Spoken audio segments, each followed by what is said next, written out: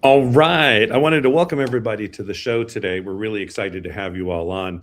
My name is Michael Silvers. I'm Vice President of the Los Angeles Tribune, and I'm so honored with our CEO, Mr. Mo Rock, to be able to bring this show to you with our amazing team that has put this together, has worked really hard. In about a minute and a half, you're going to meet the co-host for the night, Mr. Jeff Ross, all the way from Australia, and Jenny Lopez coming all the way from the middle of the US, where it's cold and freezing, and she's ready and she's excited. So the show tonight is going to be about marketing, about what's going on in the industry. There's so many different angles that it's taking. So make sure that you get your notes, make sure that you have your cup of coffee, your tea, your water, whatever it is. We have people listening to this show all over the world. So wherever you are, just have a great time. Enjoy the show, get some learnings, get the education, bring into you what you know that you can use and help others. And we'll have a way that you can connect with us because number one, if you register, so make sure you're registered, we'll send you the replay. But that also allows us to have a deeper conversation. I've authorized the group to have a call next Tuesday so we can all get together and I can answer your questions and I can be there live with you. I like that. We're live right now.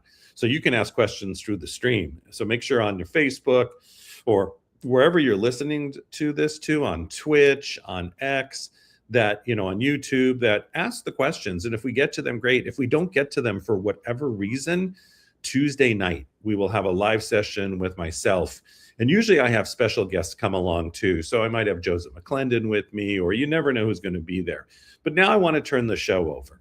So and by the way, they've posted there, so make sure that you are registered so we get you on the live. And we'll have one also live probably again in about 2 weeks, because we like to keep that ability for us to have the conversations. So without any further ado, the co-host for the night, I have nothing else to say, all the way from the middle of the US where it's freezing cold and I'm not even sure how she's still moving, and Australia, Mr. Jeff Ross and Jenny Lopez. I turn the show over to you two. Have a great evening. Thank you very much, Mr. Michael Silvers. It's an absolute pleasure to be hosting this one with you, Jenny. And yes. When I got introduced to Jenny, Michael said, we've got J-Lo joining the team. And I've gone, what? We've got J-Lo coming? Come on, no. I know. And then they look at me and they're like, oh, I'm joking. No, you've got a bubbly personality. I've never met J-Lo, the rock star, in real life, but I definitely met this one. And guys, we're going to have an amazing event here today with you for this marketing summit. We've got some really awesome, notable speakers coming up. We've got Dean Garozzi, we've got Paul Dunn, we've got John Lee. Jenny, what are you most excited about for this event today? So believe it or not, Dean Graziosi was my very first coach when I started this whole world of entrepreneurship. I'm so looking forward to continue to learn from him. And honestly, in this space of AI, I know we're going to have many AI experts. I cannot wait to learn about how does AI impact marketing and what are some of the things that are old marketing strategies that they don't work anymore. Well, AI has been around now for a little while. It's like it's no longer a little baby. It's starting to get into its toddler years in that space. And I'm really interested myself to see how people are leveraging not just AI, but the space of marketing and branding to help people to elevate their voice. I love what our VP, Michael Silvers talks about here, and Mo Rock as well, and Parissa and the rest of the Los Angeles Tribune team. We're all on a mission really to heal the world, to help bring the greater good impact to the world. And that's why I personally love these summits, because they give a voice. And we helped give a voice to countries like India and Pakistan and Africa, and all the way to, people in New York and Chicago and, Fortune 500 companies around the world. We've got people from the United Kingdom joining today, Australia. Like, it's really amazing of what the impact of these summits have. And today, we're talking all things marketing. But I think it's more important than that. I think marketing is just one of the vehicles to be able to help people to elevate and lift their voice, to do just that, to have an impact on the world for the greater good. What does marketing mean for you? Honestly, marketing is a way to connect. And honestly, that's where at the end of the day, humanity, that human side is what truly, truly connects and really helps separate brands. For me, marketing is a way on really connect to your clients and the people that you want to help and serve. Yeah, absolutely brilliant. Well, Jenny, we're going to kick off with Dean Garozzi, and I've got an amazing interview here lined up. And so Mr. Mo Rock and Michael Silvers are going to come back to the stage here as we interview Mr. Dean Garozzi, and we'll be back straight after this. Let's go. Watch you maybe 20 years ago, and I would think, I don't know why, but I need that book. I mean, I don't know why, but that book is, so you're certainly a very I mean, you were an influencer before people even knew what influencer was, right? Thank you for that. And it's pretty addicting. I have to say, watching when you guys, and what you've decided to do as an organization, I mean it. It's why this is the busiest week of my year is this week, because we're doing a big old event next week, me and Tony Robbins. But I said yes because the world needs more of this. I'm not going to get into politics, but I believe more of us, all of us, have more in common than we don't. And to give people the opportunity to come together and see that we all want to be better leaders in our lives, with our business, with our family, with our friends. We want to be the best version of ourselves. We want our kids to live a better life than us. We want to live into the man or woman we're meant to be, not settling to be. I think most of us, wouldn't you agree, if you're watching right now, say yes if we have all those things in common. You're here because you know you're meant for more, and you want to gain some skills and capabilities to live into that.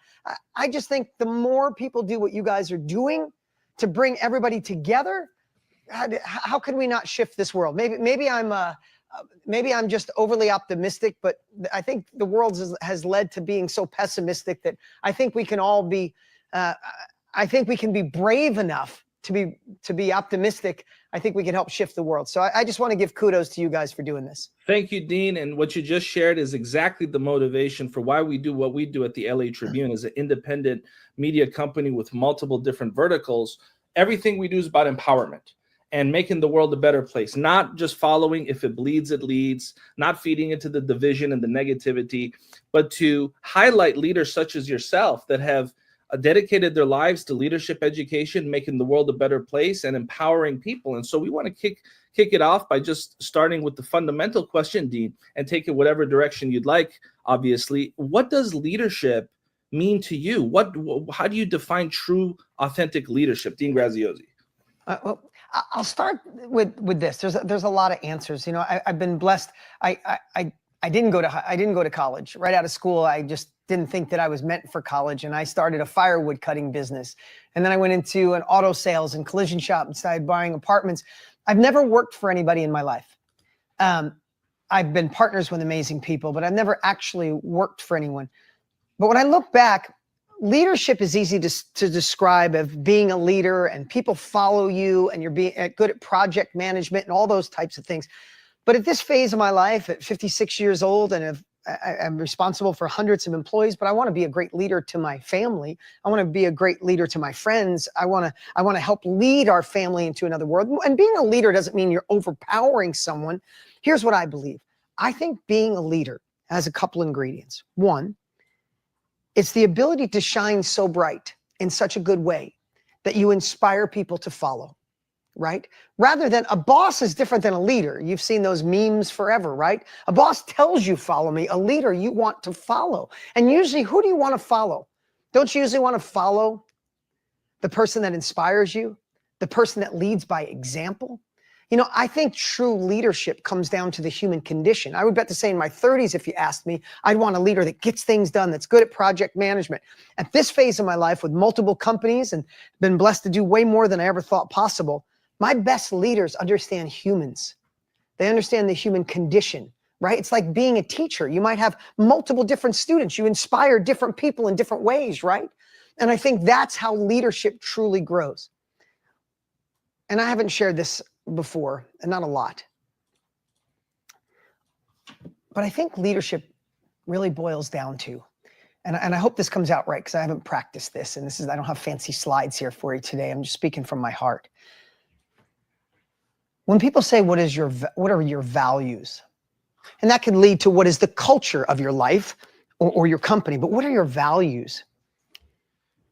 At this phase, here's what I'm going to give you my simple analogy. And maybe this is maybe it's too simple for you, but for me, our values, I believe, are who we are when no one is watching. Think about that. Weekend, Jeffrey, thank you. I see Debbie and Dora and Karen and Sarah and Tap Fitness.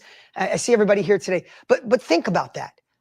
Values really are when no one's watching. You could pretend to be somebody at work, pretend to be somebody as the leader, pretend to be somebody at church, pretend to be somebody if they ask you about politics, pretend, or just be different versions. But really who we are is when there's no camera on us, nobody's watching, and the decisions we make. Maybe it took me a long time to realize that. But at this phase of my life, I would love, and I can't always say this to be true, and I'm going to get past the leadership, and I got some fun things I want to share with you today. I came with some things that took me decades of being self-employed that I learned, or decades of trying to be self-employed and being a good dad and a good husband and good friend and good leader. I got 10 things that I think 10 things I know have shifted my life in a huge way. And I wish I would have known them sooner. And that's what I want to share with you all today. I think the little things are the big things. And these are the little things that have compounded my life. And I hope you leave here today and go, that was worth it. So that's my goal today. But we got on this leadership thing, went down the road of values. Values are really who we are when no one's watching. And I don't know, in my 20s, 30s, and 40s, I might have pretended that I understood my values, but I didn't. But I'll tell you the one that got me. I feel blessed to say that I'm madly in love with my wife. Not an Instagram marriage, but she's my best friend. I love her dearly. I get to be partners with my dear friend, Tony Robbins. I have an amazing team. I love being a dad of 4. And what I thought about And there was a phase, and I don't know when this exact was. Maybe it's sometimes you got to go through something to see something. But I remember thinking, this is not the man I used to be, but the man I want to become is that if my wife hired a private investigator to film me for a week and went through every text and every direct message and everything on my phone, and that private detective reported to my wife after she watched the video and got the report, she'd love me more. And I started thinking, what if my kids had the ability to watch it? How would they feel? How would my partner, Tony Robbins, and my team members feel if they did the same? And I have to tell you, it keeps me in this straight place of this is the man I want to be. I want to be congruent. So one of the byproducts, it might not hear anybody else. This is just me personally. I'm just giving you my experience.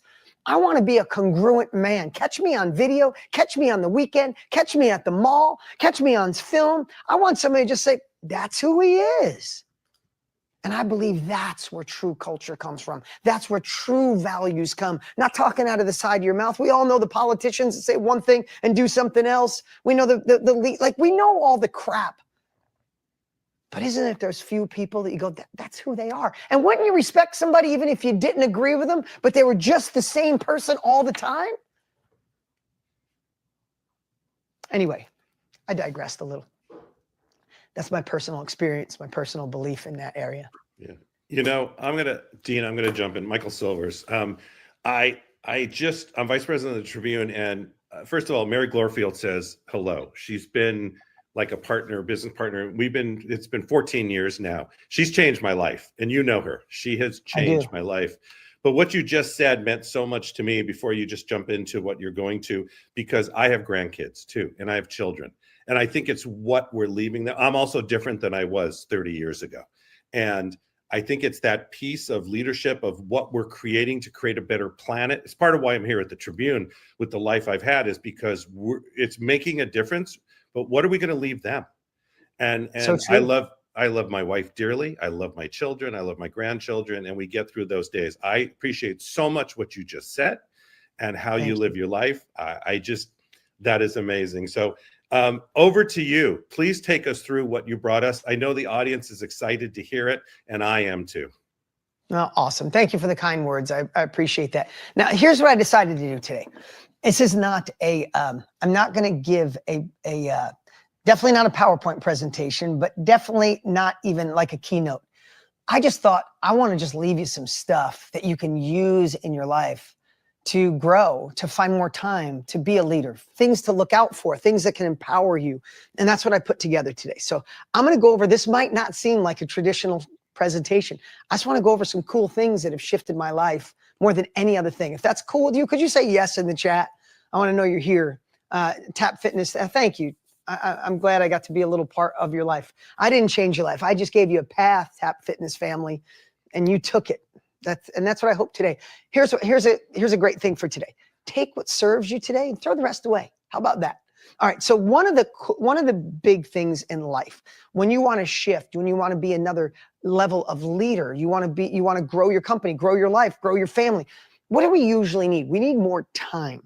So I'm going to give you a little secret. Don't just look for time, find the time, and then decide what's going to replace the time. You know, so many times people find more time and then they don't fill it with anything that leads them into the man or the woman they're meant to be. You see, here's the cool part. I know one thing. If you're watching today, we might come from different backgrounds, different economics, maybe different politically, maybe different when it comes to our religious or spiritual beliefs. But if you're here, I know one thing is true, that you know you're meant for more. Whether that's more joy, more income, more impact, more service, more contribution. You're here because you're looking for a competitive edge. True?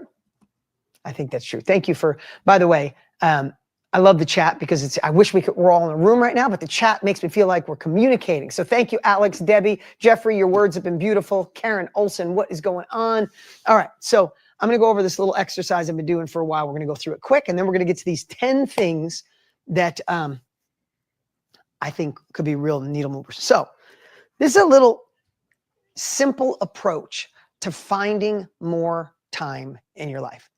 And I'm going to emphasize this again. If you find the time, then you should decide, what should I put in that place? What should I read? What course should I go to? What coach should I have? What visibility do I have? Who do I need to interview? Whatever it takes to gain the skills to lead you into the man or woman you're meant to be is what this time should be filled with, okay? So this is this little cheat sheet I've had. First off, in your life, if you think about what you do on a regular basis, there are some things that are non-negotiable. All right, Jeffrey, I'm going to bring it. I'm going to bring it. There are some things that are non-negotiable, right? For me, date night on Thursdays with my wife, non-negotiable, right? For me, making breakfast for my 4 kids in the morning, just so I have that time to bond over the counter while I'm cooking. My wife's always like, let me do it. I'm like, no, this is my time. My oldest is 18. She's graduating high school this week or in 2 weeks, right? My youngest is 2. So I got to stretch, right? 18, 16, 5, and 2. But some of the things that are non-negotiable is making him breakfast in the morning, being at games, tennis practice, jujitsu, all these things. It's just a 10 out of 10 for me. I know at the end of my life, I'm not going to wish I would have worked or missed it. It's a 10 for me, right? So no one's ever going to take that away. Date night, no one's going to take it away. I exercise every morning of my life. I get up about 4:15. Used to be 5. The older I get, it's going back. It's about 4:15. I get up. I exercise every morning because it gives me clarity. It makes me feel grateful. It makes me, I want to stay young for my wife. I want to stay young for my kids. I want the clarity. I listen to a book. So I'm just sharing, and maybe you could put things in the chat. What are some non-negotiables for you? There's no way you're cutting them. There's no way. You're not taking them out of your life. They are the essence of your values. They are the essence of who you are, right? But once the non-negotiables are written down, now it's time for us to do the cuts, the real cuts. And here's what I want you to think about. No gray area. Okay, I'm gonna emphasize that a little deeper in a minute. But let's start here. What are some things in your life that, if you thought about it, that you do on a regular basis that you could delegate? Could you delegate some things to your kids? Could you delegate some cleaning? Could you delegate somebody doing some work that's really, $15 an hour work? Could you delegate some of it to AI to allow you to go faster? I don't know. Put it in the chat. What could you delegate? Or even, this is a hard, but what could you hire someone to do? Somebody always tells me, as my business is growing, what is the first hire? I always say the best first hire always is the most incredible assistant in the world that takes all the crap off your plate so you could work more into your unique ability or your core competency, where you might work in your unique ability and you might be able to make $1,000 an hour, $100 an hour, whatever it is, $10,000 an hour. I'm just saying. And someone else who would love the job at a lower rate would love to do your bookkeeping, answer your emails, handle the design, right? Take out your garbage, do your emails, laundry, right? So think about it. If you had to delegate, and keep putting it in the chat, and whether you watch the replay or you're watching live, think about what you could delegate to someone else, right? Delegate getting your house clean. You could work that time, make the money, do an ROI, right? Whatever that is, think about delegation. And then if you had to guess, put it in the chat. If you truly delegated the things you could, put it in the chat. How many hours a week do you think that could help you with? Put it in the chat. I'm going to go on to the next one, but I'd love to say, if I've truly delegated stuff I shouldn't be doing, right? Michael says 15 hours. M. Rose says 30 hours, right? I've done this for years, and the average is about 10. We got Jeffrey Ross saying 20, right? Website work, cleaning. Yes, exactly, Alex. Could you be doing something else? Pay somebody $100 to clean. Could you make $300 doing someplace else? I guarantee, and that's a pretty good ROI, right? 20 hours plus, 20 hours. Let's just say it's 10. No one's even said 10. It's 20, 20, 20, 20, 20, 30, 40, right? I'm going to go quick because I want to get to my 10 things as well. But then what could you automate in your life? Now, a simple approach. That's this one up here. A simple approach would be, obviously, automate bill pay. Automate payroll if you're a leader and have teams. Automate videos that go out on time. Automate email sequences that could reply to someone that you know is going to be the same reply. Could you use AI to help automate some pieces? Could you use AI in your company that buys you back time, right? Could you automate somebody picking up your dry cleaning every Tuesday at your house rather than dropping it off and then going to pick it up? Could you automate having your groceries delivered Monday when you get home so you're not even thinking about it? What are some things you could automate? Chris, you could automate content, right? You could use AI to buy back time. You could automate messages, right? Think about that. You can automate groceries. So I'm going through this a little quick, but just hit me up right now. If you truly thought about it, you spent a week auditing your time and you found things you could automate, how many hours a week do you think, if you really obsessed on it, you could find if you automated a bunch of stuff, from your groceries to your cleaning, to your dry cleaning, to picking things up, to messages, to paying bills? Put it in the chat how much time you think you could get back on a weekly basis if you automated everything, right? 8 to 12, I love that, Michael Silvers. 30, right? 20 hours, right? 8 to 12, 30, 20, more 20s coming in. I'm going to say, what if it's just 10? Right? What if it's just 10? Nobody's even said 10, 15 to 20. This is the next one. This is the part where there's no gray. You ready for this? I'm going to hold you a little accountable. You guys ready for a little Wednesday afternoon accountability? No gray area means this. What if you had to make a decision that's either a yes or a no? No gray. Meaning, this action that I take, this thing that I do, either serves the woman or the man I want to become, or it doesn't. No maybes. What if you just spent the next six months of your life having no gray in your life? It's just, yeah, this brings me towards the man I want to become, the dad I want to become, the husband, the leader I want to become, the entrepreneur I want to become, or this doesn't. Ooh, that can get a little crazy, can it? When you pick up your phone and you decide you're just going to look for a minute, but you look and it's been an hour. Does that serve the man or woman you want to be, or no? When you think you've barely been on your phone, go look and see how many hours you spent on it last week. When you binge out on Netflix, you know you're supposed to be doing something, but you just get lost in Netflix. Maybe there's a certain person you hang out with that you love them dearly, but every time you hang out with them, you feel like shit about yourself. You feel like you're maybe too big of a dreamer. Maybe you're too deep of a Democrat, or too deep of a Republican, or maybe you don't care enough at all, or maybe you're not spiritual enough. Maybe you're too damn religious. I don't know. But there are people and things that you do that don't serve the man or woman you want to become. But sometimes it becomes a hypnotic rhythm because it used to serve you in your last decade. It doesn't serve the man or woman you're becoming. So if it doesn't serve the man or woman we're becoming, it can't be gray. It's got to be a no. So what's gray in your life? Put in the chat. I want to see, what must you say no to in a brave way? What's got to be just a no? I can't do it anymore. Maybe you want to do it in a year from now, but you want to take the next year. Let me ask you something. Well, first put it in the chat, right? What do you have to say no to? And if you said no to certain things that maybe you like, no drama, I like that one, right? No social media, no to certain people, no more mindless scrolling on social media. There you go, Karen. No more negativity, no more time wasters. How about saying no to the things that don't serve anything, the commute? So, like, think about all the things you could say no to. And here's the thing. Even if you say no to a couple pleasures, even some sinful pleasures, right? What if you said no? Would you be willing to say no to certain things for 6 months or a year, to live a little bit of the harder way for the next year so you could live the easy way for the rest of your life? Would that be worth saying no to? Certain things? I believe so. So no more gray. So here's what I want you to think about. If you eliminated all the gray and all the things you know you got to say no to, how much time would this one give you? Come on, light it up in the chat, and then I'll get to my next piece I want to share with you. Right?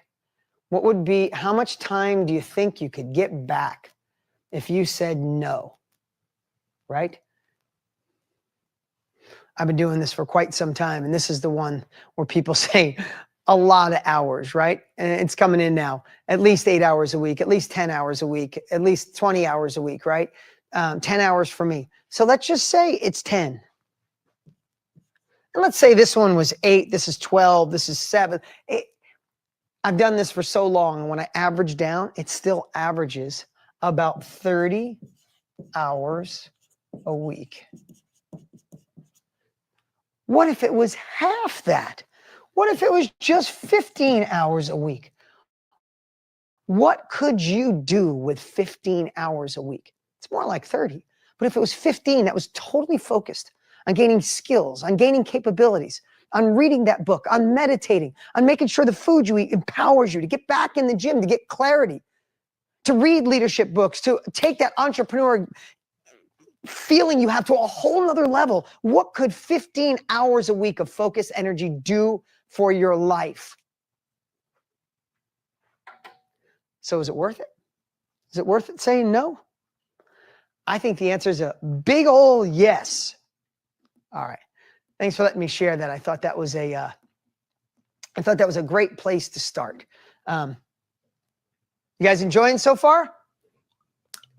Absolutely. We're taking so many notes. The folks in our community are so appreciative of you, Dean, for breaking down these principles to help them lead their life, lead their business. We know we have limited time with you. I want to see if my colleague Michael Silvers has a concise question.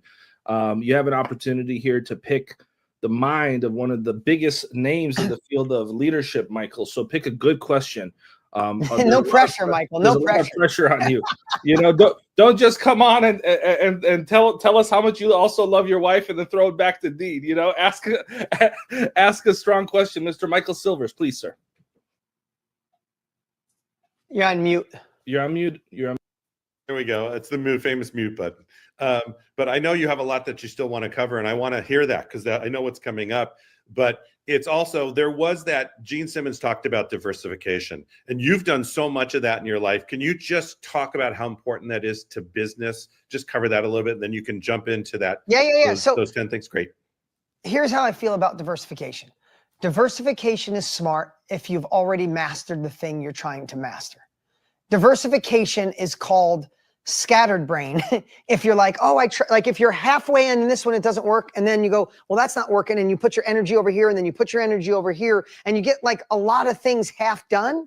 Right. Then that's not good diversification. I've done multiple things in my life, but I felt like I mastered this, and I could take those skills, that confidence, that competence, and then I could translate it into the next thing that I could go all in on. Right.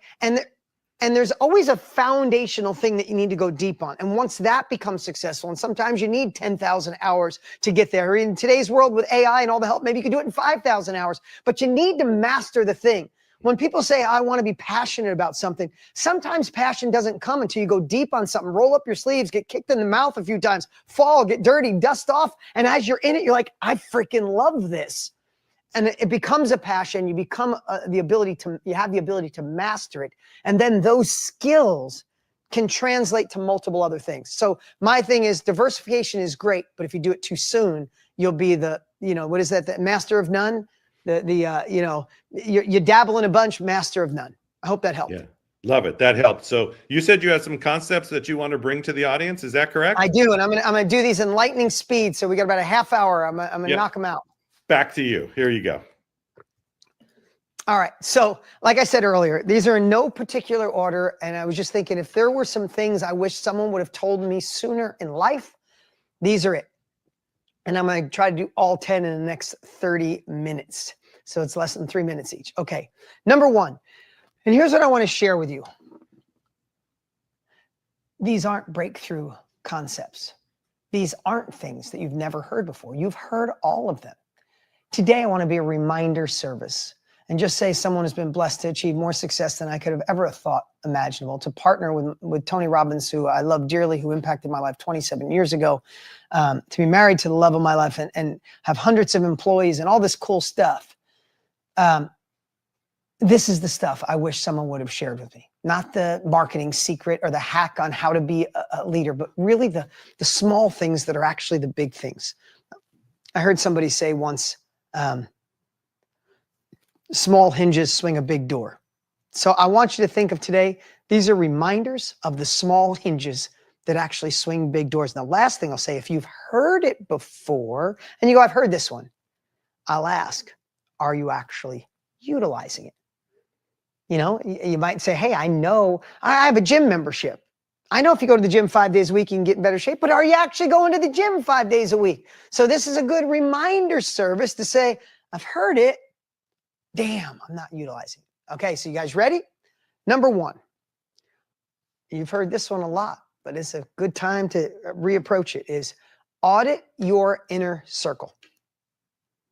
It's time. It's time to audit your inner circle. You know, you've been hearing forever. I think the first time I heard it was from Jim Rohn, old school personal development guy. And he said, you are the sum total of the 5 people you hang around the most. So if you got a couple positive and you got a couple negative, you're somewhere in the middle. You're the one lifting up everybody around you because they're kind of down and out. You're still, it's affecting you. There's nothing you can do. In fact, sometimes when you have the wrong people around you, you ready for this one? You dim your glow to match them. You turn down your light. You make excuses for your goals because they seem crazy to them. So I might as well hold back a little. Here's what I'm going to say. Turn your light up so bright. It's okay if it blinds a few people. They'll get glasses. They'll come back. But don't dim your glow. Remember, I have a dear friend named Trent Shelton. And he said one time on one of my stages, he said, he realized that God, that's his belief, God gave him this vision, this prescription to see his bigger future. It's designed for him. You can believe in God, the universe, karma, whatever your beliefs are.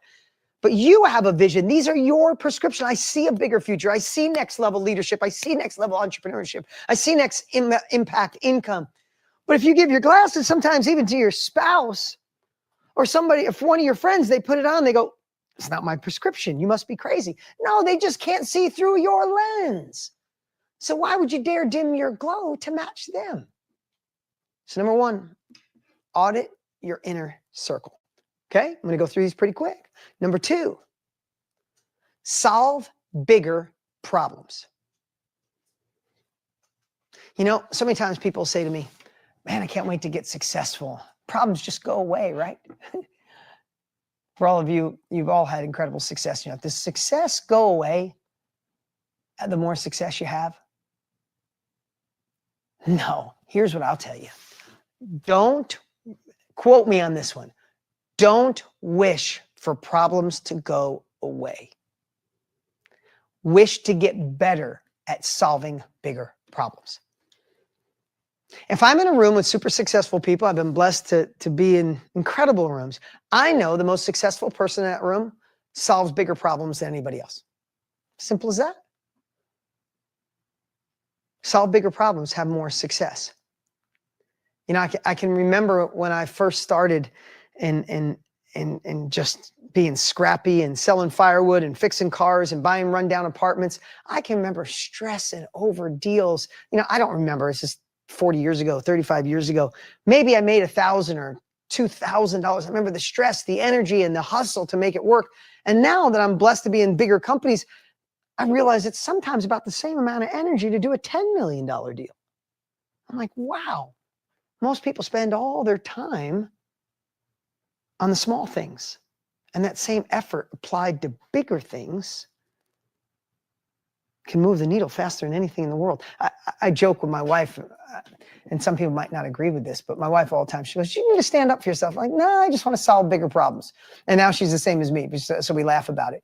But I always joke, I'm like, if I order medium rare steak and by mistake, they bring me the fish of the day, I just eat the fish. I don't have time to deal with little problems, right? Somebody flips me off in traffic because maybe I swerved, like, you bastard. I'm like, man, I just send a good thought. I'm like, I hope you get bigger problems than me swerving an inch over the line, right? Just a way of thinking. Doesn't make me perfect. I have plenty of faults. I promise you that. As many, if not more than most. but I definitely want to solve bigger problems. And I definitely don't want the little things to slow down my life, because we only got a certain amount of energy to deal with it, right? Number 3, it's on me. I like this one a lot, especially in this crazy political environment that we are living in. It's on me. Ready for this one? No one is coming to save you. Isn't that uplifting for a Wednesday? No one's coming to save us. No one's going to wave a magic wand. You got to take total ownership. It goes well, good for you. Goes bad, it's on you. Who in here kind of knows someone that when things go good, it's on them? When things go bad, it's someone else's fault. It's Trump's fault. It's Biden's fault. It's my old partner's fault. It's Congress's fault. It's the old Congress fault. They got an excuse when it goes wrong. Man, total ownership is just so cool. It's so liberating. If it goes well, good for you. It goes bad, take responsibility. It's how you learn from stuff. You blame it off on someone else, you're not learning crap. I mean, let's just face it. Everybody's screaming over all the stuff that's going on. But no matter if you like the last president, the current, neither, both, whatever, or the next one, are any of them coming in to fix your business, your life, your future, your income, your career? No. Win, lose, or draw. When it's on you, game changes forever. So number 3, it's on me. Okay? Number 4. This one might sound a little silly, but who is steering your ship? Who's steering your ship? These are the silly analogies that go on in this crazy brain of mine. So if it doesn't align, sorry, but I love to think about who's steering my ship, because I want to be in control of my navigation. I want to be in control of my future. Let me ask you before I go on, what is the most costly advice in the world? You guys know what the most costly advice in the world is? Bad advice, usually free bad advice, right?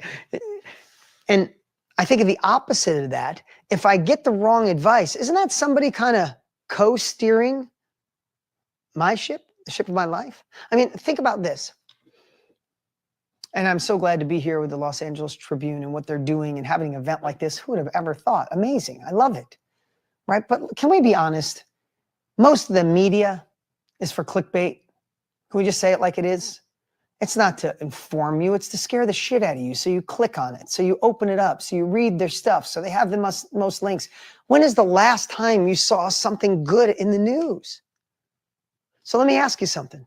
If you watch the news and your confidence level goes down, are you letting the media put the hands on the wheel of your life?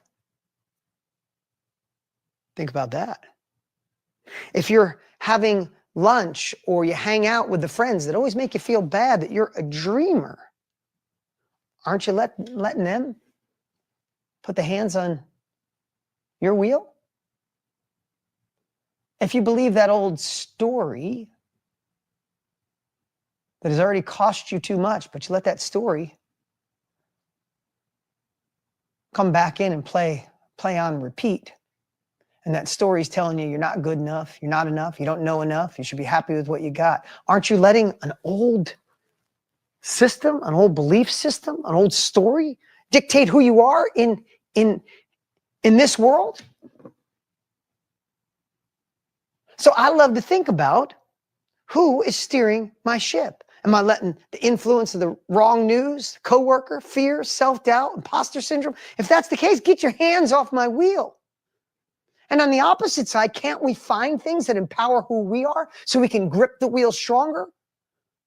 So you can get news that's inspiring and uplifting. You can be around people if you involve yourself with the right circle where you go, I'm not only in control of this, I'm holding on tight. This is my path. Number 5, care more. Care more. That's number 5. Anybody wants to put it in the chat? I know you guys have been doing that. I appreciate it. In times like these, I don't know I know a lot of people here, leadership, entrepreneurship, career, next level, business. But can I tell you who's going to win in uncertain times? Companies and people who care more. Simple as that. People who fall in love with their product, fall in love with their client, fall in love with their client's results, fall in love with the service you provide, fall in love with the thing that you do every day.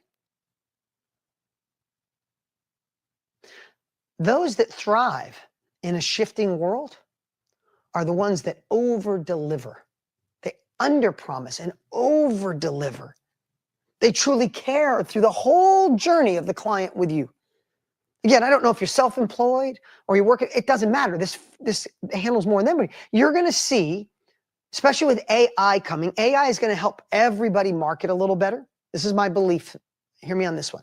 AI is going to help everybody market better. Okay?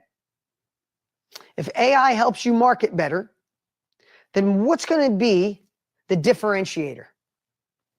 Listen, I believe one of the greatest gifts I have in the world is I love what I do so much that I've gotten amazing at marketing, because I know if I can get you to come, Tony and I are doing a big event next week. Hope you all show up. If we market people to come, we can change their life. So I fell in love with marketing, and we've done some of the biggest events that have ever existed on the planet. We've done events up to 2.5 million people, right? Online. Amazing, right? I love marketing, but I think that the playing field is going to start to get more and more level as AI gets smarter and smarter. AI is learning from me right now, right? We have AI that thinks like Tony and I. It's crazy. So if AI and technology is going to make things a little more equal, how can you win? Not to oversimplify it.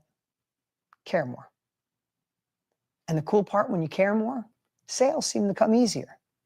And you kind of go home each week with a bigger smile on your face because you actually care. And remember, one thing is how you do one thing, in my opinion, is how you do everything. So if you're in a temporary place until you know this next level's coming for you, care more here, because the tax auditor, the universe see how you're treating the small thing. And if you treat it the right way, it gives you access to the big thing.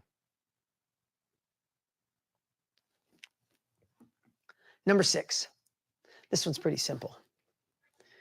Be bold. Be bold. In times of uncertainty, it is easy to let the outside world control you. It is easy to become the thermometer of life rather than being bold and being the thermostat. The thermometer goes up and down with all the weather, and we talk about it in life with the crazy news and all the stuff. It goes up and down, and you're right. I'm in a good mood. Oh shit, the tariffs, the this, the that. You're just riding that wave. If you could be bold and courageous and work on the inner game, you could be the thermostat. Say, I'm setting this baby at 72, and I'm staying there to work on me with no gray areas, focusing on leadership, focusing on next level. It's time to be courageous. It's time to stop hesitating. It's time to take uncomfortable action. It's time to finally say, no, enough, it's over, I'm done, or yes, let's begin, it's our time. Think about hesitation. What does it already cost you? What's hesitation already cost you? Don't let it cost you another $1. Sometimes you got to jump out of the plane and grow wings on the way down. So there was ever a time to be bold, to be brave, to be courageous. I believe that's right now. Number 7, focus on the fix. Focus on the fix. You know, I call it focus on the fix because it's what I said to my son for a long time. When things would go wrong, my 16-year-old son, a lot of times he'd look at whose fault it was and why it happened. He'd obsess on it forever. And I used to tell him, there's only a certain amount of energy we have in our life, kiddo. If we only have a certain amount of energy and it gets used up, I'd rather focus on the solution. You know what I told him for years? I said, if you spill a glass of milk, you could say, whose fault is it? Why would someone put that there? Is the floor off? Why'd you set it on the carpet? Who did this? Why'd they do it? Is it going to stink? Is it going to, or you can just go get a towel and a new glass of milk. I've been telling that lesson forever, but I guess it's a lesson I taught myself throughout time, is what if all your energy was divided in 10% and 90%? 10%, then when something goes wrong, what can you look at and learn? Oh, I didn't do it this way. Take full responsibility. It's all on me. But she did it. Yeah, but you hired her, right? Take full responsibility. Learn from it. Diagnose it. That's what happened. Great. 10% of your time. Now, 90% of your time needs to be focusing on the solution. Who in here knows someone that had been screwed over by someone in a relationship? Not made up, legit screwed over. 2 years ago, a year ago, 5 years ago. And they still won't engage in a new relationship. Anybody know that person? Because they're reliving it. Why did that happen to me? It shouldn't have, but it did. Whose fault is it? How could they be unfaithful to me? I get it. I'm not trying to make light of it. But if you focus on what happened, you don't take that energy and focus on, how do I pick a better person? How do I become a better version of me? How do I become this amazing woman that just attracts an amazing man, or vice versa?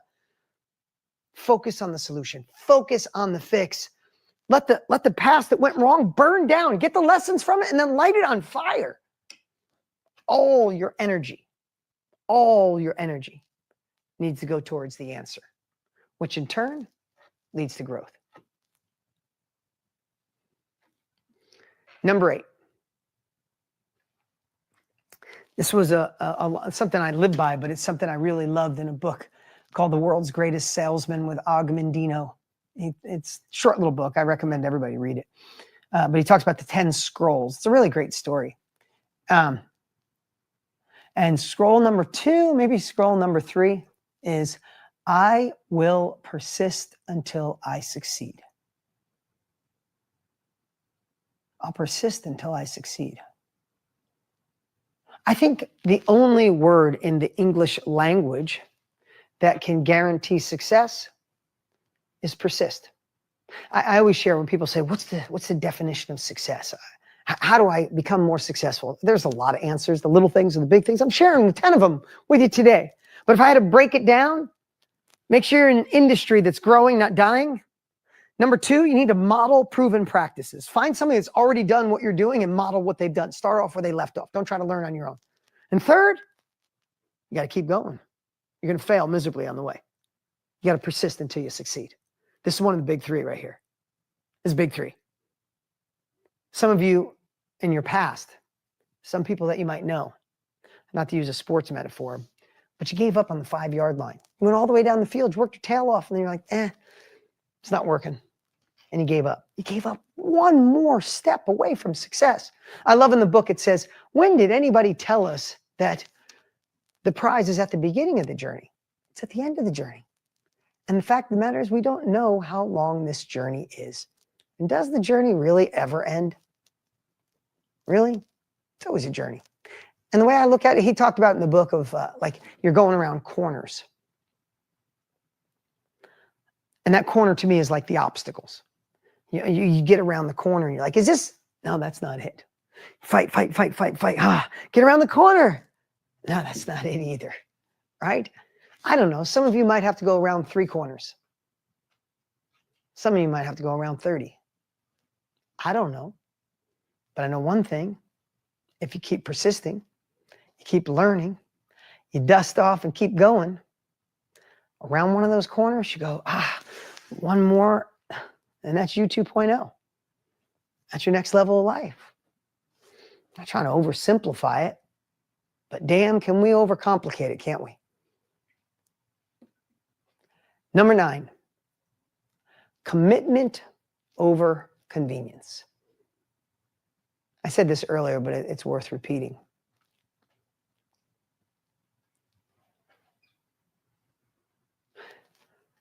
Would you choose, I asked you earlier, would you choose to live the hard way for a short period of time so you could live the easy way for a long time? Of course you would, right? David Kekage was a man I met many years ago. He was hit while jogging by a car and was paralyzed. And one of the most positive guys I've ever met. And when I met him, he had this business card, but it kind of unfolded. It was like this long, and it had something he called his Kekich credos on it. And one of them said, living the hard way is easy and living the easy way is hard. I immediately got it. Immediately got it. It's easy not to work out and to eat good food or exercise and eat good food right now. It's easy to skip it. Totally easy. But it's hard to be 77 years old and not in good shape and you can't run around the lawn with your grandchildren. That's hard. Ooh, that's really hard. And regret weight is thousands of pounds. It's easy to say, hey, I got my degree in this thing and my people around me think I'm blessed to be in the position I'm in. I know I'm not happy. I don't feel fulfilled, but you know, it's what everybody says is the best thing. Just be honest with you. That's easy to stay where you're at.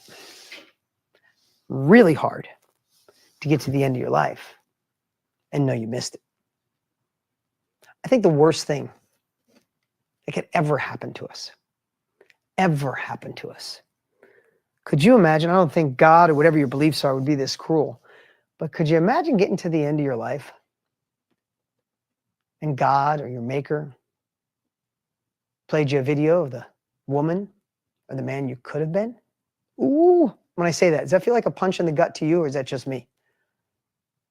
Imagine seeing in the video of the man you could have been, the woman you could have been, if you just didn't let those beliefs, if you chose commitment over convenience, if you showed commitment for a short time so you can live a convenient life. Is it worth it? Yes. Is it hard? Absolutely. But don't all things have their pros and cons? If you know you're meant for more and you coast, you take the easy way, I promise you, there will be a time in your life where you think, what the hell did I do? So why not give yourself that gift today? Why don't you choose to commit to do that thing? Stop lying to yourself. Stop just saying it. Stop setting a yearly goal that you don't hit. I'm just being honest. The worst person you can lie to is you. I tell my kids that all the time. My kids say, I'm gonna get straight A's. I'm gonna make my bed every day. I'm like, hey, I don't care if you make your bed every day. I don't. But don't say it and then not do it. Because then your body starts, your soul starts to say, we lie to ourselves. And if you lie to yourself for the little things, you'll lie to yourself to the big things. So I'm gonna start working out every day. If you're not, your body goes, hey, we can say shit, but we don't really do it. So when you say you want more out of life, it's okay. We'll give you an excuse. It's the wrong time. It's the wrong president, the wrong economy. No. Remember, there's no one coming to save us. It's on us. Commit today. Be a little inconvenienced today so you could set the tone for a convenient life. Cool? You guys feeling this? Number 10, last one. Who versus how? If you want to write that in. Who versus how? You see, I love doing this gap analysis of if you know where you are and you know where you want to go and you know why, then the only thing left is what is the capabilities you need to close the gap? What are the capabilities you need to close the gap? How? How am I going to become a better leader? How am I going to double my company? How am I going to take my relationship and intimacy to the next level? How am I going to hire more people? How am I finally going to launch my own thing? Wherever you are in your life, how is a big word. True? I wish you were here. You'd raise your hand, right? Raise your hand wherever you're sitting right now. It'll just look funny no matter where you are. Raise your hand. How is how you get there, right? The capabilities. But what if there was an easier way? What if instead of thinking, how do I get there? How do I close the gap? You think, who has already done what I want to achieve? Who is already living the life I want, leading the company the way I want to lead it? Innovating, creating, managing people from at home and virtual. Who's allowed themselves to grow their business and their family, and everything's united. Who is the word that can replace how? And it's the industry I'm in, right? So how could I not be in? My partner, Tony Robbins, we've been in the how and who business our whole lives, delivering capabilities. But Tony was a big who in my life before he became my best friend and partner. When I thought of who has already done what I want to do, I just follow Tony Robbins, or I follow somebody here. When I want to learn social media, I hire the who. I cut checks for speed. Who can you learn from? Whose book can you read? Whose mentor program can you be in? Whose podcast should you be listening to? Who should you be surrounding with? Who has already done the things that you want to do? And once you adapt that philosophy, you'll realize that it's not about capital. It's not about resources. It's about resourcefulness.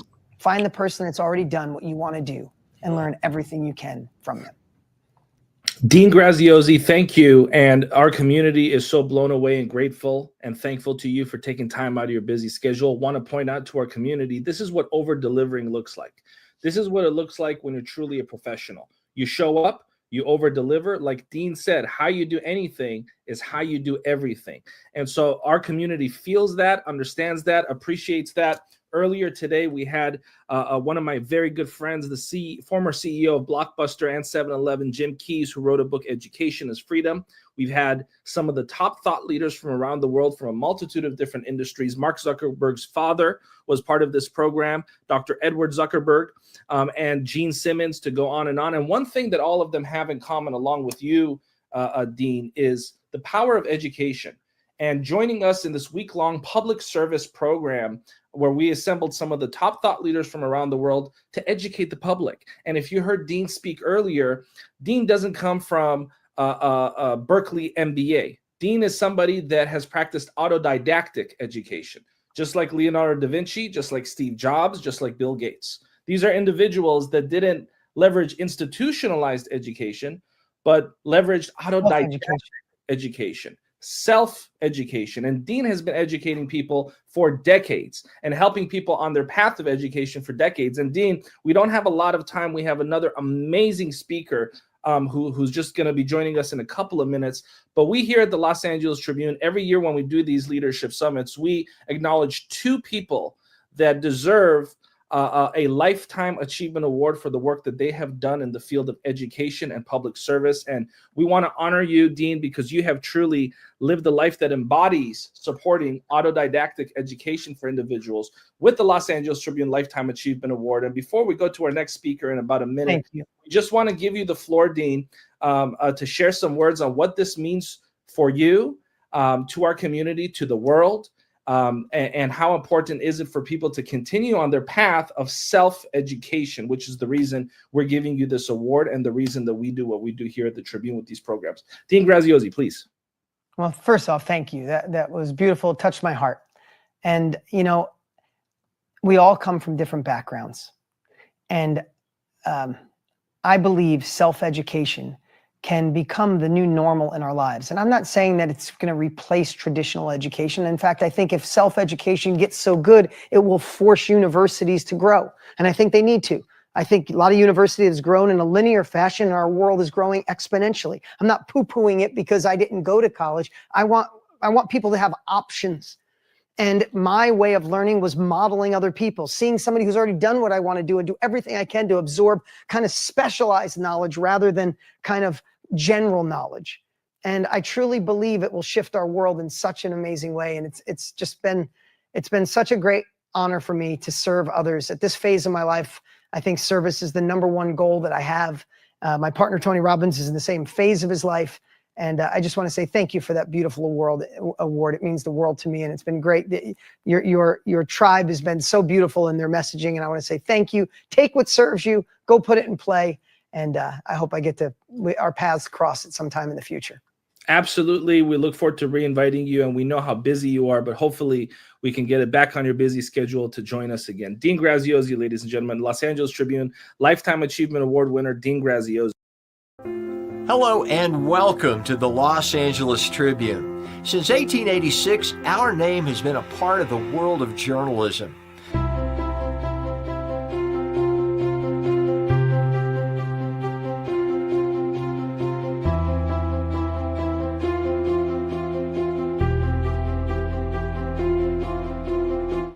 We have earned a reputation for being a publication that practices integrity, authenticity, and responsibility. For general inquiries, contact today. Thank you on behalf of the Los Angeles Tribune team.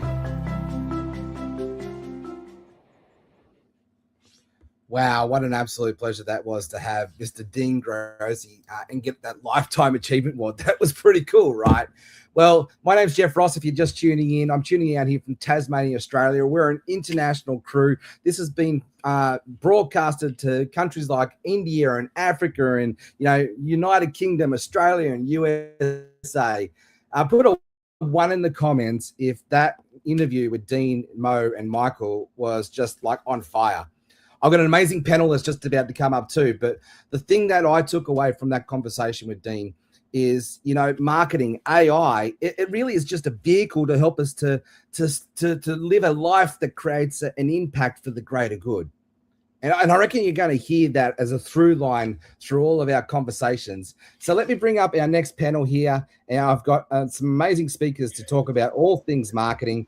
So I've got Gunnar Habitz, I've got Adam Kleckner, and I've got Albert Corey. These are all three amazing guys, around the globe, in that space that know everything that we could think of about marketing, probably forgotten a bit more about than I have already.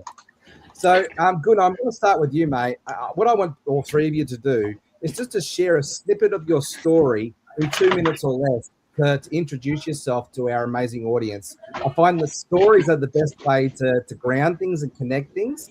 And if you're not talking, I'll just get to mute yourself because there's a little bit of background noise there for our audience. And Gunnar, I'm going to start to you, then I'll go to Albert, and then we'll go to Adam. Over to you, Gunnar. Yeah, thank you so much, Jeff. And what a fantastic session to be part of also in this panel. Hi, everyone. My name is Gunnar. I'm a marketer here from Australia and Sydney. I came here nearly 10 years ago, spent time in what I would call analog marketing. I work in the big tech companies, had my own agency, and now I work with marketing agencies to ensure that we can reach customers where they would like to be in a mix of AI and, of course, of that element that we all need to have, which is a human. I'm also a published author, and I strongly believe that we can unite the world and make it a better place by celebrating our networks, bring people together. Marketing plays a very strong part of it. And for me, living in 4 countries, it's amazing to see how that all comes together from a global perspective.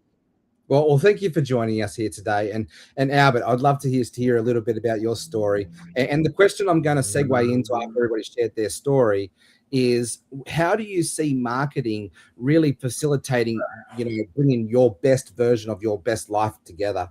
So I'm just planting a seed here for you to think about it as we go. Albert, over to you. Hey, my name is Albert Corey. I have one question I always ask my future clients. Are you making more than you're spending? You see, I started, we just started my 41st year as doing accounting in Miami with clients globally. And I started with the Barney Rubble approach of marketing, the belly thing. Because see, when I started in 1984 and 85, there was none of this internet stuff. It was passing out flyers and make people smile and laugh. Guerrilla style. That's been my key of helping over 156,000 clients in 41 years. When you make them smile, okay, and you do a good job, nobody's going to beat you. No AI, no corporate, no Walmart, no Amazon. That's the trick. Yeah, I love that. Thank you, Albert. And I totally 100% agree with you. Adam, over to you. Yes, thank you. Can you hear me fine? I'm having issues with the video, but are we good? We can hear you okay, but your video perfect. But that's okay. All right, we're there. Perfect. Well, yeah, Adam Kleckner. I own a staffing firm called Link Tech. We specialize in cognitive neurodiversity, really putting a human-centered focus on things. And for me, the marketing, the exciting piece for me is looking at different cognitive approaches and different neurotypes when we look at marketing, and just not blanket statementing everybody under one umbrella. So really understanding how we look at the way different people think, how we process, how we look at the world, and tying that into marketing and how we can utilize AI to funnel into that and still put the human connection through it. I love that. And the key word, Adam, I'm going to stay with you. Dean tapped in on this as well, with his amazing interview there. Marketing is just a vehicle to help us to connect to other humans, to be able to support that conversation. So how do you use marketing for your business to have that heart-to-heart connection with other humans? Yeah, I think it's such an important piece, right? Especially in the world of AI and everything that's coming in, you get so much of what we kind of call the AI slop, right? And everything starts to look similar, everything starts to look the same. And I think it's really putting the human back behind marketing, right? And putting the voice behind it and putting the character behind it. And I think kind of as Dean had touched on earlier, AI will make it marketing easy for everybody, but how do you stay true to who you are and how do you stay true to what you believe in? And so to me, I think it's really about focusing on who you are and who your brand is and who you're trying to connect with and seeing that through line from a personal level, not just hey, cool, use AI to generate pretty pictures. It's how do you utilize that to resonate with your audience and kind of pull on those heartstrings of your audience and get them to buy in and build trust. Because I think trust is the biggest thing we're losing. Yeah, I totally agree with you. And Gunnar, like I've been watching you now for a couple of years on LinkedIn, especially, and that's how we connected. We've had some pretty powerful conversations. So, how's marketing as a vehicle helped you to create that impact for the greater good? But I think this whole key conversation here is around connection. Yeah. So, how's marketing helping you to have that heart-to-heart connections with your audience? And Gunnar, you're muted. Yeah. That happened. So Jeff, you and I, we are both connected on the term of social selling, which always sounds like hardcore selling, but actually it's not. Because what we are doing, we are talking to an audience. And if I take it in a black and white approach, marketing talks to an audience while sales talks to the individual. So we need to be visible and need to build connections on that. There's various ways how we can make that happen. I personally believe in the power of human connection. That was even the slogan when I used to work at Hootsuite, which is social media, and grateful now to work further into marketing, because the topic what we need to do is to get let's say, the top of funnel when we meet people and try to build good connections that we can build trust over time. We all know talk about the know, like, and trust factor, but there's so much more. You want to be with those people who entertain and educate and inspire you. And that is what really makes sense. And if you are maybe the best on your own view in one room, you're in the wrong room. And that fits also quite a lot into what Dean said. And marketing can help us when we can concentrate. I would call it autonomous marketing. Let AI do the agentic side of it, do the thing, and control the narrative, the messages for us as humans for true connection. Yeah, I love that. Thank you. And Albert, like you've definitely seen that, like the last few decades, and with marketing in your business and stuff. But I think the truth, the line that goes through that doesn't really change is us humans, right? How we connect with each other. If anybody, I know, Karen, if you know me a long time, Jeff, I have a different approach of everything. If you see my stuff on Facebook, Instagram, I use education, comedy, marketing. The number one way to break through the noise. Yeah. Because I could put 4 tips how to save money on a tax return and it won't catch you. But the one I was getting ready to put up today is the best tax deduction ever is a cup of hot chocolate. Drink cocoa and see your business grow. What does that mean? Did I just make you laugh? Yeah. There's an emotional connection right away. I love it. Thank you. And that's how the purists think I'm crazy, but my wallet says I'm doing well. So that's because, Jeff, they'll always remember, and I'm sure you see my stuff on Instagram and stuff, right? It's not normal tips, right? It's always making fun. I mean, it's fun with a tip, of course, but it's making you laugh to remember me. And look, I use dad jokes in my own marketing for this very exact reason, to connect, have that emotional connection with people. And so I do want to just touch base on AI. I don't want this whole summit to be all AI driven, but it is here to stay. It's here to play. I know AI has helped me to get more intimate with my audience. How is AI supporting you with your brand message and marketing in any way? Albert, we'll go to you first. AI helps me more than ever. I'm going to call it my new secretary. Or my new marketing partner, because if you go in AI and type in Albert Corey, it knows me. So I can make a almost perfect marketing piece without, and you can make it in second. And we always have to tweak it, but it's now your second secretary. Yeah. That's how you use it. It's your second secretary, and you use it in that vein. You're the boss. Well, maybe not always necessarily in my office, but for the most part, you're still the boss, and you keep tweaking the AI till it speaks. When you're doing the content, no matter how good AI is going to get, you're always going to have to keep tweaking it till you feel it is you. Exactly. Yeah. 100%. And Adam, like we're actually at the moment working together. Like I'm helping you to produce your podcast, and we've been using AI to help us to nail in the branding and the message and the mission and all of that. How has that experience enlightened you on how to use AI to connect to our audience?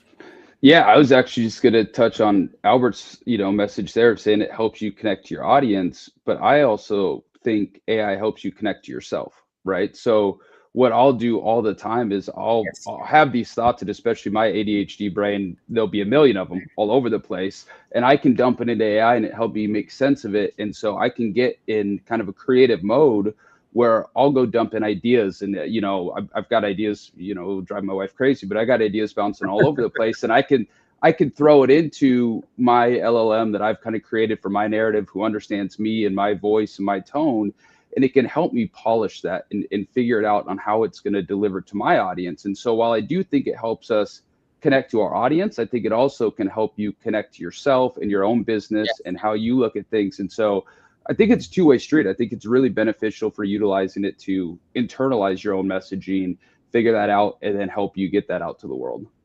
Yeah, brilliant. Well said. I think your wife and my wife could definitely swap notes there. Yeah, for sure. That whole conversation. I say AI saved my marriage. Yeah. You just made a comment there in the chat, and thank you very much for interaction with our audience. Guys, if you've got any questions for our panel here, please leave it in the comments. We can see it here, and we'd love to maybe answer some of your questions. But Gunnar, you said AI is your thinking partner. I love you just to unpack that for our audience. Yeah, happy to do this. You see by my name, the name is Habits. And when I grew up in Europe, it didn't tell me too much until I recognized that actually it's also an English word, just with the S. I write it with the Z. So then one day I thought I need to write a book about habits, but how would I do it? So then I read a book called Discipline, which sounds like quite German, but was in English, and I realized, okay, now's the time. I take the discipline, I write my book about habits. And then exactly, I started using ChatGPT, who knows me pretty well, as the accountability partner, but also this partner to give me thoughts and actions. And then I came with a structure, and I reviewed it, and I shared it with people. But it gave me this type of ideas into a structure. I'm not a big fan of the visuals, but at least it gets a thinking process. And it said, aha, when it looks like this, I can come to ideas. And at the end, I gave a crowdsourcing to first ChatGPT, how the cover should look like, then to my audience, and then the best mix came, and then it looks like this. And you can't imagine this little thing here. This is done by ChatGPT, not by a designer, and was so good. Wow. Been totally amazed by that. Well, and this is the thing, right? In a world where we have all these tools in the marketing space, especially, we now have this speed to implementation game going on. And so sometimes it's not necessarily the best thing, but it's the fastest thing that can get out there, can definitely win. But here's the thing I know that I want to just quickly go around the horn here. We've probably got about 10 minutes just to have this quick conversation with each other. AI has helped me to be intimate with myself. It's helped me to be intimate with my audience. But see, this whole conversation comes back to leadership. Leadership is influence, nothing more, nothing less, as John Maxwell calls it. And me understanding that and bringing that type of influence into my marketing has helped my message to land in a much more impactful way. Because I believe that it's the I see in you conversation. So Gunnar, I'll go to you first. How are you using marketing as a tool to help to elevate the human conscience? Yeah, that's a good point, because it helps a lot to uncover parts of the areas of the brain that we normally don't have access to. So this uncovering, well known that I cannot really feel or cannot think, but at least it can act also in an ethic way. So that's a surprising part for that. Myself, I work in the area of software and AI. So that's a very interesting part to see how email automation here at Active Campaign, where I'm working, turned into autonomous marketing so that we humans can concentrate on what we do. And that has a lot to do with the content. While the machinery does everything by itself that we oversee, but at least the beauty is I do not need to say, and do by myself something like a welcome sequence or 5-day email sequence or something. It does it automatically. And instead of something like ChatGPT, give me mockup, it does everything. So it's this shortcut that we humans can concentrate on what we can do best. And that comes particularly in how to write the content very well and let the technology do all what it can do reliably so much better. Yeah, brilliant answer. Thank you, Gunnar. And Albert, how is marketing in general as a vehicle helping you to connect with your audience to have that buy-in psychology conversation like that I see in you? Here's how I've been using AI like all the time. I figured out in this last tax off season that now I can make the most perfect letter to say, hey, Jeff, your return is due. If you're happy with the refund and this is your bank account, just click OK. And the letter is like having a secretary next to me. And it's speeding up my life as opposed to me, because I can't write. I can show you how to make money, but writing has never been my strong point. Yeah, no, my grammar's pretty atrocious too. And that's why I say I love, the AI marketing. So now it's my instant, like I said earlier, it's my instant secretary. And everybody goes, oh, Albert, I didn't know your writing has gotten so good. And I say, thank you. Yeah. Thank you. Yeah, I love it. I do the same thing too now. I used to justify it and say, no, it was AI, but now I just own it. Yeah. But it still is, because you're still trained to think like you, Jeff. It's your thoughts. It's just somebody wrote it for you. And Adam, I know that you're in the human resources sector, and you've got an amazing team around there, helping people in the neurodivergent community. How is marketing in general helping you to communicate and connect with your audience so you can have that I see in you conversation? Yeah, I think it allows you to be the authority in a way that you never were before, right? And so I think if you're naturally curious and super passionate about your space and are really bold in your space, it allows you to research faster than you've ever been able to research, right? It allows you to go in and read books faster than you've ever been able to read books. It allows you to go in and really educate yourself on a topic that maybe you didn't know so much about, right? And so I think what it does is it allows you to be bolder, and it allows you to put your voice out there more, because it allows you to get the information and become kind of that subject matter expert faster than ever before. Now, obviously there's limits to that, right? I'm not saying I'm going to read a book on being a doctor and go cure cancer tomorrow, but if it's your space, your niche, and what you're passionate about, I think the resources are at your fingertips so much more than ever before, that it allows you to become that authority in a way that I think took so much longer before. Yeah, can't agree with you anymore. I totally agree with you, all of that. Sorry, I'll just read a comment here from Bruno. He says, definitely tell all of our viewers to season your LMM and act as a top strategist in marketing. Act as a top interior designer. Like it'll lower the hallucination, raises and predictability above 90%. So this whole conversation, like whether it's using AI or whether it's talking to our audience in one way, like we're talking about marketing, right? And marketing has evolved, over the eons in this space. But essentially it's buy-in psychology 101. And so as AI evolves, we've got all these tools that are coming out of our ears. It's very noisy, and it's a very, very consuming place with our attention spans and all that. How do you see marketing evolving over the next 5 years? And what platform would you recommend people start to pay attention to right now? We've probably got about 5 minutes. Gunnar? Well, I'm biased when it comes to the platform working at Active Campaign, which is built on AI. But in general, I think what technology is doing, if you see over the last 1.5 years, is what is speeding up on possibilities. It helps us to be a shortcut to deliver better outcomes, not only faster, but more precise, so that we can concentrate on drawing conclusions when it comes to how to create our marketing campaigns. But I like that if you only want to create a funnel page or something like this, the best practice that AI is technically built in, there's less guesswork, and then you add your quirkiness to it to make it yourself. So this gets us more concrete, I would say, way to target our audience with something that's more relatable to them compared to the old billboard advertising. And therefore, that's good. I can see what comes to me, even when broadcasted on social, which speaks to me, and everything else is out. That's the customer view or consumer view. And for me, as running marketing, having the tools at fingertips where I can control whole conversation and narrative in an omni-channel way, that's awesome. I love that, and making it relatable to the audience so they can connect even deeper in that space. It's brilliant. Adam, what do you see as the insights in the future for marketing in the next 5 years? I think it's going to be twofold. I think AI is going to let everybody be a marketer, right? Anybody in the world can become a marketer. And so I do think it's going to generate a lot of noise and a lot of slop and a lot of things that look very similar, a lot of things that, you know, everybody's going to kind of fall into one bucket.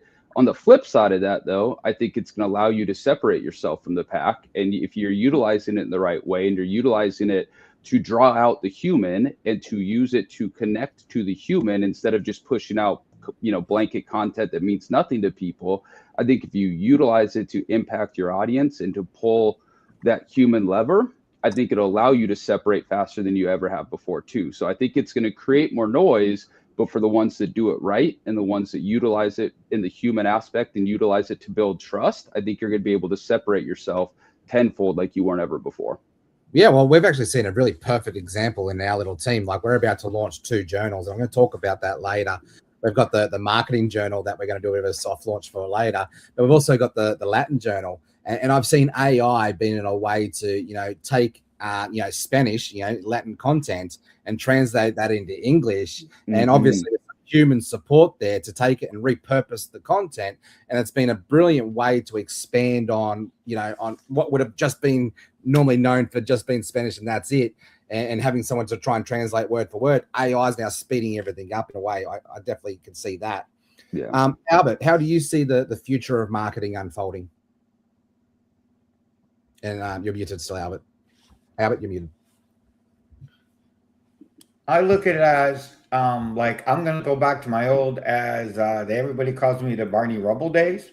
Mm-hmm. If you make it human, AI could never outdo you, outtake you. Because at the end of the day, it's still at 10%. It's like somebody told me the other day that, AI is going to take my tax job. No, they're not. Because I'll guarantee you it can't be me 100%. It can come 80, but never be me 100. So that 20% you'll be able to be the different guy on the cool kid on the block. Because you're going to realize that when AI does that stupid spelling, like I did one yesterday, IRS keys to better bookkeeping, and it made like hieroglyphic books. See, so it can't be you 100%. Yeah. You just got to make sure it does your 20% of you, and you're going to kick everybody else's doo-doo because everybody else is going to take it, use it, and just put it out there. Yeah, 100%. Guys, it's been an absolutely amazing conversation. These panels, they fly fast. 25 minutes doesn't last long when you're having fun, right? So let's just go around 30 seconds or less. What's one final word of wisdom you'd like to leave our audience? Keep it really short, and then we're going to go to commercial as we wrap up this break. I'll go. Yeah, let's go with that first. Okay, AI is a tool, and if you ever want to see how I'm using the tool to make people laugh but get my point across, follow me on Instagram at 1040w2.com. Okay, Gunnar, over to you. Yes, I love the combination of AI and human. It helps us in these stages, like how we imagine things, how then we activate it, and how we can validate that actually also working. But it needs a combination AI and human that we can really get across the average that otherwise AI represents. Let it do the work for us. Brilliant. I couldn't agree with you anymore. Adam, over to you. Yeah, I think let AI automate the stuff you're bad at so you can focus the stuff you're good at. I think don't lose the human side. Let it automate what you're terrible at so we can use the human potential to focus on what our strengths are, what we're really good at, that creative thinking, looking at things differently, solving problems. I think let it be an assistant. Let it take what you're bad at. Spend your time utilizing what your strengths are. Brilliant. Well, gents, this has been an amazing conversation. Thank you very much for being our first panel for today. Guys, don't wait. Make sure you tune in. And Dave, I'll get you just to quickly drop in that link to get people to register to our event so they can get access to the replay. We're going to be back right after a commercial with another amazing speaker. Talk to you soon.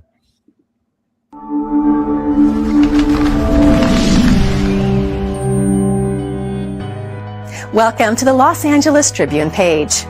Here you will find original news programming, exclusive digital events, and shows that are directly from the community.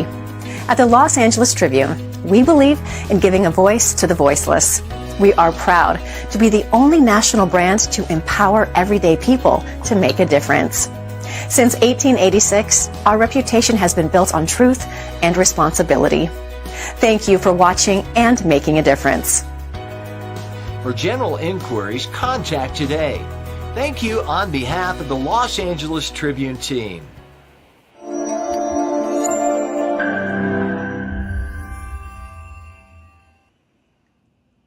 Hey, Jeff. I heard you about AI for the Latin Journal, but we're going to be working on your Spanish. Yeah, please.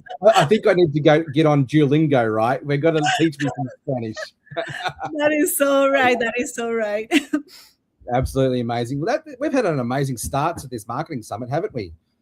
Beautiful, beautiful. It's so funny how many times I have listened to Dean Graziosi, and there's always gems that he just keeps dropping. I'm like making notes. And this panel was fantastic because this whole thing about AI and marketing, we're all learning together. And I love to hear all the different insights and perspective from all of them. Yeah, well, for our audience, please make sure that you register to our link to get access to the replay. And whilst you're here live, let's get into the comments. Keep the comments coming. Keep the questions coming. And also get out there and share it out loud and proud. We want to be able to share this goodness with the world so we can go and have an impact, right? We can actually go make a mission and do what we want to do.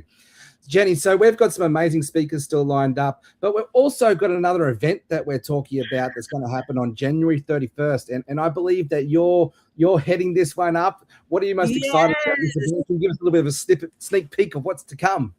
I'm so excited because right now I'm located in the middle of the United States and we're about to face this crazy snowstorm, but we're heading to Miami, baby. We're heading to Miami next weekend. So excited. In collaboration with Zumba, we're going to have this amazing event that is all about wellness and movement y comunidad.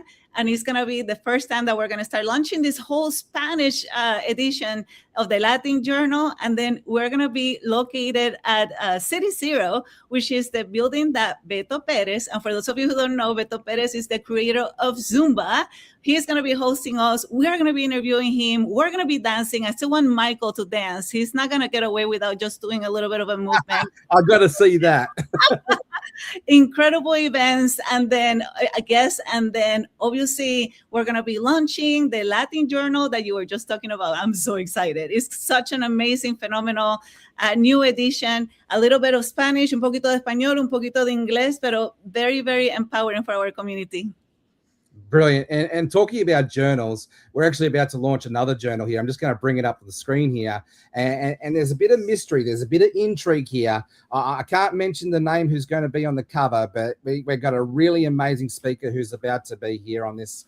But we're launching the marketing journal as well. And this is just a soft launch here just to show you a bit of a sneak peek. Look, we've also got the Latin journal, the Vietnam journal, the women's journal. Well done to Karen Hall for championing that one. But this one's got Jonathan Foltz. We've had him on a couple of our summits before. We've got Adam Ginsberg, who's going to be coming to speak very shortly up here on this summit. My good dear friend and business partner, Mary Glorifield, here with our team with Michael Silvers. We've got Sarah Thompson, who's got an article in here. Who else we got? We've got Mark Anthony Bates as well.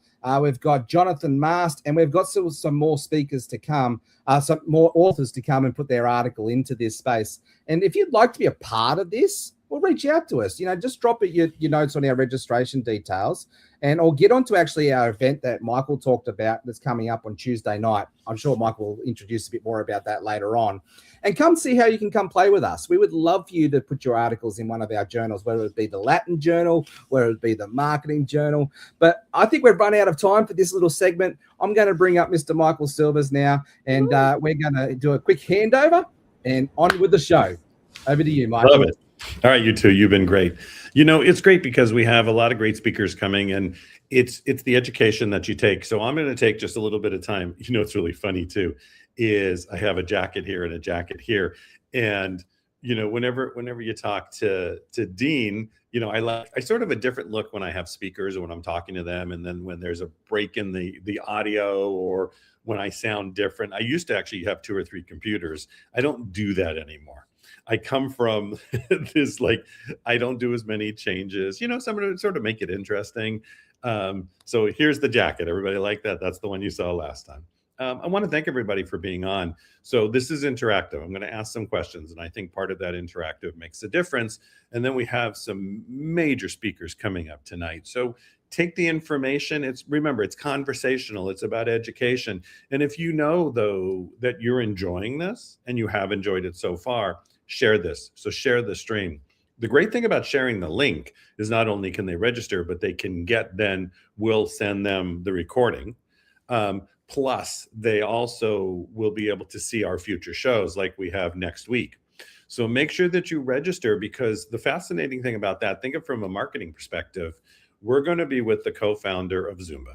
Zumba's in over 187 countries with 15 million people, and it's a lot bigger than that. And we're going to be live. So if you've ever done a live show and it's something that you're even interested in, put a 1 in the chat. Just go ahead and put a 1, which means you're on Facebook, you're on YouTube. Just put a 1 in there right now. Now, we also are going to have a virtual on top of it. But at the same time, we're going to do some launches. Because what happens with launches, whenever you do marketing, is remember what Dean said. I take notes just like you guys. He said, care more. So because we want to make sure that we sort of attach and get to all of our audiences, we're launching at the same time the Spanish division. We already have we're going to have a show in April. That's going to be the Singapore show. We did it last year, and it will be in English and Mandarin. We've done it in Japanese, and we're reaching out to the audiences. So now we're launching the Spanish division. It will be English, Spanish. It will address audiences around the world. But from a marketing perspective, we want to show, being Los Angeles based, that we care, because we go out to the world. We go out to so many countries. These shows stream to 50 countries, and we get comments all the time. We get pictures from villages in the Philippines. So from a marketing perspective, part of what we want to show is we are also the oldest paper in Los Angeles, is that we care. So go back to the notes, right? Dean said, care more. Everybody write that down, because people will understand who you are. So if you take yourself from a marketing perspective, so first of all, register for the show next week. We want you all on. We'll see you on. We'll be live in Miami, and we'll also be sending it out virtually and have a virtual component of the show. And we have the co-founder of Zumba, Mr. Joseph McClendon. I could just go on and on with the names that will be part of the show. And it's going to be great because we will really address it from many different perspectives. What is health and wellness? What is wellness? What is financial wellness? What is moving forward? How do you address that? And we'll be doing it from a beautiful studio, which is also the gym. And it's going to just be a great time. And I look forward to it over and over. But part of responding to our audience, here's the part you have to remember, that you care more, is to make sure, I said, we're not reaching them directly the same way. I mean, there's comments here. I'm watching it all. I'm so excited for next week. Care more, looking forward. I love you're all amazing. But first of all, are you all sharing this right now on your Facebook with 10 other people? Are you saying, hey, I want you to be part of this? So my homework for you right now is to take your Facebook link and share it with 10 other people. I do it all the time because I believe it's about the education we're getting out for the shows. I also run the podcast division here. So we love podcasters. We love authors, speakers, trainers, entrepreneurs, small business, large business. We have somebody who's over millions of employees that will be coming to one of our shows. So that's a pretty big business. My business partner alone, his company has 48,000 clients. It's a good sized business. But what is it that you do to show you care? How do you do that? So first of all, share this. What I want to see for your businesses, if you ever work with me, and I give out my text number, I won't do it tonight. If you register, the greatest thing that we heard from you was that closeness is about every 2 weeks, we're going to have with myself and some other speakers, but normally I'll run it, just a conversation. Here's a concept or idea, and we're going to do it on Zoom so you can be very participative and you can really be in there with us. That will make a big difference every single time. And that's the important piece. So can you bring the community, which we're going to, that's what we're responding to, and can you bring it to your audience no matter what it is? You can make a community about anything. Don't just have another membership site, another community site. Okay, so here we go. Everybody ready? Pen and pencil. What? What's that? Paper. Don't care. I wrote notes. I wish I could show it, or I'll flash it like that. I wrote notes on a piece of paper when Dean was talking, when the panel was talking, right? And I'm looking over it. By the way, I'm looking at the notes. That's why I'm looking down. They always say, don't look away from the camera. Oh, by the way, here's a little tip. You don't have to stare at the camera like this the whole time. Secondly, use your hands, because when you do hand gestures, you bring them in. They actually know that you're a human being, because hand gestures are really important for the way we communicate. And that will make a big difference every single time. So, you know, when Dean talked about the non-negotiable and the delegate and the automate and eliminate, I really took a look at how am I eliminating what we do, but I want you all to play the funnel game. Okay, everybody ready? This is the funnel game from the Vice President of Los Angeles Tribune. This is how we build the film divisions, the podcast divisions, the trainings we do, the big shows we do. We have the big health and wellness Zumba show coming up. We'll have the Singapore show in April. We've got the huge leadership show. It just goes on and on and on. And we never stop. We do live events. Last year, we did 5 live events at Barnes & Noble in Los Angeles at the Grove. We did 5 the year before. We did other events. I mean, I could go on and on and on. And we just promised we'd be here all day long. So now, back to you. Get out a piece of paper, get out a pencil, however it works for you, and draw a funnel. Very simply, just like that. So the top is bigger, the small funnel's down. Now, this is just a path. Write that down. This is just a path. That's all you're doing as we move through this. The path is us moving in a direction. So what you do is you start the path up here. And in the path, this is where the marketing comes in. People have a tendency, if we shy away from marketing, we're going to do it ourselves. We're going to do our own social media on it. Remember when Dean said to delegate? This is one of those things you really should delegate, is that part. Even the social media people I work with delegate their social media. So in your path, the top of your path is the clients, the customers, the whatever comes in to whatever that first level is. Where do they connect with you? Is it a phone call? Is it automated? What is that part of the path? So as they come into the path, think of it this way and think about it, right? How do my customers get onto the journey? I market through mailings. People still do that. Do you know that? People still like that personal touch. I market through social media. I market through the newspapers. I market through TV. I mean, it can go on and on and on. But what is that first part of the path?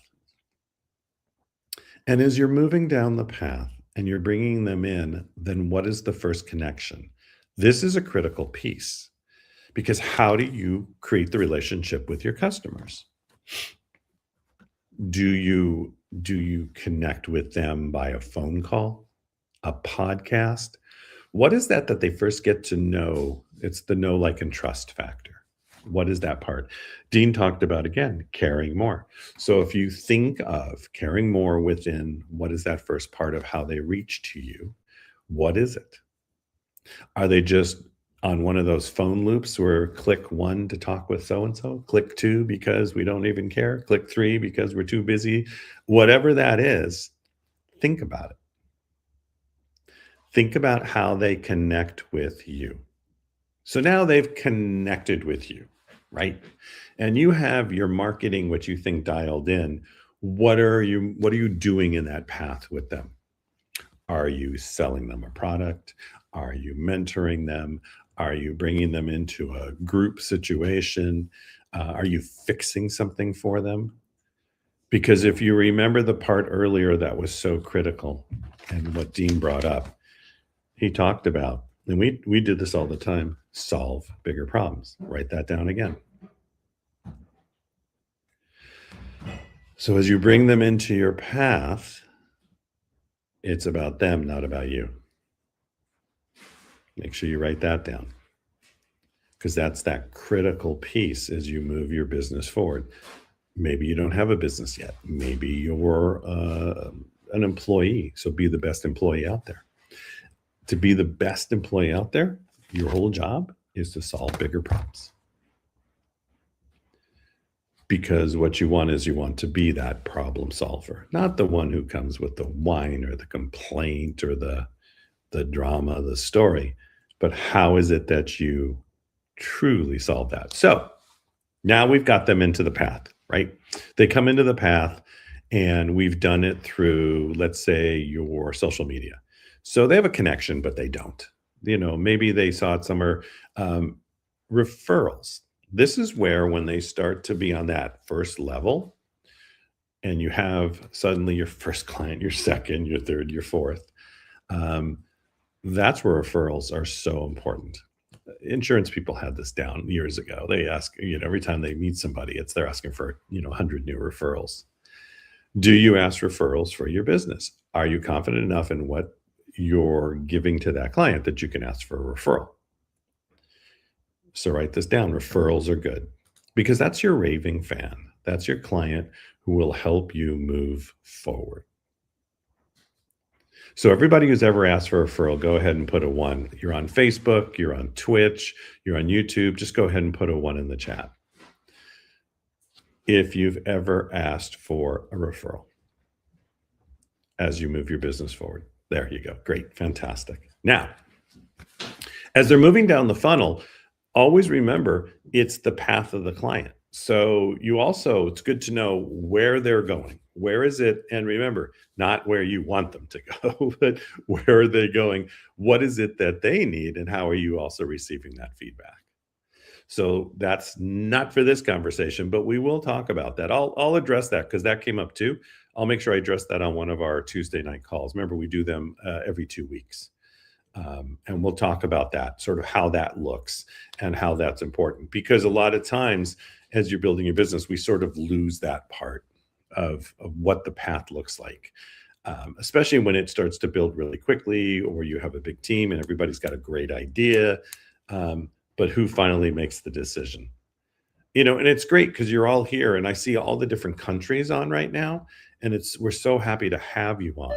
It's just one of those times that we really are there to help each other. And we have comments coming in from different countries, from different perspectives, from people at a different place in their business.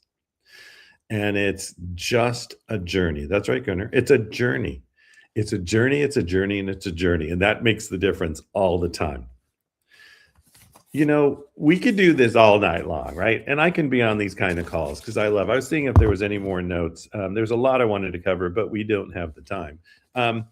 But make sure that you do that tonight, because if you ever work with me or even book a 15-minute call with me, here's how it's going to go. Okay. And I want everybody to remember this very quickly. 2 minutes about you. Got that? Everybody wrote that? 2 minutes about me. So you know the background. And then you go from there. Somebody asked, what is my background? I usually don't go too deep on this calls into that, but basically been in the media and personal development world for almost 30 years. My business partner was Tony Robbins' vice president for 18 years. She did 82 countries with Tony, did events all around the world. And that is quite a business partner. I have other business partners that have done so much in their life with their 48,000 clients or their clients in 50 countries or their social media around the world or launching different journals like the editions, the first edition of the Women's Journal, now the second edition, the We have the Latin Journal coming out. Our CEO, Mr. Mo Rock, and everything we learn working together, because we work together, so we learn. Everything to his Grammy nomination this year. So it's very exciting. And that's what you do. You surround yourself with the right mentors. I'm going to give you a little before I'm going to bring the other amazing co-hosts back on. What's really important here is that you have 3 coaches, write this down, 2 mentors, and a mastermind. What do the 3 coaches do? 1 coach kicks your behind and just keeps you moving in direction. 1 coach understands your business a little bit and keeps you rolling through. 1 coach could be your spiritual coach. It could be your physical therapist. It could be your personal trainer. It's that mind body. And you really, that's an important part of everything that you do. The other thing is the mentors. Mentors are usually ahead of you in the game. So the mentor usually either has more money, or maybe lives the way you want to live, or a place or a lifestyle, whatever that is. You should have 2 of those in your life. My mentors make a difference. Being able to work with Mary Glorfield originally as my mentor, and the changes I made in my life just because she saw 82 countries and things produced there. And now one of my mentors that is working with me now, Mr. Joseph Clendon, has just changed my life, because let me tell you, he keeps me teed up and keeps it moving forward no matter what. And there's so many more. Coca Patriots on this call, Jeff Ross and Jenny Lopez, who are hosting it, are just amazing. And one mastermind, that's the time that you get together as a group and create something out of nothing. If you've never read Think and Grow Rich, I don't care what industry you're in, read the book. Think and Grow Rich will really drop you into the importance of masterminds. And again, it's that idea tank. It's the think tank. It's why a lot of companies have pulled their employees back, because there was this loss of that think tank. And there's something about also being right next to each other, which is why I like to have a couple live events a year, so the team always gets together.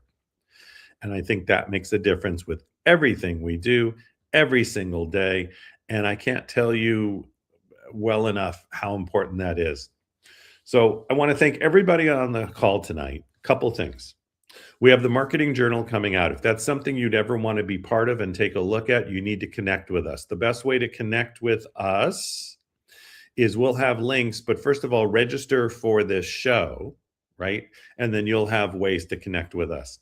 Secondly, we will be at the Zumba show, have places for you to go if you're an author and you're like, yep, I do a lot of marketing. I'd love to be part of the Marketing Journal. I'd love to be part of the Latin Journal, the Women's Journal, whatever it is. We'll make sure there's a link there that you can just use specifically so you can get yourself in that queue. The other thing too is being here and showing up, because I can see who the comments are from. So I can just scroll back and go, wow, I didn't see you at all, right? If you're that interested, if you want to be that part of it, then be part of the team and show up. It's always about showing up. We've talked about this. I spent a lot of time with T. Harv Eker for years and years and years. And it's always, always, always about showing up. Because every time you show up, we know you're there. We know what you can do. And we know that you're about being a team. It's not about one thing. It's about everything. And we know what Harv used to say, and I won't do it right now because you've heard it a million times. But so make sure that you register for the Zumba event. It's going to be virtual and live out of Miami. It's a whole day event. We have some of the top speakers on the planet. We have some of the, I can't even tell you. So it's just going to be great. We're going to launch the Latin Journal, the second edition of the Women's Journal, and so much more. Our Miami edition, we'll be doing a ribbon cutting. There's so much going on. It's going to be way too much fun. With that being said, I'm going to bring back our co-host or hosts. There we go. Mr. Jeff. Jeff, this has been, it's been a great day because there's a lot of education and information. There's stuff to learn. I think sometimes, when they go, it's a marketing, it's going to all be marketing is so much like Dean did. I knew Dean goes wherever he wants to go because look what he's done in his life. Look what he's created.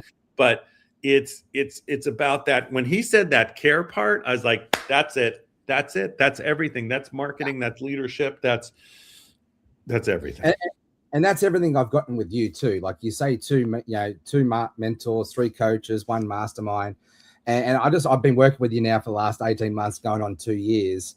And the profound impact that you have brought into my life through being my mentor and now my business partner in what we're doing together in that aspect. And you brought in people like Mary and Joseph and so many amazing people. And so I thank you from the bottom of my heart there for everything that you do as an amazing mentor and coach. And, guys, if you wanted to come and play with us, you definitely need to come talk to Michael, because he's one of the best in the business. He has such a heart that cares for you. And you really become part of the family. Like when I got to, America just last November, Michael shouted us out dinner at one of his favorite restaurants that he grew up as a kid. My wife got to meet Michael, and we just felt like part of the family straight away. So, Michael, thank you for everything that you do. Yeah, no, thank you too. And I look forward to the rest of the show. It's going to be great. There's another gentleman upcoming pretty soon that actually is going to come visit us in Miami. So when we're down there, so that's going to be awesome. And Jeff, thank you for everything that you do. You and Jenny really bringing the power to this event tonight, and just continue on. And I'm going to leave it over to you. Thank you, Michael. Cool. All right. Well, I'm going to bring up another gentleman. You did see him. He's got an article in our new marketing journal that we're about to launch. So let me bring up Adam Ginsberg to the stage. Adam, before we get started, mate, I'd just like to do a quick introduction, because I know who you are, but your audience probably doesn't know. So today we're welcomed here with a seasoned entrepreneur with decades of experience helping people build and grow online businesses. Adam Ginsberg is the founder and the CEO of Internet Mastery, one of the most recognized trading platforms for e-commerce and Amazon business growth, empowering entrepreneurs around the world like me and you and everybody between with strategies for online success. Over the years, he said stages and insights along some of the industry icons, authored multiple books and guided thousands of sellers and business owners towards scalable growth and financial confidence. Adam, it's a pleasure to actually do this interview and host this one with you, mate. I know we've had a couple of offline conversations with our friend Mary, but it's absolutely amazing to meet you today.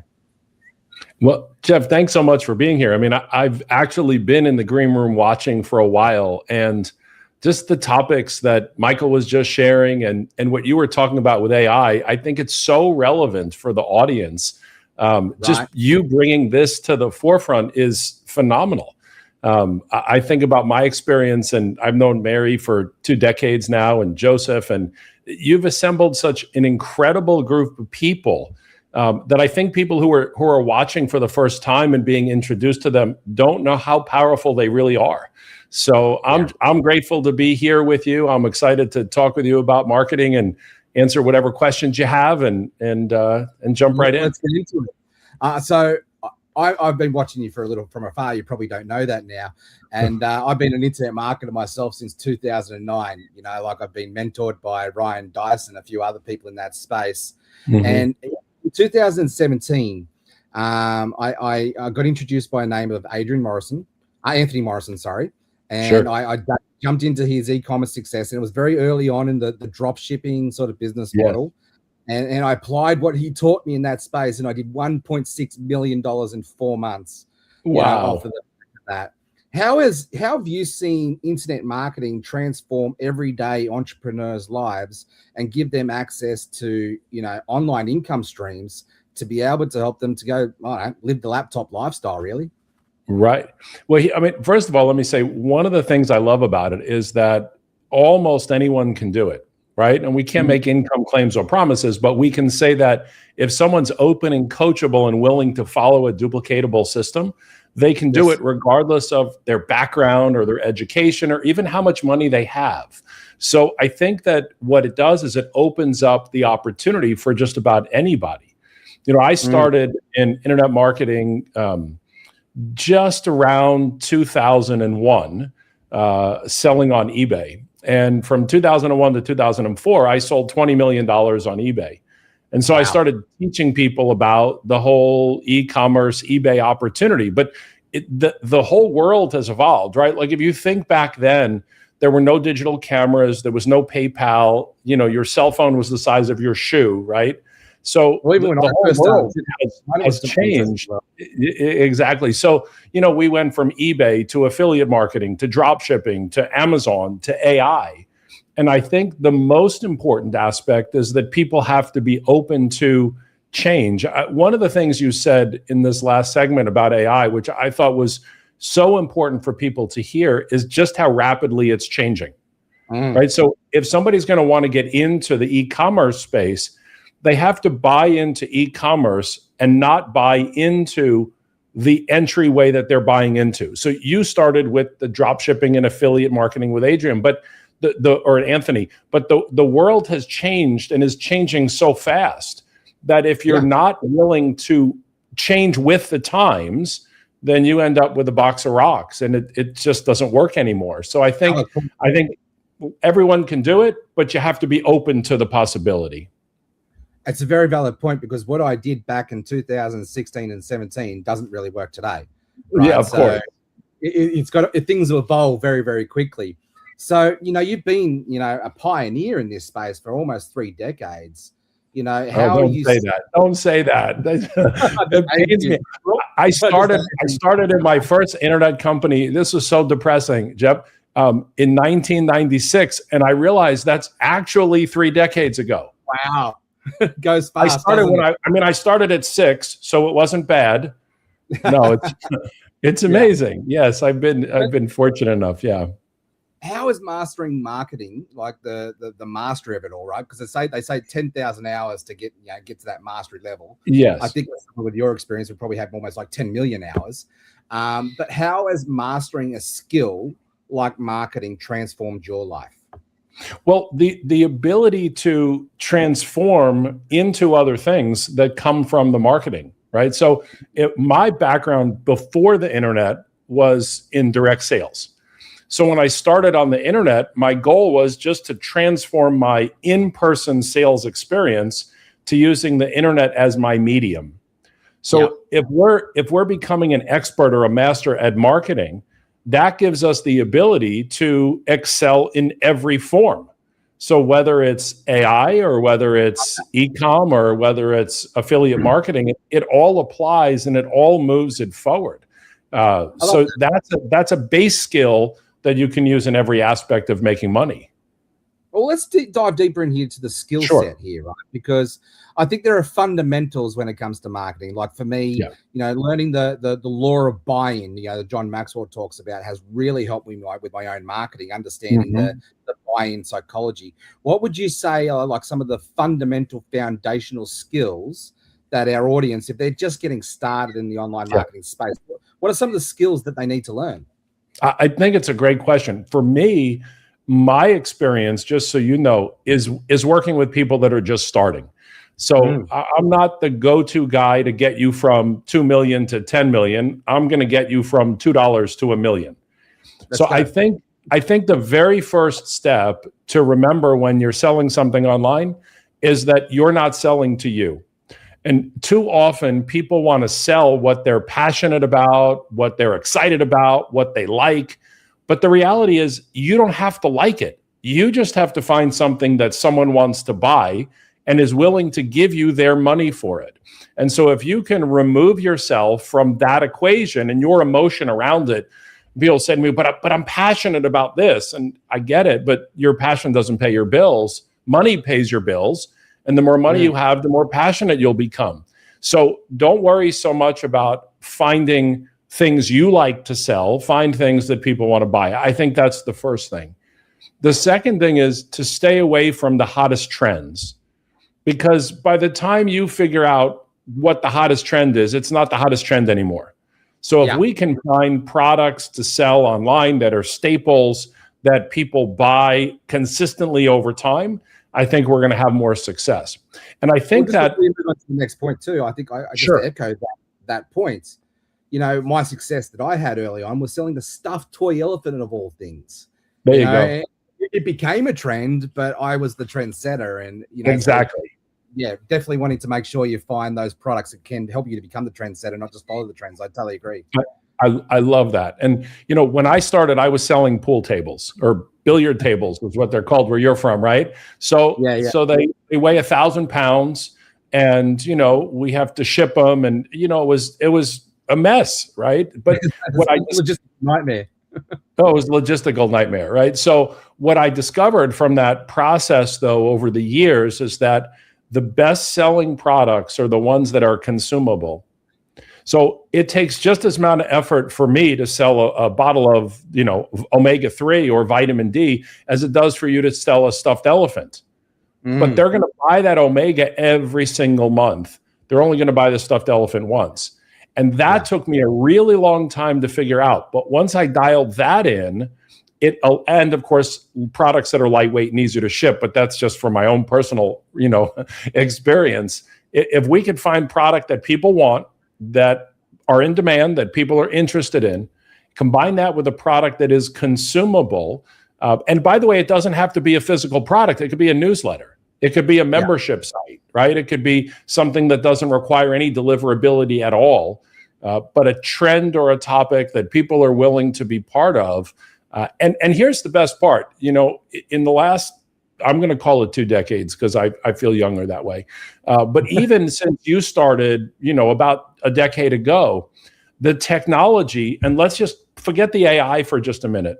The technology now has never been better to making it more simple for people to get started. At the same time, I'll say this because you brought this up in the last segment about AI, and whether it's ChatGPT or Gemini, you have to know what to feed it.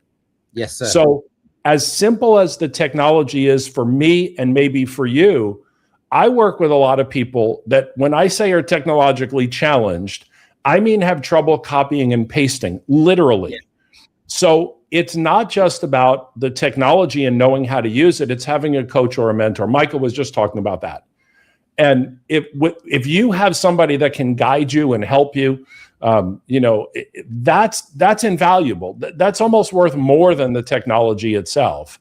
Somebody that can speed up your learning curve. In the beginning, I know mentors cost more money, but in the long run, mistakes will always cost you more money. So if you can find a product that people want to buy and combine it with having a mentor of someone showing you how to utilize it, now I think you have a 1-2 combination that's really powerful. Yeah, it's a very valid point. So I love to always just sort of dig into the insights of this conversation around the future of marketing too. It's a very valid conversation right now. Yeah. There are so many different platforms with social, with Facebook, with LinkedIn, with TikTok, and you've got so many notable authorities on each platform. Yes. I've heard of a new one that's called Substack as well that's come out now. Where do you see, it's becoming a very noisy world, especially with AI now, people getting access to be able to make things simpler. But those, there was a comment made, those of us who partner with AI to really take things to the next level will rise above the noise. But where do you see the future of all of this going, and how can we cut through this very noisy world? Yeah, I think that your guests earlier said this. I'm going to say the same thing, but just a little bit differently. And that is that I don't think that AI is going to replace us, but AI will replace the people that don't embrace the AI. The people that embrace the AI, I should say, will replace the people who don't embrace the AI. It won't be the AI that does the replacing. It'll be us that embrace it, that replace it. It was a little wordy, but I hope that made sense. I think that here's what I think. I think AI right now is the worst it will ever be in the history of the world. It won't get any worse. It's only going to get better.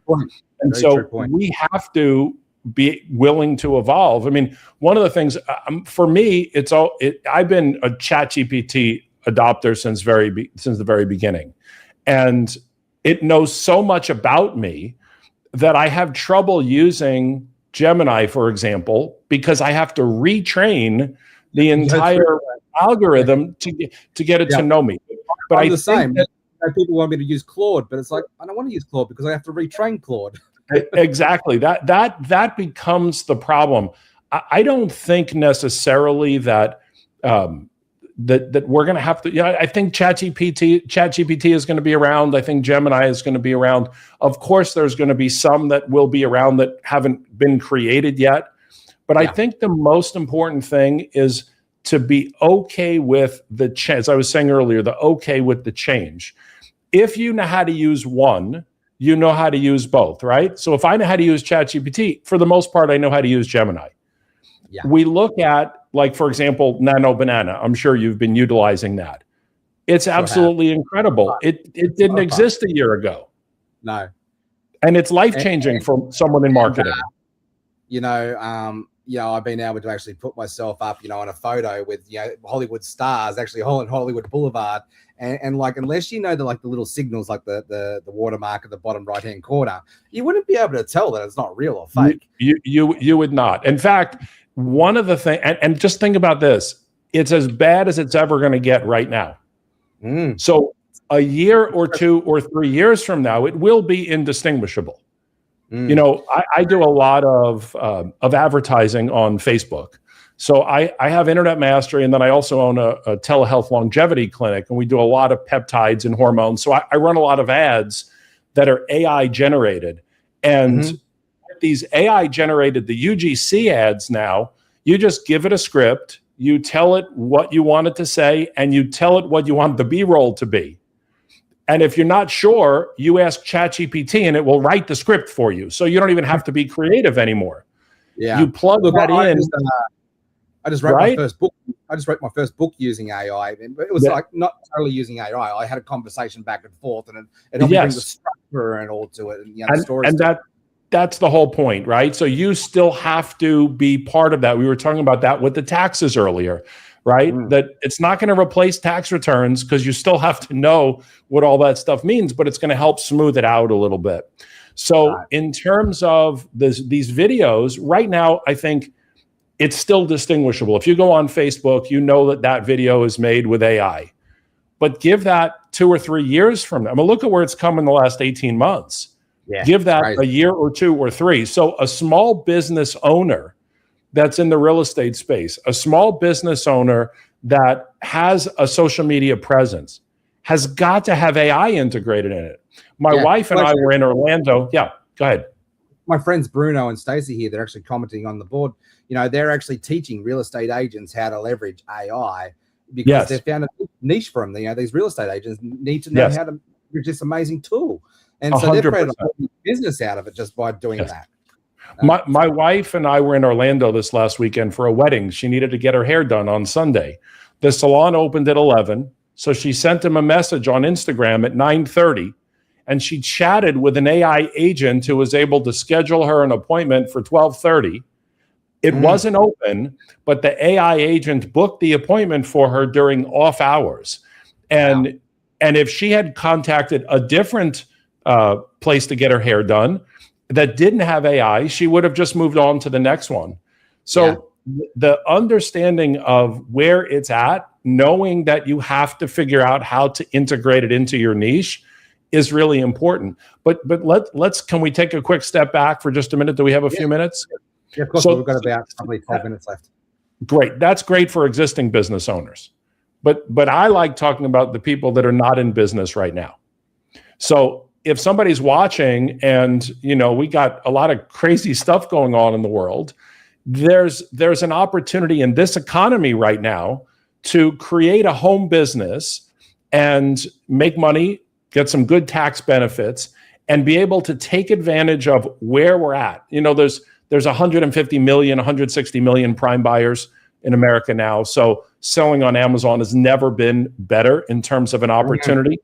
Taking advantage of AI and starting a business related to AI, whether you open an agency, whether you help people, help small businesses. There are so many opportunities to make money today online that weren't available 10 years ago or 20 years ago. When I started on eBay, everything was about selling stuff from your closet. So I know marketing at the end of the day, right? It's a connection. It's about putting the right product in front of the right people at the right time. And in this world of AI too, I want to tackle this side of the conversation because it's very relevant to Marketing Summit. At the end of the day, what we're talking about here is creating trust, which is connection. So in a world that, where so much fake content can be created now, how do we keep that trust connection element without losing the trust with our audience? I think we need to combine, if we're going to add AI in, to a human touch. So there's a bagel store near my house. I call them and the lady answers the phone and she's all AI. And you give her your order and but then there's if you'd like to customize anything and speak to a human, press 1. And it goes straight to a human. So I think that the ability to have the human interaction is so important. I don't know about you, but when I call businesses and I can't get a human, and it's press 1, press 3, I'm frustrated. I'm in this endless loop where I want to, just go find another vendor. So having that human touch is really important. And one of the things I think that's going to happen is the more we move into AI, the more the human touch becomes important. Let me give you an example. I was just at an in-person seminar last Saturday. There were almost 4,000 people in attendance. And up until 2020, every event I ever did was in person. Well, then everything, because of the pandemic, went to virtual like this. But there's such a clamoring for people to want to be together in person because they weren't together in person for so long. And so the more we move towards AI, I think it will automate a lot of the menial day-to-day tasks, but I think we have to keep the human element. We have to. And let's unpack that. Ryan Deiss talks about creating human-to-human marketing, right? So basically, I coin heart-to-heart connection with our marketing, it's important. Keeping the human in the loop. Because at the end of the day, marketing over the last century, it's evolved. The tools evolved. It's changed. It's we've gone from the megaphone, from the newspaper boys, standing on top of the box, the soapbox, saying here, to the radio, to the TV, to the social, to where we are now. But the one thing that hasn't changed is us humans. That's right.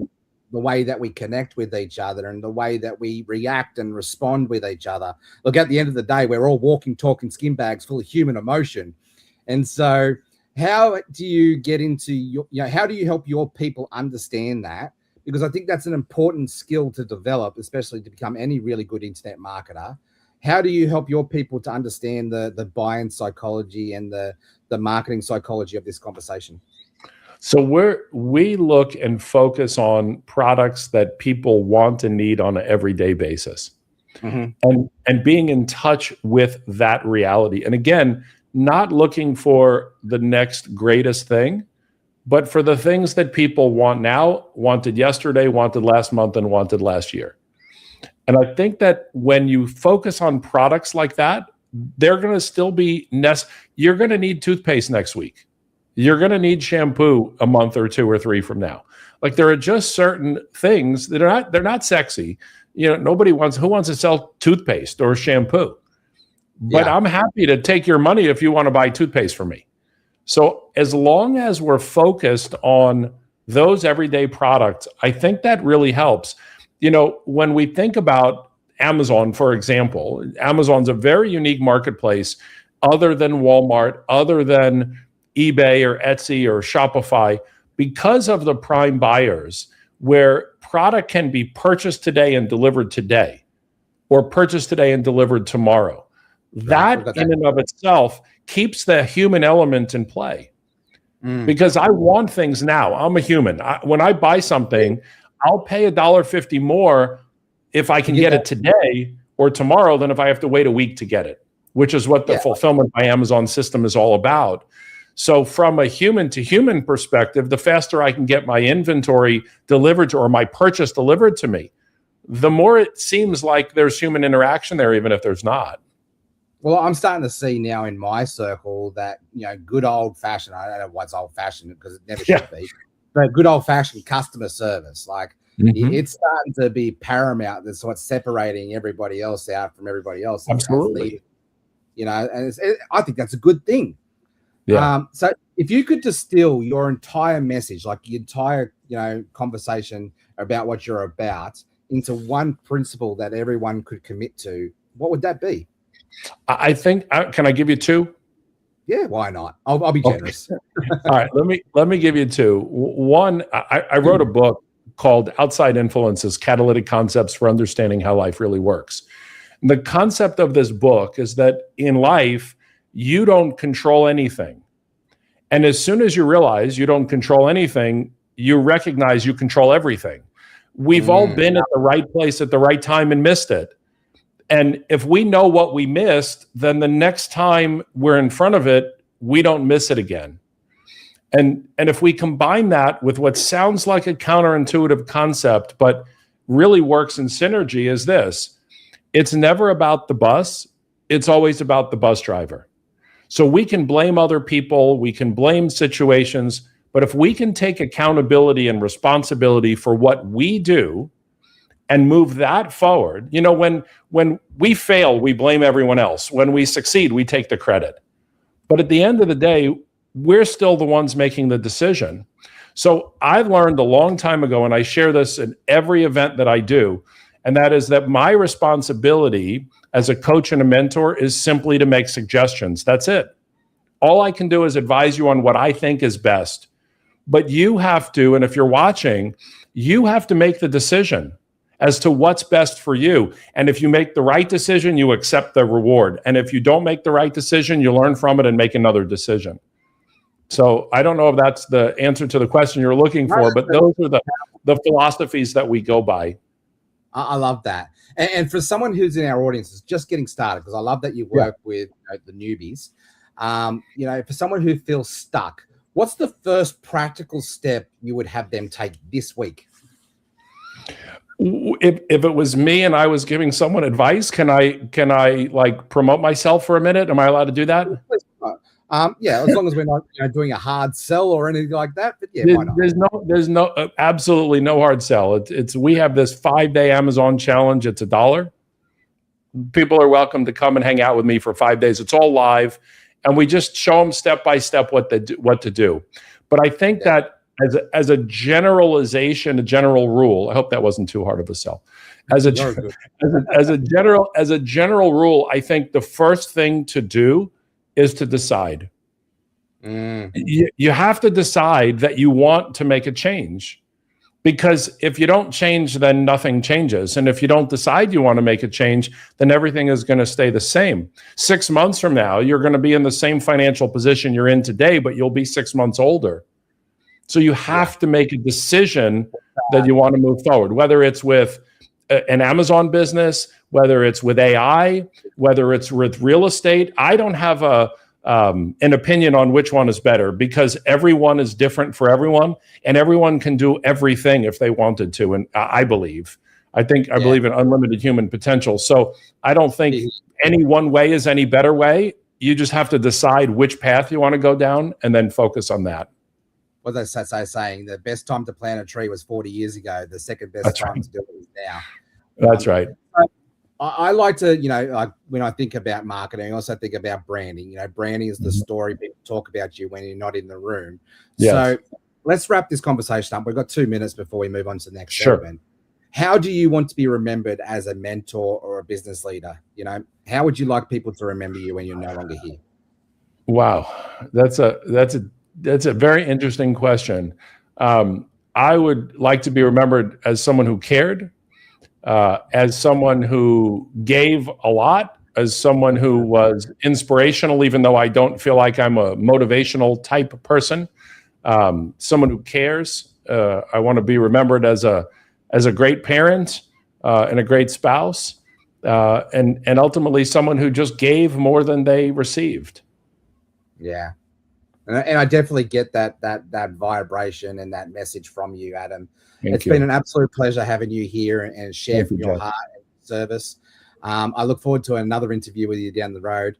And as I said, we've also, for everybody who's watching and tuning in, if you're just tuning in, we're about to launch the Los Angeles Tribune Marketing Journal. And Adam Ginsberg has an article in that as well. So, Adam, thank you very much for your contribution. We're going to go now, and we'll come back up with our next speaker after this. I appreciate you. Thank you for having me. No, thank you.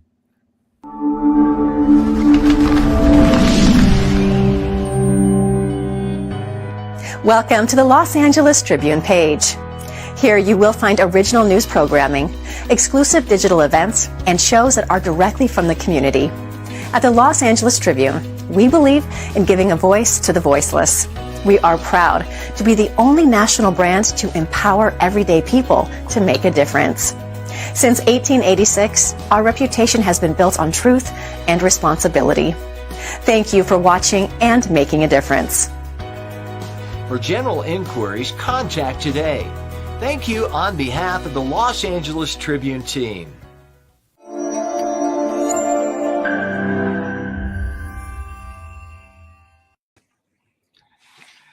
All right, ladies and gentlemen, today we are welcomed here by John Lee. He's an international recognized entrepreneur, investor, mentor, AI leader, speaker, and bestseller author from out of Singapore. With over many 20, I'll get my tongue tied. Thank God this is recording. Start again. Actually, I'm actually based in London. I'm from London, but I'm in Singapore right now. Okay, so you're based in London. I'm actually, UK. Okay, that's London, a correction. Yeah. 7-figure businesses. He now advises entrepreneurs and business leaders on scaling in the digital economy in the new world and works with senior executives, personal athletes, and high-end profiles and individuals on long-term wealth strategy and business growth. He's an active investor. John holds a diverse portfolio across leading technology-driven companies and emerging ventures. And John's mission is focused on helping individuals and organizations build financial independence through strong brand leadership and sustainable business models. So please welcome to the stage and welcome John Lee. John, I'm really looking forward to this conversation today and getting into it and learning all things marketing. Well, first of all, Jeff, thank you for that incredible introduction. Can you do my introductions all the time? Why not? Appreciate you, brother. Appreciate it. Thanks for having us. No, thank you. And where I'd like to start here is I like to ground it a little bit. And I actually did a summit, last year. It was called the Story Selling Summit. And I think stories are a brilliant way to market ourselves. So in 2 minutes or less, I'd love you just to share a little bit more about your story and get into the depth of it a little bit. And then we'll unpack some of the strategies and the landscape of marketing for today. Yeah, absolutely. So, I started working in my mum's takeaways as a dishwasher. And then from there, I went to university. I got a degree in animation because, I didn't do so well in school. So the only thing I could get a degree in is, okay, if I can learn to draw and if I can learn about TV and film, then I started working for games companies like EA Games, Criterion, Black and White. And then from there, I got into, again, more films. And then I got into real estate. Okay. And I remember I was on a £36,000 salary, and I was like, God, there's got to be a better way to make money. So then I thought, why don't I just buy a house and then sell it? And then I just make my year's salary and I can take the rest of the year off. And of course, that's what I started to do. And then from there, my friends kept asking me, well, John, how do you do this stuff? And so then I would, every day I would go for coffee with people and I'd be teaching them, okay, if you want to do real estate, you do this, this, this, and this. And I would teach them the things I do online and, specifically how do we market? How do we use, organic marketing, paid marketing, social marketing? How do we use, referral marketing? How do we use affiliate type marketing? So all these different things I started to learn. And of course, when I got into real estate, I made my first million at 27. And so from then on, people kept asking me all these questions. And then that's when I got into social media. And I'll do social media for a long time. And what I didn't realize was that social is such an incredible way to get your message out to the world, and it's free. And so, I remember for a long time I was putting out all these videos and, none of them were hitting. And until one day I made this video called The 10 Habits of Self-Made Millionaires. And what I realized is in a video, if you have different steps, it forces people to watch all the different steps. And therefore gives you more watch time. The more watch time you have, the more distribution you get. And then almost overnight, I built 1 million followers overnight. So it was like flat for a long time, and it was like, poof, and then kind of figured out that formula. And so now, again, I have a lot of people that say to me, John, can you teach me how to do this? So then I would sit down for coffee with them, and then I'll go, run events, and then they'd come to my office, and it went from like 5 people to 10 people, 20 people, and it got so much that I had to hire hotels, and then it was like 100 people, then 200 people, then 1,000 people, then 10,000 people, and so it just kind of evolved from that. And what I realized, Jeff, was that the more talks I did, the more businesses I got to invest in. I thought, wow, this is an incredible ecosystem, and so that's how my kind of story was created. And now I have a book called Money Unlocked, which has been published by Hay House and Penguin. And it's really all about how do we take what we know and how do we unlock that thing inside of us that can now really help people create more impact and create more income. Well, you mentioned a statement there. You know, people keep coming to you and asking you, "How do I do this?" And so I think that's probably a good segue. You know, how do we do this, John? Like, how do we go, leverage social media in today's world? Because it's a different beast to what it was in 2009 to what it is in 2026. So, it's a very noisy place today, right? So how do we cut through the noise, and how do we, grab people's attention on social media today? Well, I'm not sure. Am I allowed to share the screen here, like to show people some examples, or like would that work? Is there a way to do that? Because I like to show some examples, but if not, I guess I can do it on my phone. You should be able to go down and hit the square sheet button. Yeah. Okay, so if I kind of share this screen, right? I want to share my share screen, okay, and I want to share my Instagram, right? So, can you see my Instagram page? Let me bring it up. There we go. Yeah. So what you want to do is there's a search bar here, and if you go to the search bar, you can type in any field that you want. So let's say you want to type in, how to overcome procrastination or motivation. You can literally type it in, all those videos will come up. And what you want to do is you want to start using this Reels format here. So if I click on this one, right? So this is my profile, and I want to go to Insights. And in Insights, you're going to see that this video got 3.3 million views, but it only showed to 26.8% of my followers. Actually, what you want is you want to have non-followers. I don't want my followers to see my stuff. I want new people to see my stuff, because marketing is all about exposure, isn't it? All right? Yeah. So 73% of people actually, when they started watching this, are not my followers, right? So the key to this is to make sure you're posting content on a regular basis. So for example, this one got like 3 million views, 1 million views, 5.1 million views, 3,000 views, right? 7,000, 8,000, 5,000, 5,000, 6,000, 22,000, 9,000, 8,000. So it's not that many views, but here's the secret, Jeff. When all these views compound, right? So if I just say to all of you right now, just make a post every single day, 30 minutes to 1 minute. Sorry, 30 seconds to 60 seconds, right? So if you can average, let's say, 5,000 views, a day, times that by 365, you now get 1.82 million views, right? Now, unfortunately, when you watch a video, the most important thing you got to pay attention to is what we call the trial Reels format. Because when you say, John, how do you do it? I actually don't know what's going to work until I do it, right? So now there's a way. Yeah. So now there's a way to make a post on social media to not show, you deliberately do not want to show your followers. You want to show it to Instagram billions of followers. So for example, if I come onto my trial Reels, right, these are kind of the videos that I'm posting, right? Yeah. So every day I'm posting multiple videos on here, and I'm seeing which ones convert, right? So let's say, like if you look at these videos here, they're only getting like, 100 views, 200 views, right? Can you see? Yeah, I can see them. Yep. But then if you look at that one, can you see?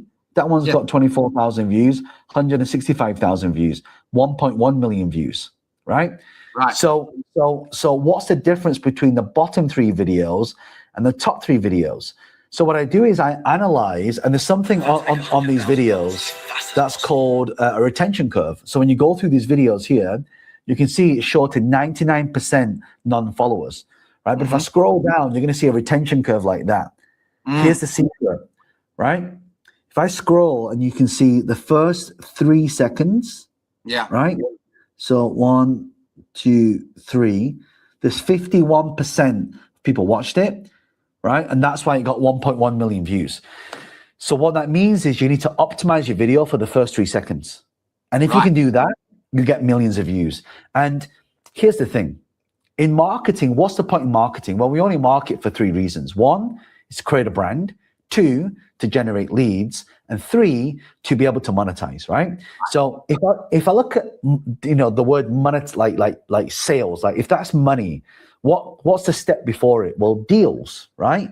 Like I need clients, I need contracts, I need deals to be able to make money, right? But if I go one more step back, I need to have the leads. Now, Jeff, I don't know if you've realized, if you write the word deals, DEALS, if you reorder the words, it spells leads, LEADS.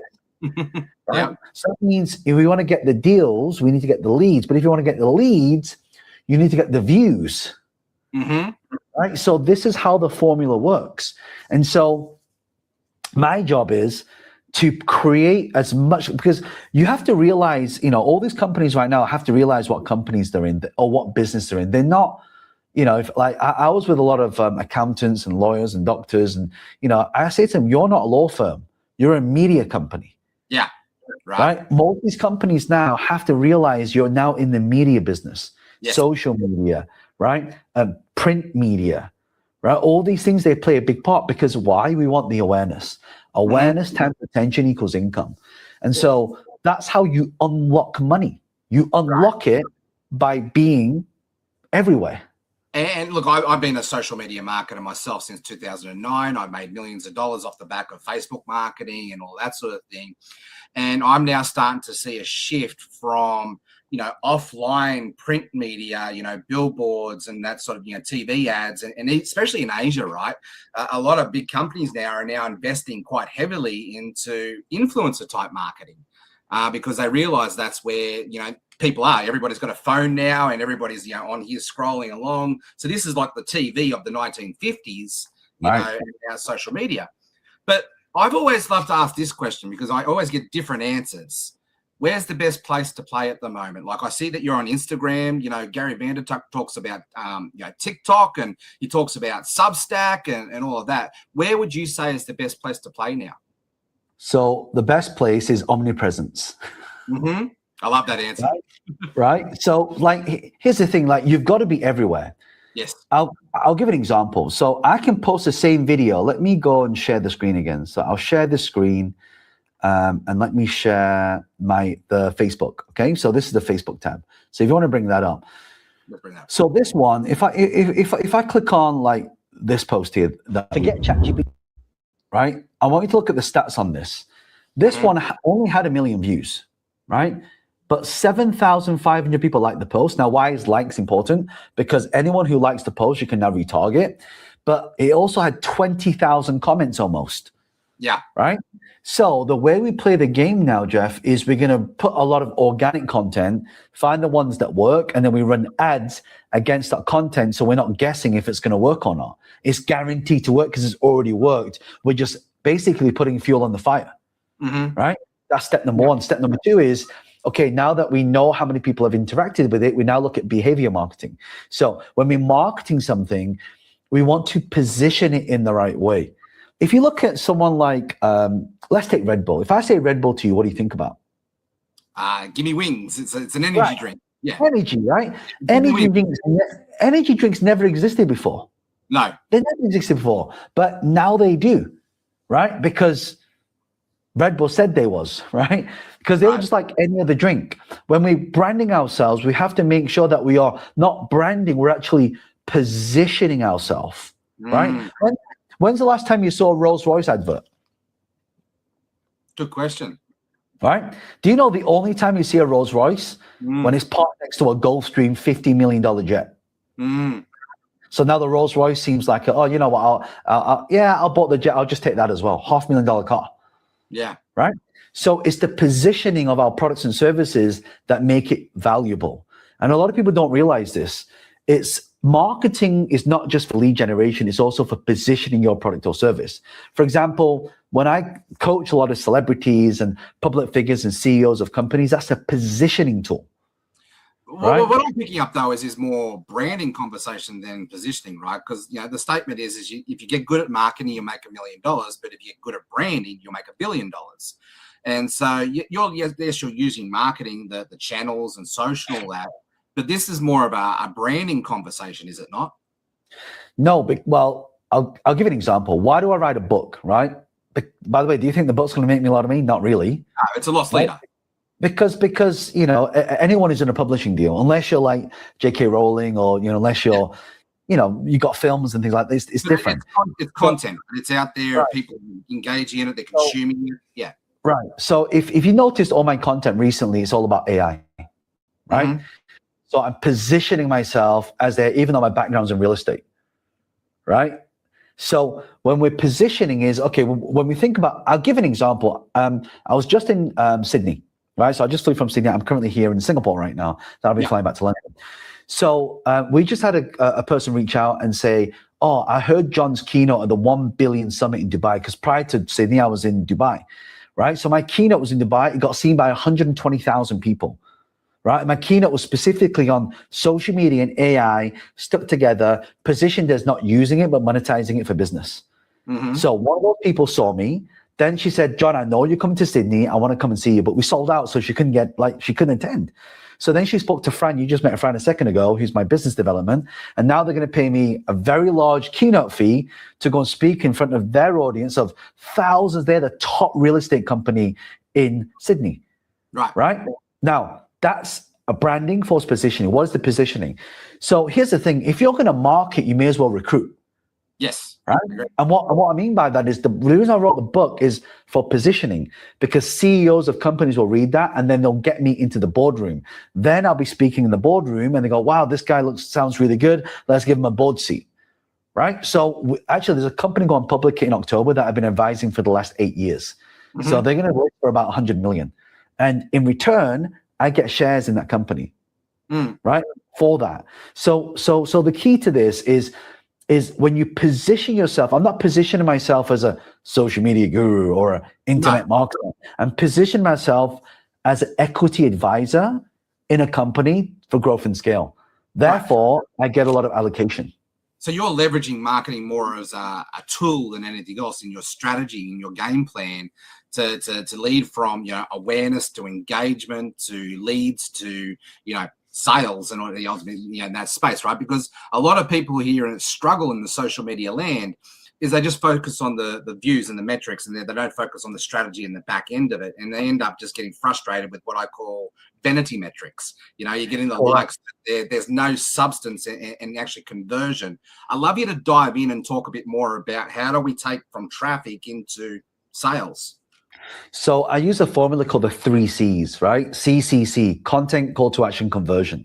So again, I guess I'll demonstrate this so you can see a good example of this. So if I go back to my Facebook, right? By the way, Facebook, believe it or not, is one of the best. There are 3 AI tools. So all I do is I just create a lot of content, right? And my team just posts the content. So this one was posted like 15 hours ago, and it's got 37 comments, right? And what I do is I do content and then I do a call to action. So I'll talk about something and then I'll say, if you want to learn more, comment the word, AI into the comments, and I'll use AI to send them a link automatically. So this one hit 37 comments, this one 306 comments, right? And what I'm looking for is an outlier, right? An outlier, which means it's got a lot of comments, but compared to everything else, that's 88 comments. This one, 39. Okay, this one got 1, so that wasn't great, right? 409, 129, 235, right? 44, 18, 5, 646. To clarify, this is all organic marketing, right? You're not putting any money behind organic. Okay. Yeah, so this one, you see, is an outlier. It's got over 1,000 comments. So this one I'm going to take, and then I'm going to keep. Now I'm going to run a boost on the back of that. Right. Okay. Right. So again, 11 shares, 3. Right. So again, almost 1,000. The algorithm test the post, and then once you've got an outlier and a winner, you go and just you put a little bit more energy behind it, a little bit more fuel behind it, and away we go. Yeah, because then my cost per lead goes from $15 a lead to like $3 a lead now. Right. So actually, a lot of people who spend millions of dollars on marketing, you should always be like, there's 4 parts to it. The first part is to do organic to figure out what works. Then we run ad spend on the back of that, and then we want to aim for like a 3 or 5 times return on ad spend, also known as ROAS in marketing terms. And then we have the partnership revenue. Now, this is what a lot of people don't understand. By doing the top 2, we then get the third one, which talks about strategic alliance. So what is strategic alliance? It's someone who has the same audience as you, but they are not in direct competition with you. Yeah. Right? So, for example, circle of influence with each other, and we can start to do that overlap.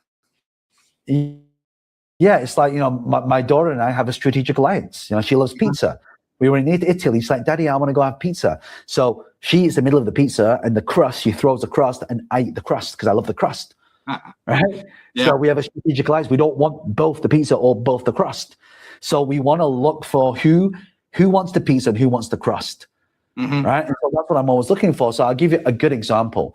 So mindset, right? So a lot of people in the health mindset, it shouldn't work with a business audience, but for some reason it does. So I go and speak to a health audience because I know that they have a different mindset.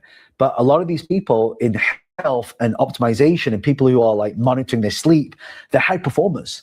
Yeah. So, but a lot of these high performers also have business. So when I go and do a talk there, naturally they're CEOs of companies, which then now come into my ecosphere for me to go and my business model is really simple. I do keynotes, I put all the media stuff out there. They then, either read my book or they contact me somehow or they watch some training, because you ask, how do you actually monetize? So there's 3 formats that I use that work really well. Number one, I have like what we call a VSL, a video sales letter. Yep. So I'll give an example. I'll show you a good example of this. If you go to my website, johnlee.com, actually, I'll show you one second. So my website, johnlee.com, right? So you come here, you look at events, you go, okay, what can I learn more? So this here, if I click play on this is like a 1 hour VSL, right? It's a training. So people can now come here, if I click play, and then they can consume all the content, right? So I don't have to be there. So it kind of does the job for me, right? So they'll either watch that. The second way to do it is we'll put longer form pieces of content and say, hey, you know what? If you want to learn more, leave your details below, and then my team will call them. We'll see where they are. So we'll do like a quick 10, 15 minute call to see where they are. And then if we feel they're right, then we book in another call to see how else we can support them. So we have that. I follow a lot of Frank Kern's stuff, and he does something very similar to that space. Yeah, so I was with Frank in San Diego, because it must have been about 6 years ago. Smart guy, really smart guy. Yeah. So he actually had me do a few keynotes to his community actually. Yeah, right. And then the third way to do it, which is probably I think the most powerful way to do it, is to run a live event. Right. Yes. So when you're in person, why live event? Because with the growth of AI, there's the new currency this year in 2026, Jeff, is people can write this down. It is collaboration, connection, and community. These are the 3 things that will allow you to trump all, because again, you're all learning marketing, but actually all of you here today, you want to learn about how do we put that into a community when everybody comes together? When you have a community, connected. Yeah, and that's a really big, powerful thing, especially what's going there, Vaneko. Okay, it's gone. That's a really powerful, statement you just made there, because like in a world where social media, like we're more connected than ever, we're actually more disconnected than ever.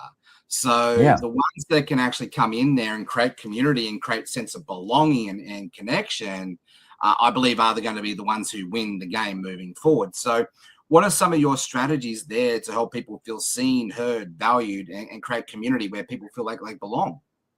So there's a concept called parasocial interaction. So what that means is you do one to many, but it feels like you're talking to one person, right? So let me give you an example. How do we combine social media with AI in this now? So for example, one thing that you need to do when you're capturing data in marketing is capture their telephone number, right? Or their mobile address. Yeah. So once you move them from more because people don't really, email marketing is still really powerful and it's still strong. And I have thousands of emails that I've never read, right? Literally I've had over 200,000 emails. But you know what? Every single WhatsApp message I've read. Yes, me too. I would agree with that. I think my ADHD kicks in and I've got to read the message, right? Right. You're like, you read it. So the key is, how do we connect? We get one step closer. So to build community means that you need a place where people can talk. For example, I have a team of 200 people that are now doing AI execution, right? So I built that community where now again, if you're going to train people, you may as well recruit them into your team, right? So now, someone watches a video of mine on social media, right? They say, oh my God, John, I just saw the thing, how you can clone people's minds and brains. Can you do that for my organization? Then I go back to my 200 team and say, okay, how many of you in here want this job? I close the contract and then I give it to them. They execute, we profit share. That's smart. That is smart. Right? So that's why it's not about revenue generation. So you ask me, how do you stay connected? By, first of all, I remember that, I think it was with Jim Roney had this quote, Jeff. It was Brian Tracy. Brian Tracy said, if you want to make money, you must first help other people make money. Yes. I believe it was Jim Rohn or Brian Tracy said this. Yeah. Zig Ziglar. Yeah. I think it was Zig Ziglar, actually. Yeah. And that always stuck with me. I thought, wow, well, all my efforts, and it's interesting because, my billionaire friend, Glenn, I was in Barcelona with him, we were eating omelet, and I said to him, Glenn, you're a billionaire. Like, how do I become you? And he said, well, John, you know what most multi-millionaires know is that they make and keep 100% of their own efforts. And he said the difference between a multi-millionaire and a billionaire is able to create a system that can take 1% of thousands of people's efforts, and they don't have to be in the main operator. I thought, my God, that's so smart. So since that conversation, like, I've always been like, I speak in front of 1,000 people, 2,000, 5,000, 120,000 people sometimes, and instead of just getting paid a keynote to speak, I'm like, oh my God. So the reason I tell about this real estate company, they now want me to help them sell more real estate. So the play here, I was just at the Billion Summer, Mr. Beast was there and Simon Squibb and all the big creators. And you look at what he has now created. And I think right now there is a massive shift in the market. Remember I said to you before, we need to understand what business we're in. Yes. We're in the media business, but then we also need to understand what our role is, right? Our role is not in our guide in the journey. Yeah. Yeah. Well, our role is the creator of the role of the creator, right? So why we're creating, because social media now and every business, everyone listening to this right now needs to go to what we call a platform play. So for example, people just think, oh yeah, like John, you should do social media. No, my social media leads me to people then wanting to use my software. I have a software called salesfunnels.io, and it helps people build out funnels.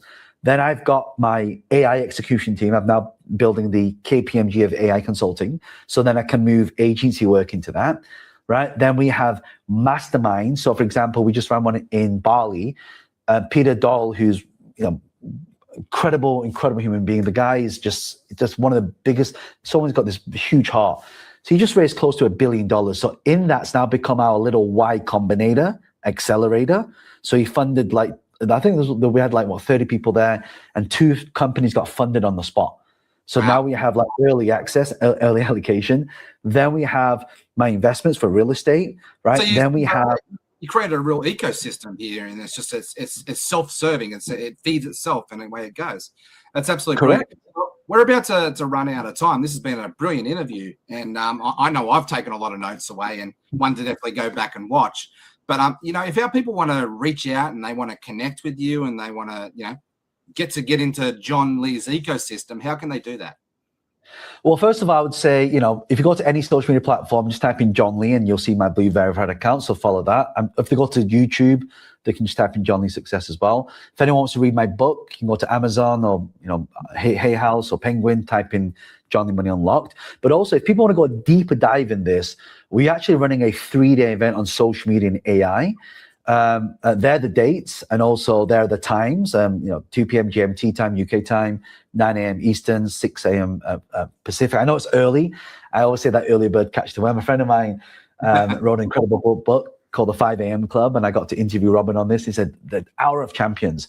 So we normally charge for our events, but a part of giving back is really help people to achieve more, so we can create more collaborations.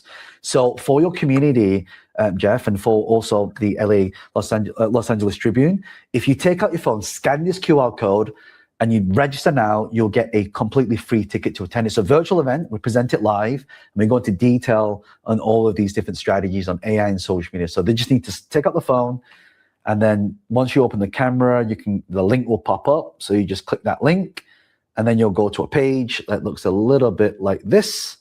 and then just click the button.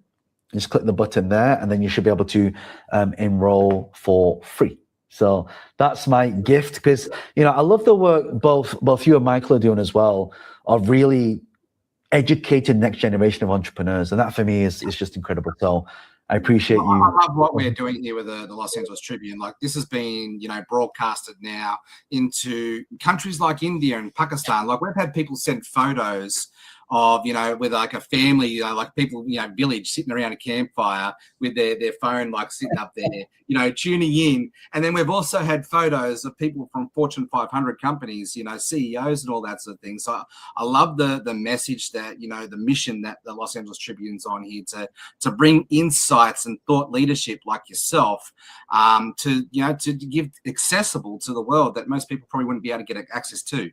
So, John, this has been an absolute brilliant interview. I can't wait to actually have you back on one of our extra summits coming up. We've got the big leadership week coming up. I'm sure we'll get you on that one. But, mate, thank you very much for your time. Before we wrap up, is there any final words of wisdom that you'd like to leave our audience? Yeah, people ask me, like, if I had to make 100,000 as fast as possible, what would I do? And I get this question a lot. And if you go to my social media, you see me answer the question. But if you ask me in 2026, what do we focus on? I want you to do what we call the 116 strategy. The 116 means you post on one platform, on one topic, every single day for 6 months. That's what we call the 116. And when you do that, you start to get awareness, because the best known beats the best. That's number one. The second thing we want to focus on is start using AI every single day, using the 30-30. 30 minutes a day, every single day for 30 days, and you'll be 95% more than people are around you, better. And the last one is serve with heart. People ask me, John, what's the best way to make money?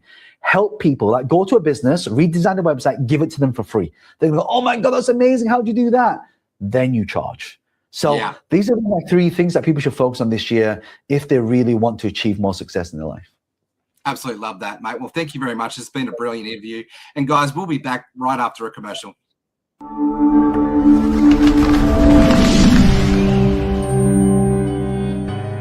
Welcome to the Los Angeles Tribune page. Here you will find original news programming, exclusive digital events, and shows that are directly from the community. At the Los Angeles Tribune, we believe in giving a voice to the voiceless. We are proud to be the only national brand to empower everyday people to make a difference. Since 1886, our reputation has been built on truth and responsibility. Thank you for watching and making a difference. For general inquiries, contact today. Thank you on behalf of the Los Angeles Tribune team.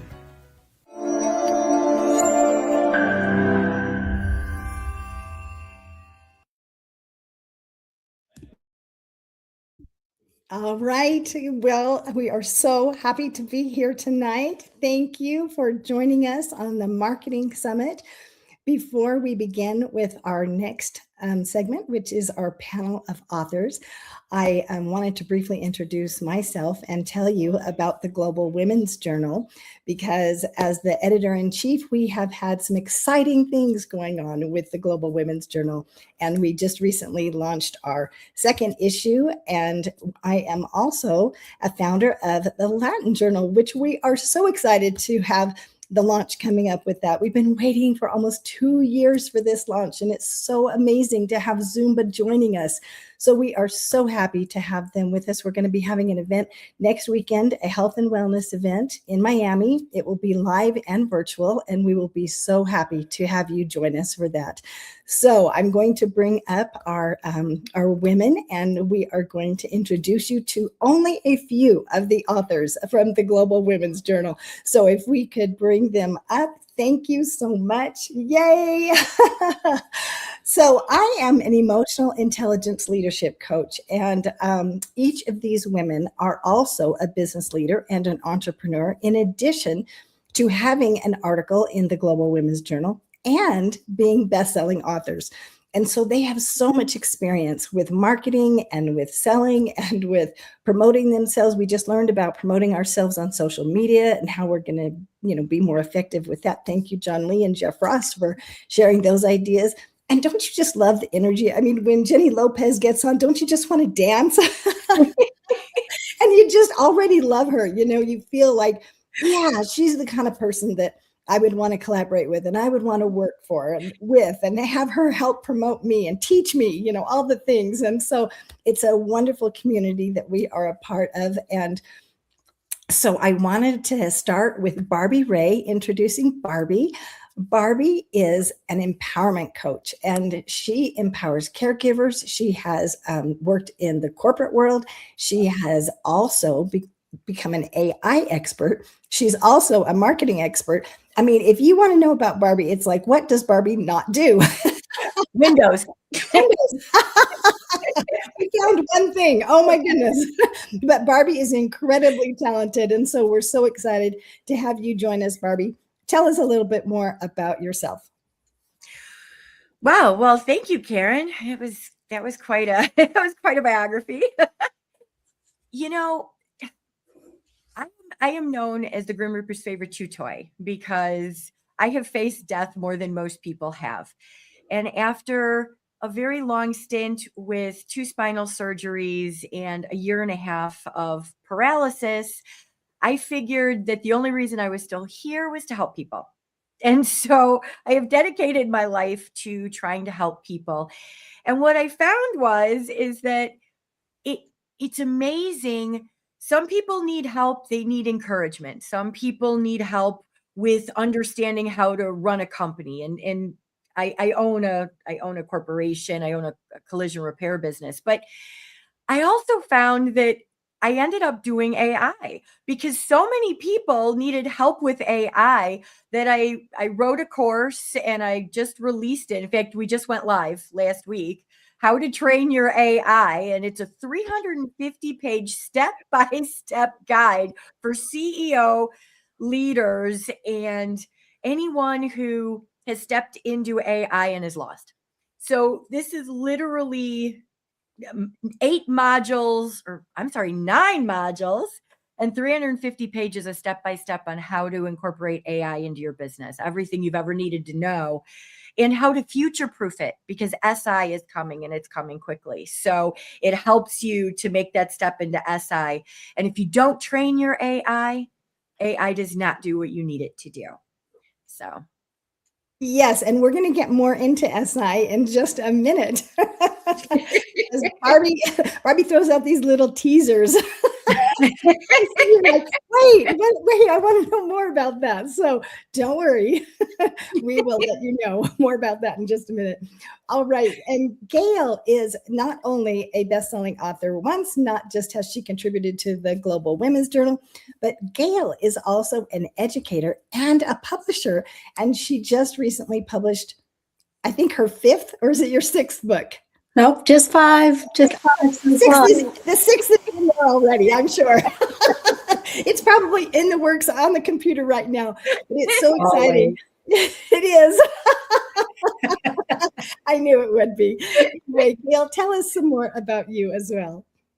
Well, you kind of said a lot of it right there. I have been in education since the very beginning. I come from a family of educators, so I went right into teaching, taught for 15 years, and then after that is when I went into publishing.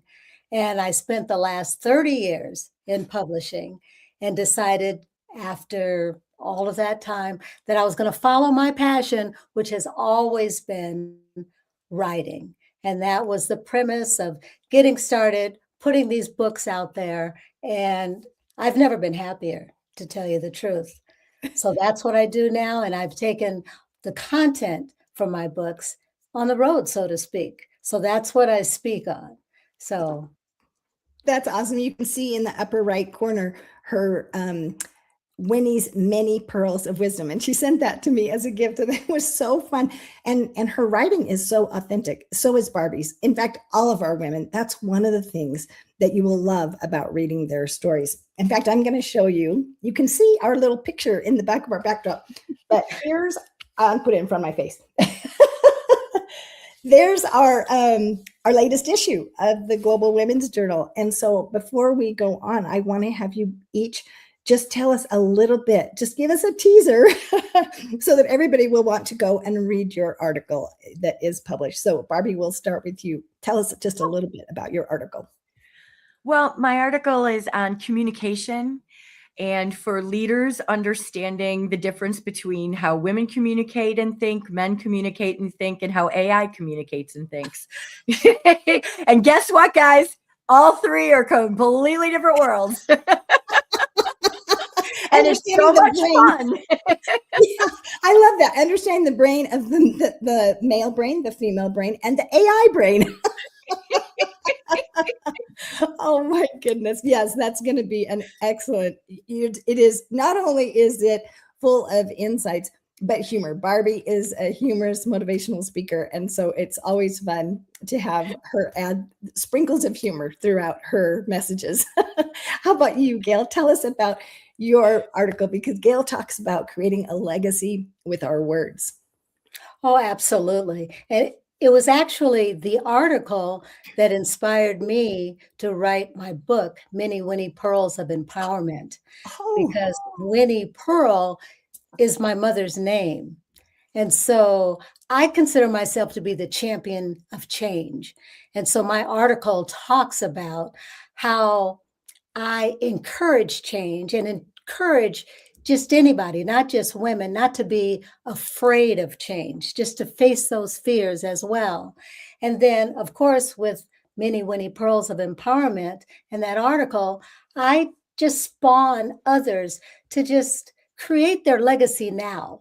Don't wait until it's too late.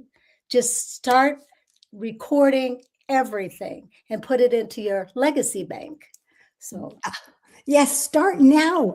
I remember when I was young, I would write to my my grandparents, my great grandparents and things, and I would ask questions about them. And I remember somebody said to me that the older generation is like a burning library. And if you don't get the stories out, you won't have them anymore. And so creating that legacy, not just of their stories, but of our story for our posterity, for the generation that comes and follows, so that they can learn from what we've learned. And so these women have incredible stories that I know you're going to love reading. All right. So speaking about marketing, how do you market, like with regard to your bestseller books and things? Gail, we're going to start with you. What are some things that you do to market yourself as an author? Well, as an author, it seems to me that the best way to market is through storytelling.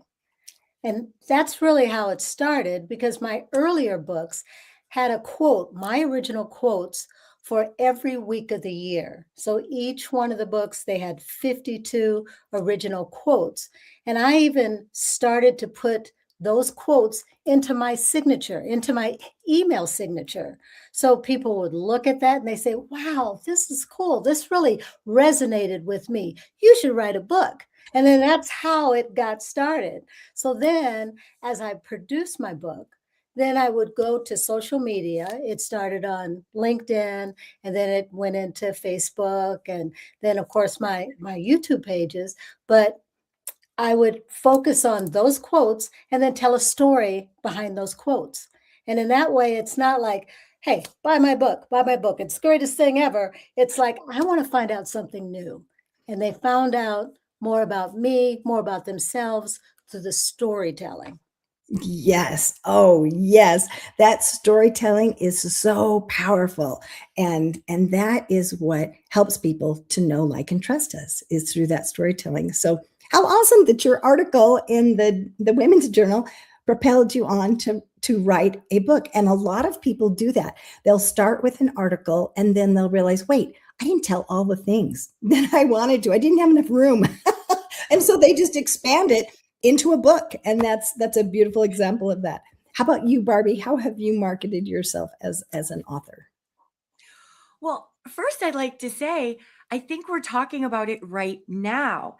So one of the things that you should do is get yourself on a forum that people are reading and make yourself an expert. So reach out to Karen, reach out to Michael Silvers, reach out to the Los Angeles Tribune, because if you get in one of these journals, if you're a writer anyway, you become the voice and authority.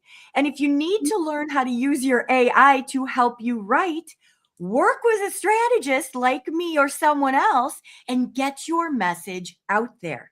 That's one of the first things you can do. And I'll tell you, one of the things that is so important now that people may or may not realize is when you have a website, how everybody knows SEO, it's the search engine optimization. We all know that, right? Well, GEO is its favorite best friend. And if you're not taking advantage of SEO and GEO for your marketing, you're missing the boat. You're missing the boat. And getting your name in the journal for the Los Angeles Tribune, getting your name onto podcasts, and I know the Tribune does podcasters, getting your name involved so that you become a recognized authority is one of the ways to heighten the way the GEO. So SEO is the search engine optimization. GEO is generative engine optimization. And so SEO is how you get found. That's your keywords. But GEO is how you get chosen. Does that make sense? Yeah, good. That is good. Yes, because one is just if people are searching, but when they search and they find the whole list of all the different things, how are they going to pick you? Well, and the AI goes and it does its own search. So it looks for the best authority. Well, if your website makes you the best authority and you're in a journal and you're on podcasts and they're finding you as an expert in other areas, you become the go-to answer for what they're looking for when someone is Googling the question. Absolutely. And so GEO is huge, and you have to marry those two in marketing if you want to get people to find you. Yes. And we want people to find us. We have this message. We have this passion. We talked about helping people. And that's why we're all here, is because we care, because we want to help people. And yet, how can we help people if they can't find us? So thank you for bringing that up, Barbie. All right. One of the things that is very unique about our women is how authentic we are and how vulnerable we are. Now we're going to take a moment to share something vulnerable about ourselves. And I want to talk about a marketing fail that we each had and how we learned from that in the experience that we had. So Barbie, I'm going to start with you. What's a marketing fail that you had and how did you learn from that?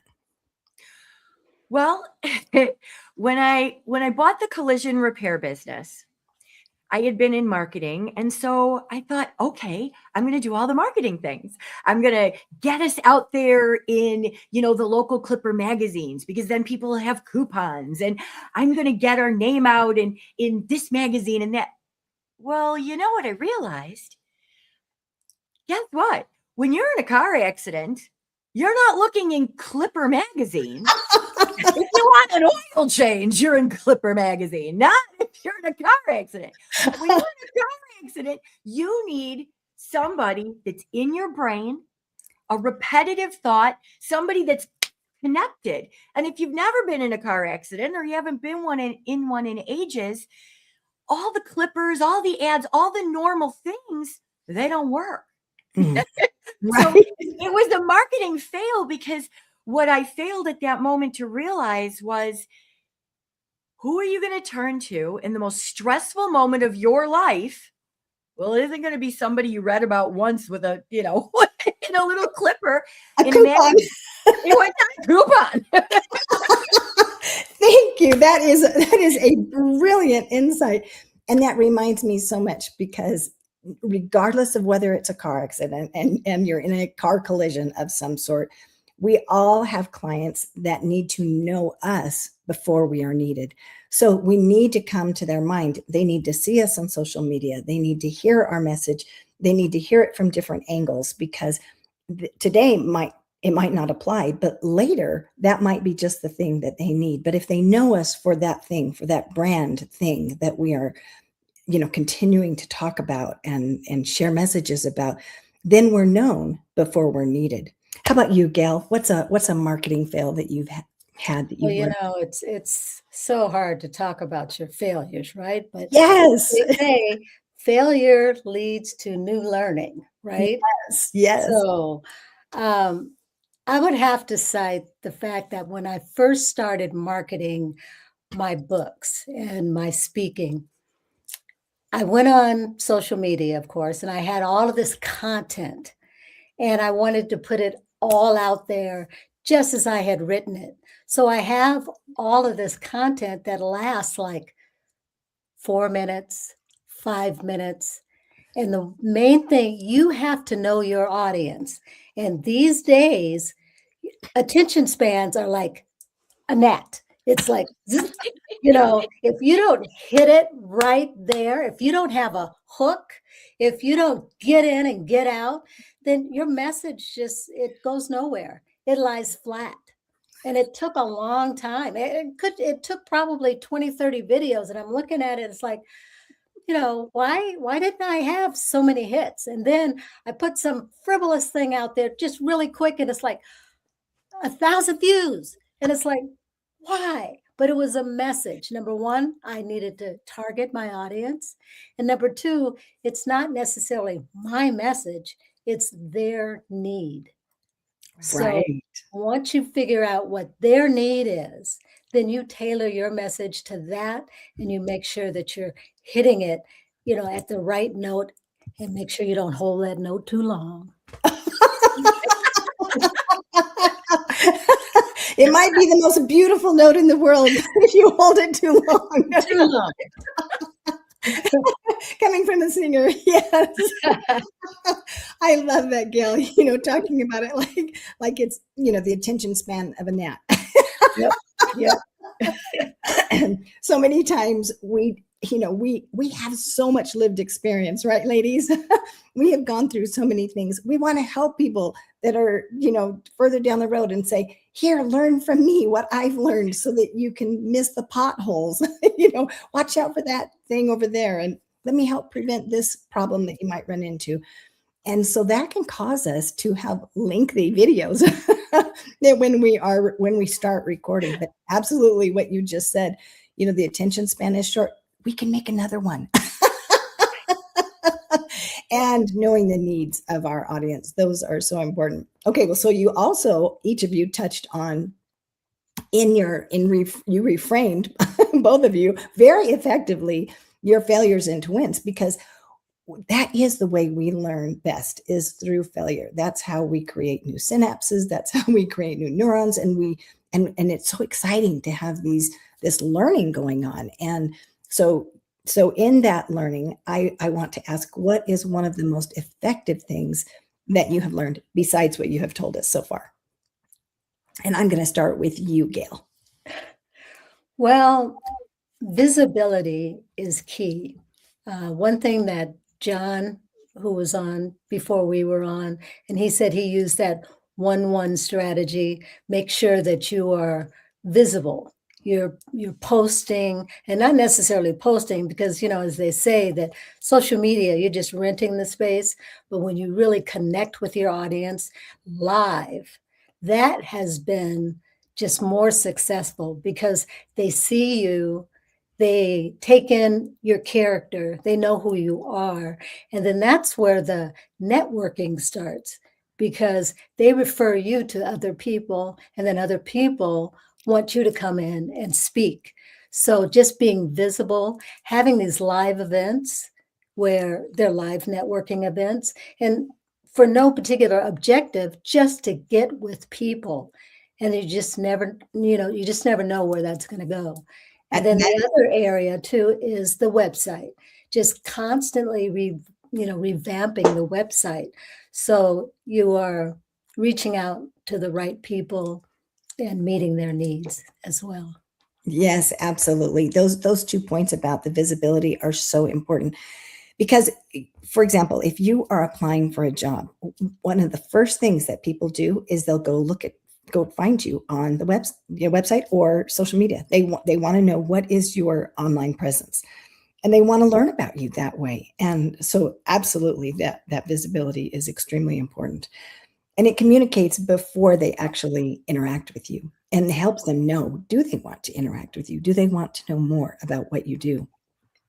So thank you for sharing that, and thank you for pointing out the live things that we do, because when we do these lives on Facebook or LinkedIn or Instagram or whatever, those go up higher in the algorithm. And so if you want to have greater visibility, you need to do those lives, not just the still static posts. So those are excellent points, Gail. How about you, Barbie? What's a marketing win that you can share with our audience? Well, first, I want to say, Gail, I 100% agree with you. It is absolutely visibility, website. It is all about what people see and what they remember about you. And, going back to the collision thing, I was never in the collision business. I mean, I turned my car on. I was thrilled if it just went on. I knew nothing about cars. So I bought a business. I mean, my partner was in collision. So, I mean, but I knew marketing. I knew finances. I knew how to run a business. I didn't know a thing about collision. So I learned the hard way with those fails. I'm like, okay, it's not the same as getting an oil change. It's not the same as the other. So I had to learn about the visibility, but what truly people needed, because it didn't dawn on me that this is a stressful moment in your life. You're not thinking about something you read. It has to be in your brain, on the tip of your tongue, in the worst moment of your life. So now this isn't going to probably work for everybody, but I went to the radio station. I thought, what is the only way? Because I had done radio commercials and I had done, commercials. What is the only way that you can connect a product instantly? So for marketing, I'm going to say, think out of the box. That is, visibility, website, think out of the box. Know how your customer thinks. Know what is their buzz, what gets them excited. Know what's going to get them to buy your product or service. And then think out of the box on how to get them to understand why you're the person to solve their problem. Yes. And I went to radio to do it because guess what? If I'm talking in their ear all day long on the radio, and then they're hearing my commercials all day, and then I was horrible. I would just go in and do comedy in the other people's broadcasts. And of course, I always gave myself a plug until people heard the name of my. Of course, brilliant. It's not going to work for everybody, but thinking outside of the box will. Yes. That was the only way that I could think, how is everyone in this area going to connect me and my business with a collision? And you know what? It worked. People came because they remembered the commercial they heard. They remembered me talking about it. And the next thing you know, we had a ton of customers. Absolutely. Brilliant move, Barbie. Brilliant move. A radio show. Who doesn't listen to the radio when they're in the car? I mean, all of us. Brilliant move. Well, one of the things that we've talked about today is about how, great examples about how marketing really is caring. And I just think that it is so interesting how real influence isn't built with pressure or performance. It's presence. It's how we care. And when we think about, the way that marketing is evolving, and it used to be, how do you close the sale, and how do you have a gimmick, that you can put out there, and, even the subliminal messages of the popcorn eating, some of you won't remember that, but but some of you will. And so if you've ever taken a psychology class, you know the popcorn subliminal message. Yes. And so it's awesome to hear about the things that didn't work and the things that do work, because we learn a lot from people when they're vulnerable enough and willing to share with us the things that didn't work. So these are the kind of women that you will connect with at the Women's Journal and at the Latin Journal.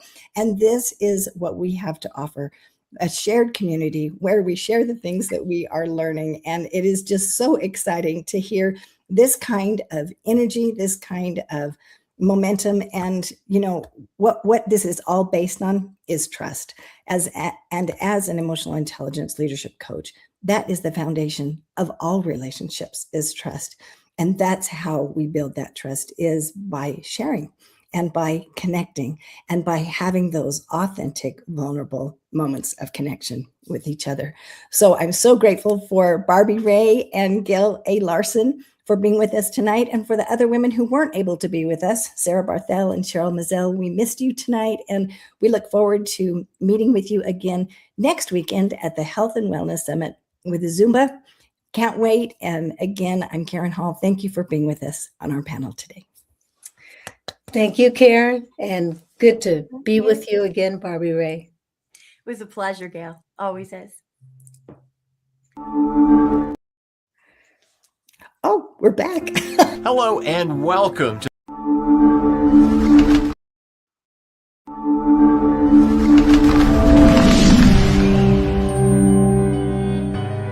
Welcome to the Los Angeles Tribune page. Here you will find original news programming, exclusive digital events, and shows that are directly from the community. At the Los Angeles Tribune, we believe in giving a voice to the voiceless.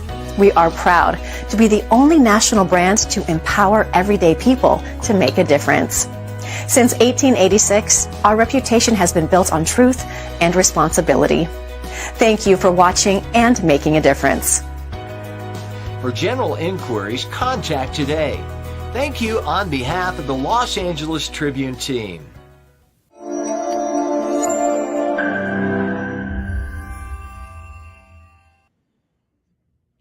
Well, hello, Jeff, you're muted. You know what's funny? That Karen was saying, oh, Jenny has so much energy, but she has the most contagious laugh I've ever heard in a long time. I just love Barbie Ray's podcast, listening both of them, when they get into the humor side of it all. It's actually very contagious itself. It's a great conversation to be a part of. Beautiful, beautiful. Well, awesome. Are we ready for our next guest? Well, yeah, we're going to bring up our next guest. We've still got a few more minutes here for you and I just to banter a little bit, give people a bit of a highlight reel for those of us who are tuning in. And so we've had speakers like Dean Garosi, we've had Adam Ginsberg, we've had John Lee, we've had some amazing panels with the Women's Journal and the panel before. We've got another amazing panel coming up. We've got another couple of amazing speakers still to come up. The show is not over yet. But Jenny, what has been the probably the through line for you? Like, what are the big notes that you're taking away from today's conversation? Oh, so much. But honestly, it's the whole thing that I know that it's about marketing and connection, but we talked a lot about AI. But honestly, we need to keep it human at the end of the day and show that we care. Like, that combination is really what's going to help us connect with the right people that we are meant to help and serve.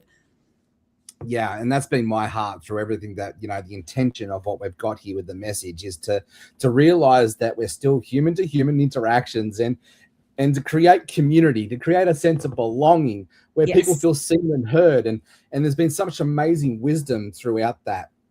And marketing is such a brilliant place to grow in ourselves, but also to connect and understand our audience in a powerful way. Like, we've probably got a couple minutes before our next segment, but what are some of the marketing tips that have worked for you in the past? Oh, that worked for me. Honestly, it's just keep it really real. I know that we were talking about perfection. Sometimes a lot of people are going for perfection, thinking that that's a reflection on the person. But honestly, sometimes when the content is really raw and you don't only talk about the highlights, but you talk about the good, the bad, and the ugly, and even the bloopers, people connect with that. And honestly, that's been a little bit of my edge when it comes to marketing for my business. What about you, Jeff? I love the bloopers and keeping it the authentic, not just the fake authenticity. I think that's a term these days, but keeping the real authenticity and showing people that we make mistakes. I made a mistake just before, and I'm human. But the leadership lesson here is we pivot and adjust and we own it, right? We've got an amazing speaker coming up here who's been a dear friend. Actually, let's bring up Aaron now. And it's just been an amazing mentor of mine over the last 6 months. And it's been a pleasure to work with you, Aaron. And when it comes to all things leadership and marketing, I think you are one of the go-to people to learn from, for sure. Well, I don't know how to respond to that except for okay. I'm delighted. I'm delighted that you think so. And I've had a great run. Somebody was asking me today how old I am, and I'm 61. And they said, how long have you been in business? And I said, well, I've been making a legitimate payroll since 1983. Wow, the year I was born. That's a long time ago. Oh, don't say that, Jeff. Now I'm feeling really old. Well, but it's, we're talking about marketing here, and you just said John Lee. I've spent time with John and other people you've had on before, and I know that we're talking about the mechanics. Like, here's some things to do to get more eyeballs on you. And I think I'm not a marketing guy, right? I'm a business guy who's owned, bought, built dozens of companies over the years, and taken 3 companies public and done those kind of things. So I look at marketing as a critical piece of getting the message of why you matter out to the world, right? What are you going to do for the prospective buyer, and do they trust you? And so, I love that. I mean, that's really what it comes down to. I heard somebody say, I'm in an interesting group, and I don't think he didn't coin this, but I loved it. He said, it's not the customer's responsibility to remember you. It's your responsibility to be unforgettable. And with all the little tricks and tips and tripwires and the offers that you can, what do they call it? The irresistible offers and all those things. I want to just echo what Jenny said a minute ago, which is in a world that's ever increasingly more digital, more AI responses, more things that feel kind of right, but you can tell it's not exactly right. Human didn't do that. It's been run through some perfect, or it's like singers with auto tune. There's simply some tells. Well, I'm actually really looking forward to this interview. I'm going to leave you in great hands with Jenny, and you're going to be in great hands, of course. And I'm going to sit back and take a lot of notes myself. Very good. Yeah, get your pen out, because it's going to be a big 20 minutes. But Jenny, I want to say that authenticity piece that you mentioned a minute ago, I couldn't agree more. And if we can just keep that and use the tools as an amplifier instead of a replacement, that's going to be good. But I'm curious what you want to ask me. That'll be really fun. Yes, I'm so excited. We go to really meet each other in person in Los Angeles, and you guys here are for a treat when it comes to Aaron Young. So happy that you're here. You know what, Aaron? Dean Graziosi kicked this amazing summit off. And he shared this tool about how to get some time back. And it was about this square, about what to delegate, what are the non-negotiables, the things that you want to delete, etc. Right? You're familiar with that quadrant. And I've seen a lot of young entrepreneurs, and I'm not talking about young in age, but young in the journey of entrepreneurship. Yeah. Yes, that they say, oh, I want to delegate marketing. And I still think that there's some elements of marketing that you don't want to delegate until they're mature. So I would love your thoughts on that. I was on a phone call earlier today with a guy who's built a huge online presence. He's got a whole fashion thing with hundreds of thousands of subscribers, millions of views on his video, on individual videos. I mean, huge. Yes. He's got a watch channel. He's got a fragrance channel. And he was saying to me today, the things that were working before were no longer working. And not only that, he was feeling overwhelmed and worn out because he's still trying to carry that part of the ball. And his question to me was, how do you build a company where it gets into the 10s, 20s, 30s of millions of dollars or bigger? And I said, the challenge is if you consider yourself to be the one that has to figure everything out, you're never going to grow beyond yourself. True. So in answering what you said about the marketing, I think micro companies, one-person companies. I'm a coach. I want to get my word out. I'm an author. I'm a consultant. I am an artist, right? And it's just kind of me and maybe a VA or something. Those companies are what I call lifestyle companies because they're utterly dependent on that individual. True. Right? And those individuals, they climb up, they get really successful, and then they disappear and you never see them again a lot of times because it gets to be too hard. And when you say young or early entrepreneurs, the reason that you can be in business for 10 years and still seem like an early entrepreneur is because you never got out of startup mode. You kept acting 10 years later like you were at the beginning, that you had to have your hands on everything. It had to be you, and it had to be you had to approve that font, that color, that word, instead of saying good is often good enough. You know, it doesn't have to be perfect. As a matter of fact, perfection, and you've heard this a million times, but seeking to get it just right is going to keep you at the back of the race. Right. The people that act quickly and then just iterate, look at Apple and Microsoft. They're constantly throwing out updates, and then they have to go fix the update. But they didn't wait. They kept moving stuff out. And whatever we're doing, I liked what John Lee said about the 116 a minute ago. Yes. You know, one message, one platform, 6 months. That's really right. You don't need 6 platforms. You need to get found and keep showing up somewhere. Yes, absolutely. Yeah. So you need to do it yourself until you really understand what you're doing.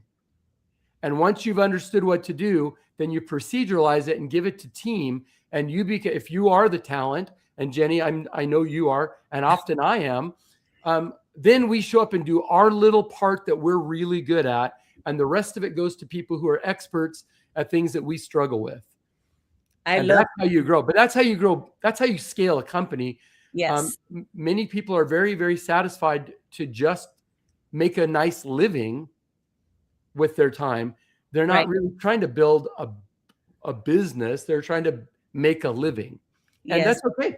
All you have to do is decide which is the one you want, and then you'll be successful at it. Absolutely. And to reinforce the point, like, don't delegate too early, right? Make sure that you understand what works and then delegate, which is exactly how you continue to grow your business. Hey, you are a top seller author. I love the messages that you portray out there. And I know you mentioned, I'm not a marketing guy, but you have helped scale so many businesses out there. So I know you know a little bit of marketing, what works and what doesn't. So in your book, Critical 20, you talk about the small amount of actions that actually deliver disproportionate results. So what are really the marketing strategies that truly move the needle? Okay. First of all, let me be honest and say, I have really good marketing people around me. Okay. The thing that I'm good at is going, does that seem genuine, or does that seem like you just had to get the next thing out? Yes. Right. You're just kind of hurrying to check a box instead of delivering some. The marketing that works is anything. Well, okay. 2 things, two sides. Okay. One, the best marketing and advertising, which are different. Ads are where you place the marketing. Marketing is what people think of you. True. Right. So the best advertising marketing should repel as many people as it attracts. If your message is really dialed in, if it's not homogenous, here, let's be everything to everybody. If you're going, this is where we're going, this laser focus, a lot of people are going to go, that's not for me. That does not, I don't like it.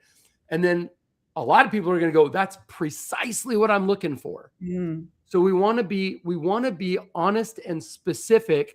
And we want to, at least in my opinion, instead of a big, shallow lake of customers, you want a very deep, narrow well of customers who just love you and resonate with you, right? So the first thing is you want to make sure that you take a stand on something.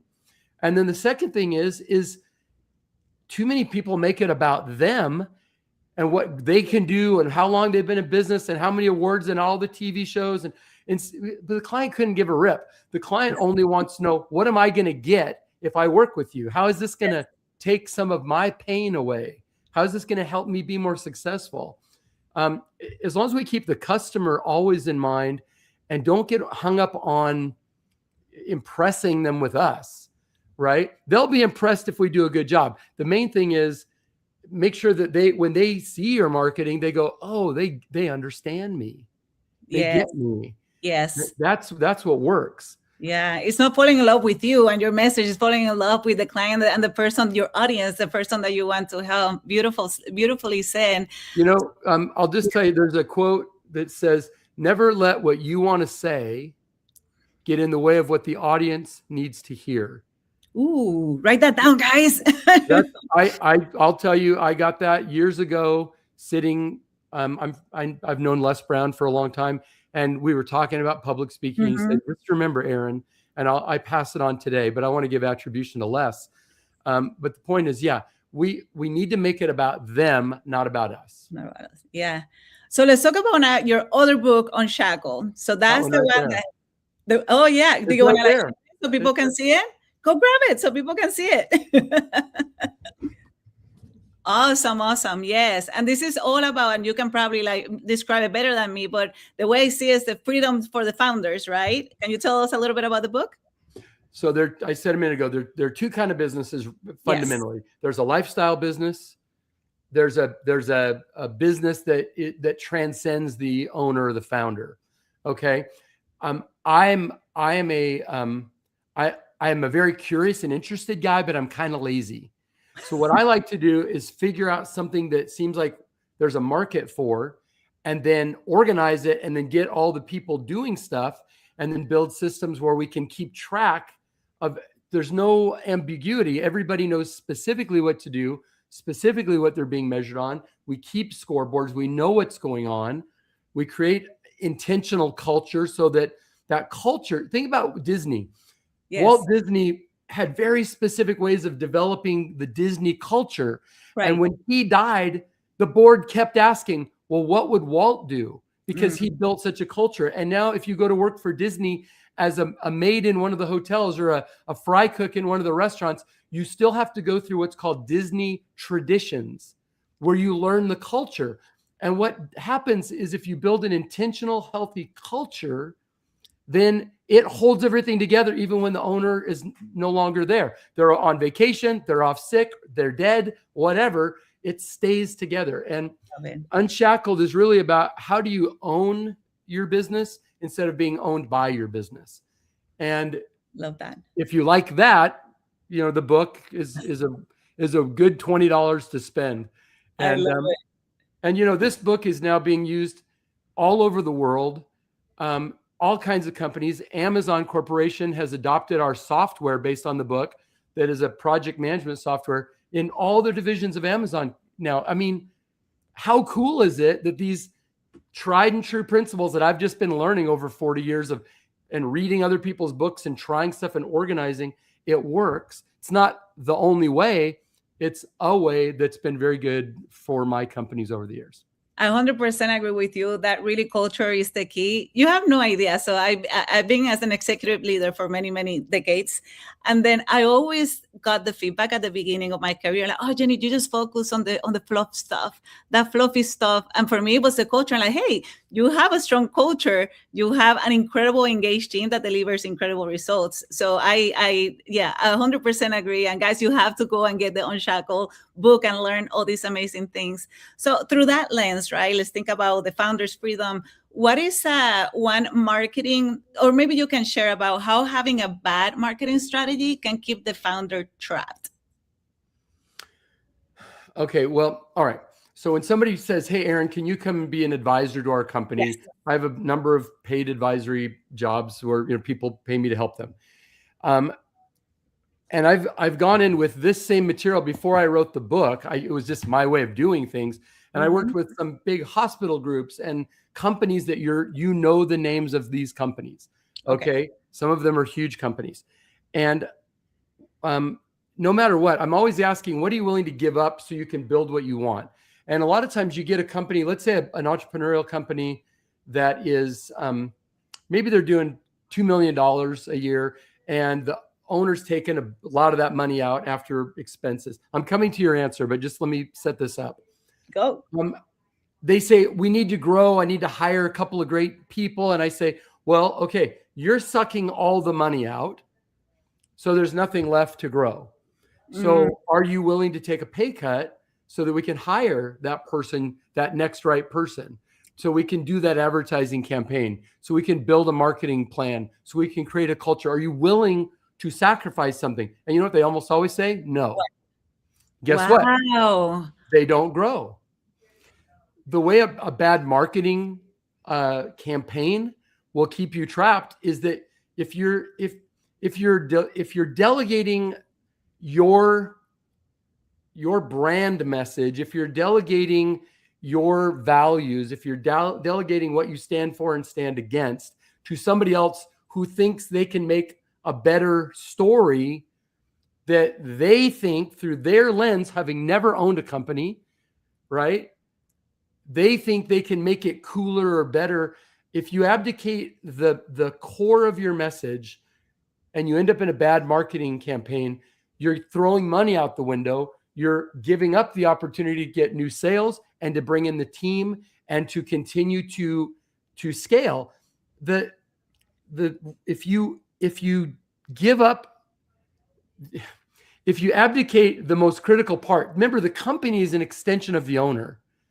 The company is an extension of the owner, because if Chick-fil-A is closed on Sundays because the owners say, no, we're going to be in church. We want our staff to not have to work. So they're closed, right?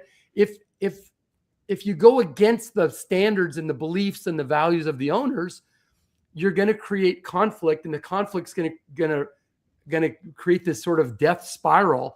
So getting your beliefs and standards and core message clear to whoever's doing your advertising and marketing will be great. And if you don't know that yourself, then you don't hire somebody else to magnify a non-existent or crummy message. Yes. Don't magnify something that you haven't figured out.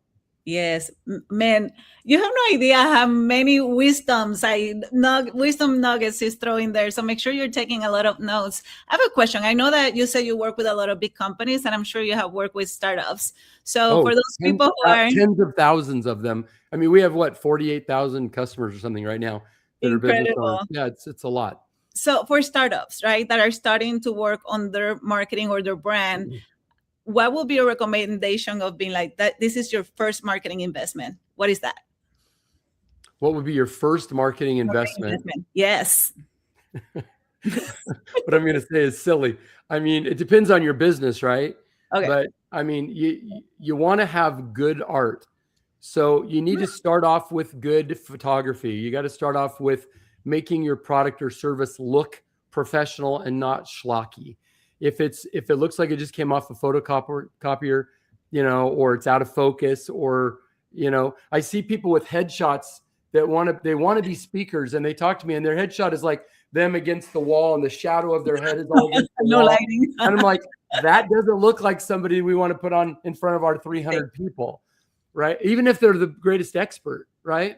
Yes. So I would say the first thing to do is represent yourself well, so that you look like you have some level of establishment behind you. And then after that, you really want to start saying what's in it for the customer. Yes. Amazing. That's really important. So I know we're getting a little bit towards the end. I'm very curious if I ask you this question. What is one marketing habit that we need to delete moving into 2026? Well, I mean, these are my opinions. I don't have any statistics to back me up. My belief is people are always chasing the next thing, right? I mean, it was MySpace, and it was Facebook, then it was Instagram, then it was whatever. Right. And I'm just going to go back to figure out a place where you can really develop your message and be predictable. I can hear my wife over here. She's getting ready to take the dogs out for a walk, which I'm sure I'll go join her. She was starting to put together a new marketing plan, and her team was just taking quotes, things that she would say in meetings or whatever, or that she'd written, and make little cards, and they're just posting them on Instagram. Right. And it went on for a long time. And I even said, is this doing anything? And she said, what it's doing is they tell me what it's doing is it's building predictability with the algorithm. Okay. Right. And then once they started getting sent out to a lot more people and more people were seeing it, then they started bringing in the more personal content, more call to action, and so on. So I think if we just stay focused in our little field, we just take care of our little vineyard and take great care of our stuff instead of trying to be everything and everywhere, we have a much greater likelihood of being successful. You don't need to chase every new technology. Love it, love it. Yes, Jeff. I said that's very smart, and I love the extra little touch points that you can create with that conversation. Well, Aaron, this has been absolutely brilliant conversation. I know I've taken loads of notes, and I always do when I listen to you and all of our other amazing speakers. So we're going to get moving on to our next segment now. But Aaron, thank you very much for your. Thanks for having me, guys. You're So amazing. Thank you for Bye-bye. sharing all that with us. Bye. Bye. All right. Well, wow, we're coming to a close. We're on the home stretch. Jeff, I'm glad this is recorded and we can like replay it. Remember to register for the event so you get the opportunity to listen to all of these, right? So then you can take even more notes and apply and execute. Of course. And for our tech guy, I just want to give him a huge shout out, Mr. Dave Miller. Thank you very much for all your amazing support and helping to keep this show on the road. If you could just drop that link for people to register in the comments, mate, that would be absolutely marvelous. And also, you want to register so you can get access to our marketing journal when we launch. And then we've also got the Zumba event coming up, Jenny. Just before I bring up Mr. Paul Dunn, can you give us a quick 30-second segment of the Zumba event that we've got coming up? Zumba event all the way in Miami, baby. And I know some people in the chat were saying, "Oh, I wish I was there." And like, actually, you can, because it's going to be virtual, and also some elements are going to be live streamed live at City Zero, and that's with collaboration with Beto Perez and Zumba. It's all about wellness, movimiento, movement, and comunidad. And it's going to be an incredible event. We have Beto Perez, the founder of Zumba, and other incredible speakers. Well, make sure you register for that event, everybody, too, so you can keep in touch. And yes, we will be doing a live stream with that, just like we've done with the Barnes & Noble shows before and everything else between. Right, Jenny, thank you very much. To say it's like January 31st. I said, come to Miami. I never said the date. January 31st. In Miami. All right. Thank you, everybody. Thank you, Jenny. Okay, well, this man I'm going to bring up really needs no introduction. He has an amazing personality himself. He's a good friend of mine. Known actually Paul on and off now for over the last decade. He's the co-founder of B1G1, which stands for Buy One, Give One. And it's a global movement that's enabled millions of giving impacts around the world, helping businesses embed generosity directly into their everyday operations. Now, I'm overemphasizing a few key words here because that's going to be the theme of our conversation. You know, Paul is a former international speaker, he's an author, he's a trusted advisor. He helps entrepreneurs globally. And Paul has spent decades teaching leaders how to grow profitably by doing good. And it's an absolute honor to have you again here, Paul. We've done this a couple of times now. Yes, it's like home almost, Jim. So good to see you. You're looking great. And by the way, whoops, Daisy, am I not there? Can you hear me okay? It's all right. No, you're here. I can hear you okay. Your screen is freezing a little bit, but I can hear you. Oh, okay. Really? Your screen was freezing a little bit ago. So we're in cahoots together here. So yes, Jeff, great to see you. Great to see J-Lo. It's been a great morning here in Singapore, of course, afternoon in Australia as you come up to the Australia Day weekend. So I am just very, very privileged to be with you. Thank you for having me. Nah, thank you, Paul. It's always a pleasure, interviewing you. And I said I was overemphasizing a few key words there, giving and generosity. And I think that's a really powerful through line for today's discussion, especially when we're talking about all things marketing. And so I want to talk about that. The law of reciprocity is one that comes to mind. But how do we grow profitably by doing good? Well, if you think about and this has been some interesting discussions like with Aaron and Dean and all of that kind of stuff. And one way of summarizing it, I think, is that there's this kind of sea of sameness out there where everybody looks the same. And of course, the more AI plays a part in your marketing, then the more people are able to copy you and all that kind of stuff. So the key question, I think, is how do you stand out in that sea of sameness? And I think, Jeff, there's a beautiful line which kind of tags into what you were saying around impact. And so the line that drives me as working with entrepreneurs around the world is that we need to move from standard to stand out because we stand for something bigger than ourselves. Now, if you think about that, guys? I want you to write that down. Can you just repeat that, please, again? Sure. To move from standard to stand out because you stand for and here's the crucial bit, something bigger than yourself. Now, if you just think about that for a minute, if you could do that, then and be standing for something bigger than yourself, then guess what happens?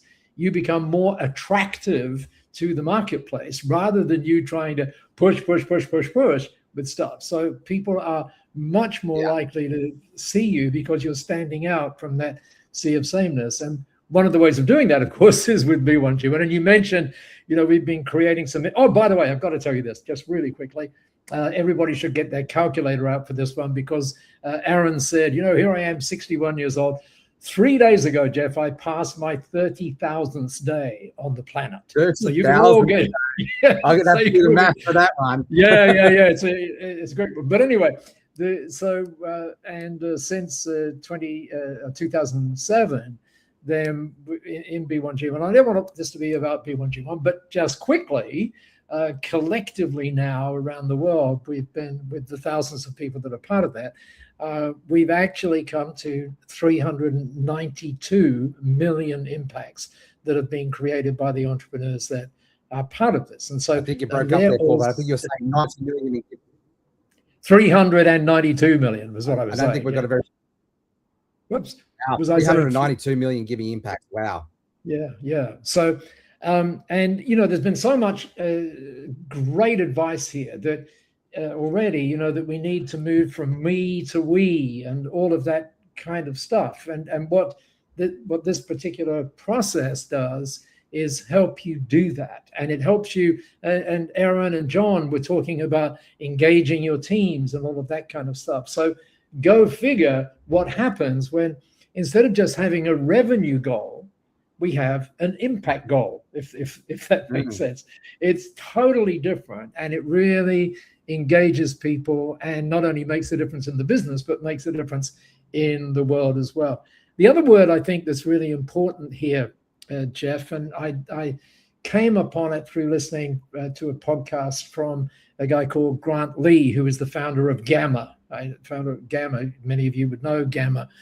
And he said that it is all about getting the one egg. In other words, if I toss 10 eggs at you, you're going to be a mess, right? You're not going to catch any of them. But if yeah, exactly, right? So, but if I toss one, and so the question is, what is that one egg? What is it for you?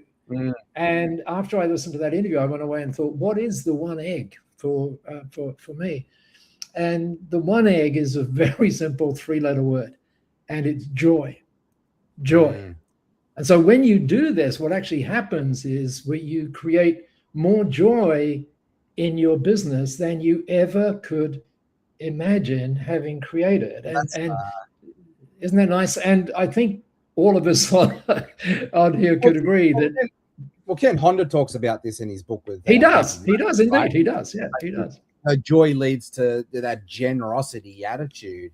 And I know that's what you're one of the most generous people that I come across, and how you help others you really help to transform the world through generosity. Yes. So why do you believe generosity is not just a moral decision, but it's a smart business strategy as well? Oh, well, because as I said, it just lets you stand for something bigger than yourself, and it lets you tell better stories as well. And stories that are not about the inputs that you're providing, but about the outcomes that you're providing. And I love what Steve Jobs said about that in 1996, when he was, as Apple would have it, resigned from Apple, but actually, of course, as we know, was sort of tossed out temporarily, and ended up at Pixar. And the guys in the panel earlier on were talking about books and stuff like that. And Jobs wrote this in 1996. He said, "The storyteller is the most powerful person in the world." Now, ignore the power thing. We don't need to get into that. But the next paragraph was magical. He said, the storyteller, it lets you create the vision, the agenda, the vision and the agenda for the generation yet to come. Now, if you just play with that for a minute, you suddenly get that it's not about you. It's not about you, right? And then we go from me to we. Exactly. And then some people would say, oh, that sounds like leaving a legacy. Well, yes, yeah, of course. I think, though, it's much better to be living the legacy and leveraging the legacy as our members do. But just one other thing on that, which is interesting. Most of us, I think about legacy too late. But what if we thought about it this way? I only got this from a conversation a couple of weeks ago. And someone said, yeah, Paul, I get it. Legacy is very important. But they said, legacy is not what you leave behind. Legacy is what you set in motion. And that's why our time together today is, that's what this is about. It's about setting in motion something that changes the businesses and at the same time changes our world as well. Yeah, well, that's the definition of marketing. Marketing, for me, is it's storytelling, and I love where you're going with this. And some of the things that I teach our students as well, and I've come to learn from some of the greats. We're all learning on the shoulders of giants. Is the fact that I like what you say. We stand for something, but we also need to understand what we stand against as well. Donald Miller talks about this in his book Story Matters. He does indeed. We've got a hero, but we've also got a villain. And so that's that magnetic attraction marketing conversation that comes to life in here. I would love to hear from your sage wisdom. What are some of your key insights on that? Well, if let's use Donald as a case in point in Story Brand, and we've all heard about telling the origin story, but the problem that we have with the origin story is it can be all about us. This is what I did, this is what I did, blah blah blah blah blah blah blah. But the crucial thing is to then it's like a Yoda position. What if you can move from being the hero to making the customer the hero, and what you become is the guide for the customer, if that makes sense. Right. And there's a 3-word phrase that there's a guy many of us would have heard of, Joseph Pine. He wrote a brilliant book in 2000, which was called The Exponential Economy. Have a look at his new book. I've been working with him. Here we go. It's called the can you see that? The Transformation Economy. Yep. Yeah. Yep. And he, in all the research, and we were on Substack and all of that kind of stuff. The book is coming out in February, by the way.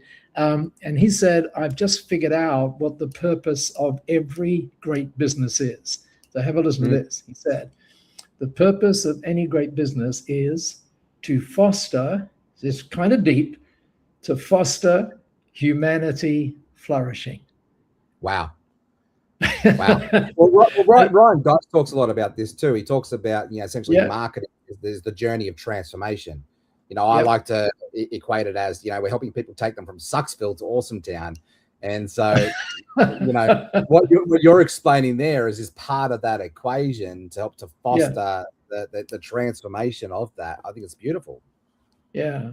Well, and that takes us back, does it not, to the whole sort of joy thing, that is so critically important, because what are most founders doing? It's stress. I got to do this, I got to do that, got to do that.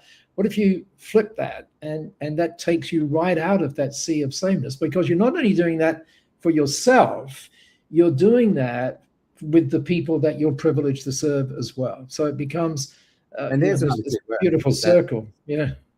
And we're running short of time already. This I could always go for long with you. We've got probably about 5 minutes left, but you said there that the privilege to serve, and I find in business, especially in marketing, when we can position ourselves as the guide in the story in space of servanthood leadership, it transforms the whole conversation from me to we already. And so I love you to go deeper here with this in your insights for around this conversation. And we've got about 5 minutes to our next segment. Okay.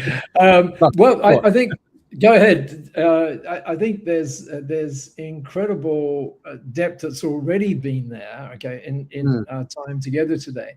But the interesting question, and J-Lo was kind of getting onto it with Aaron just a while ago, and I know you've heard me say this before, Jeff, but I think it just needs saying again, and that is this: as you.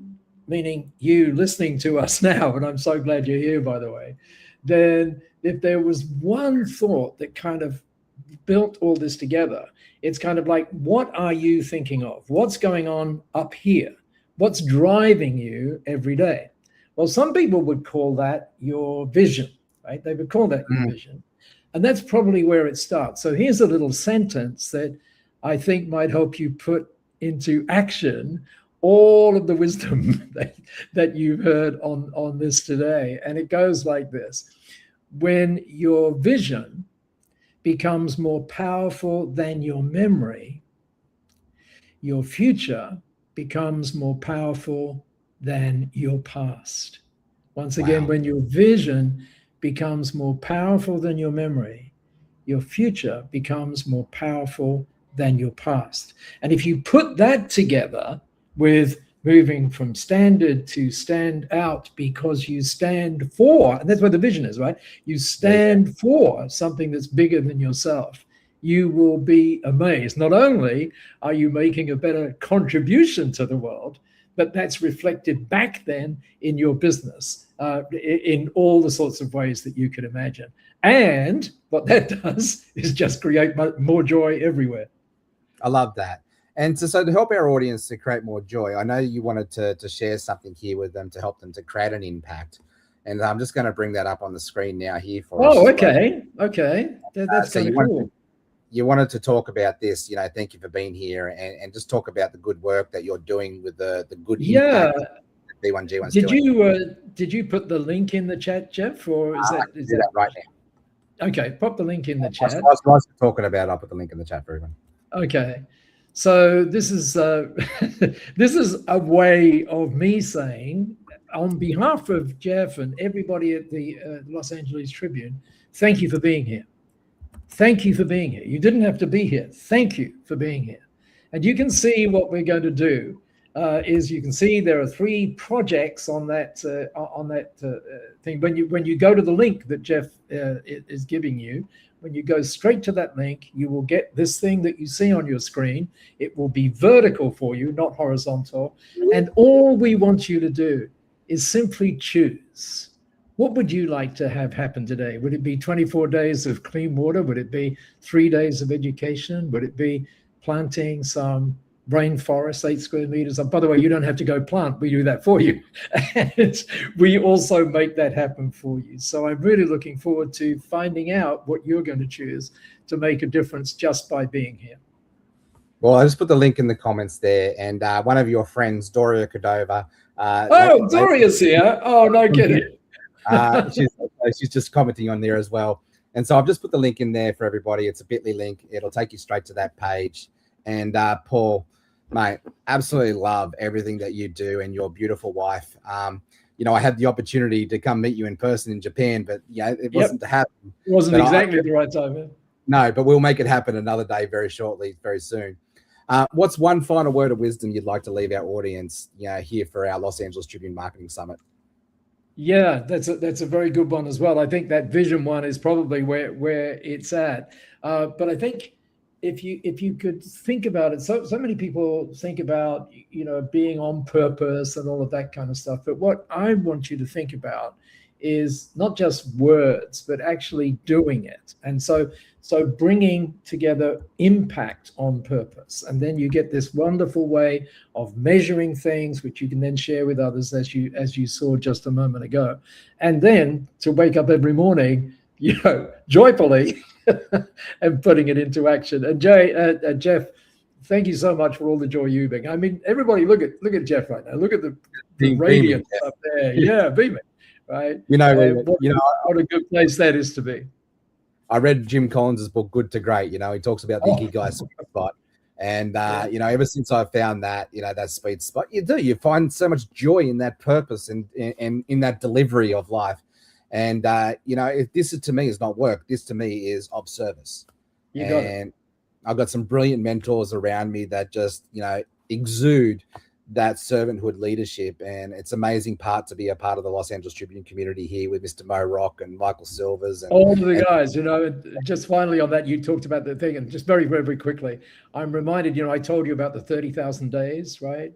And I'm reminded when Zig Ziglar was 83 years old, someone said to him, Zig, don't you think it's time you stopped? And Zig said, just the reverse. He said, because I figure I've got fewer days left than you, so I think I should accelerate, right? So well, I don't know about you. I feel like I'm just getting started. Like, and I there reckon you go. Started too. Exactly. Jeff, thank you for having me here. It's been a delight as always.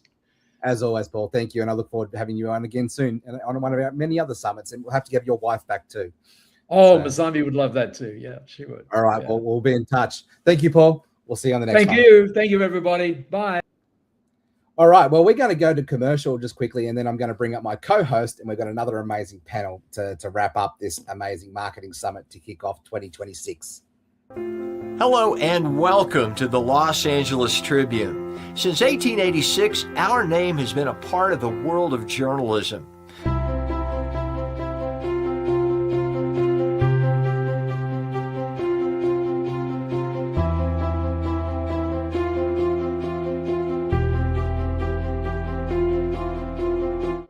We've earned a reputation for being a publication that practices integrity, authenticity, and responsibility. For general inquiries, contact today. Thank you on behalf of the Los Angeles Tribune team. Wow, Paul is like quote after quote, gem after gem. I was like writing it down. Incredible. It's like mic drop after mic drop. Well, we've got an amazing panel here to wrap out this marketing summit. Can you believe that we're almost at the end of the show? Know. Time flew. Right, it sure did. Well, let's bring up our next wonderful guest, and we'll have another amazing conversation around the coffee table. Well, the virtual one anyway. So we've got Patrick, we've got Dr. J.M. McIntyre, we've got Carmen Skipworth, and we have Stacey and Bruno here joining us today. Jenny, do you want to segue into the next part of the conversation? Oh, yes. I am so excited. I have been stalking each of you in social media, not in a creepy way. I just love what you do. And something I saw in common is that all of you have a really big intentional marketing strategy in social media, either through a podcast or your YouTube or Facebook and in all the areas that you focus on. So this is for my own learning and for the audience. I know the KPIs and metrics, like data is really important. So what is a metric that we have been over romanticizing for so long? We need to retire. And what should be the new metric that we should follow instead? So is it a round robin? So I would, hi, how you doing? How you doing, guys? Thank you so much for having us tonight. We're really excited. I watch folks and they pay strict attention to their views, on social media. And I talk to folks, my wife and I, and some of the folks on this panel are blessed enough to talk in front of people, right? 20, 30, 50, 100 people. I hear people say they only get 200 or 300 views. And I said, well, how many times have you spoke live in front of 300 people? So I do think that, views is a thing that people get fantasized about when we have tens of millions and we're blessed. And I don't think people see how hard it is and how hard we all work. But in the end, 300 views is wonderful. And I think people should really take pride in that. And then let's try to get to 350 views. Awesome. So what should be like a new metric instead? I'm going to pass this one now to Dr. J, because I know you're really big also in YouTube. What is a new metric that we should follow instead of views? A new metric that we should follow is the first thing is just staying true to yourself. Be authentic, who you are. A lot of people are following so many people and their algorithm is different. And everybody has time where I'm going to post here, I'm going to do this, I'm going to do this in the morning. All these things, come up with your own algorithm of your life, figure out how you're going to do it, and make sure you put it out. With God's favor, it's going to work. And that's what happened with me. I stopped following everybody's trend and started making my own trend. And now I am my own marketing brand, and that's it. So I believe that's the new matrix right now. Beautiful. Actually, Carmen, I have a different question for you and Patrick too, and then we'll take it, Jeff. I'm sure he has a lot of questions also to share here. But Carmen, when I know that you talk a lot about AI, and what is the transition where you go from data and AI to your hunch, like your intuition, when it comes to marketing? Yeah, so that's a really good question, and thanks for having me on here. So your intuition, I think, is probably what we're going to call our human touch, because AI is pretty good at projecting what we want to say, but does it have that human touch? So once you start seeing that part to it, or if you can add that to it, then you begin to humanize your AI part of it. So it's incredible. What about you, Patrick? I think AI you're going to do, of course. However, if all you're doing is AI, you're going to sound just like everybody else.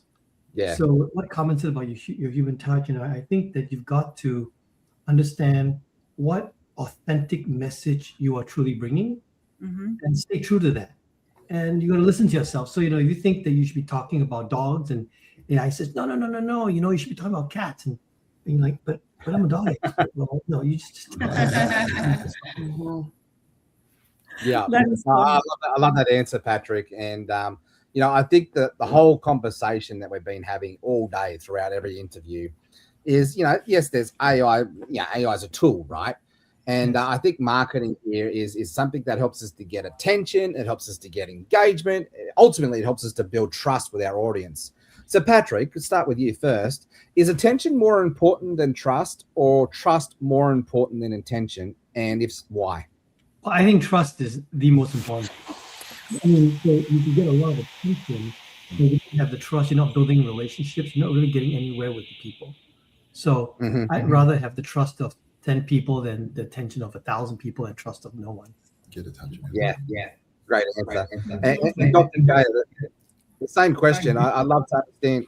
Hang on, there's an echo. Is there on my end or everybody else's end? Same question, Dr. J, with regards to attention versus trust. What would be most important and why?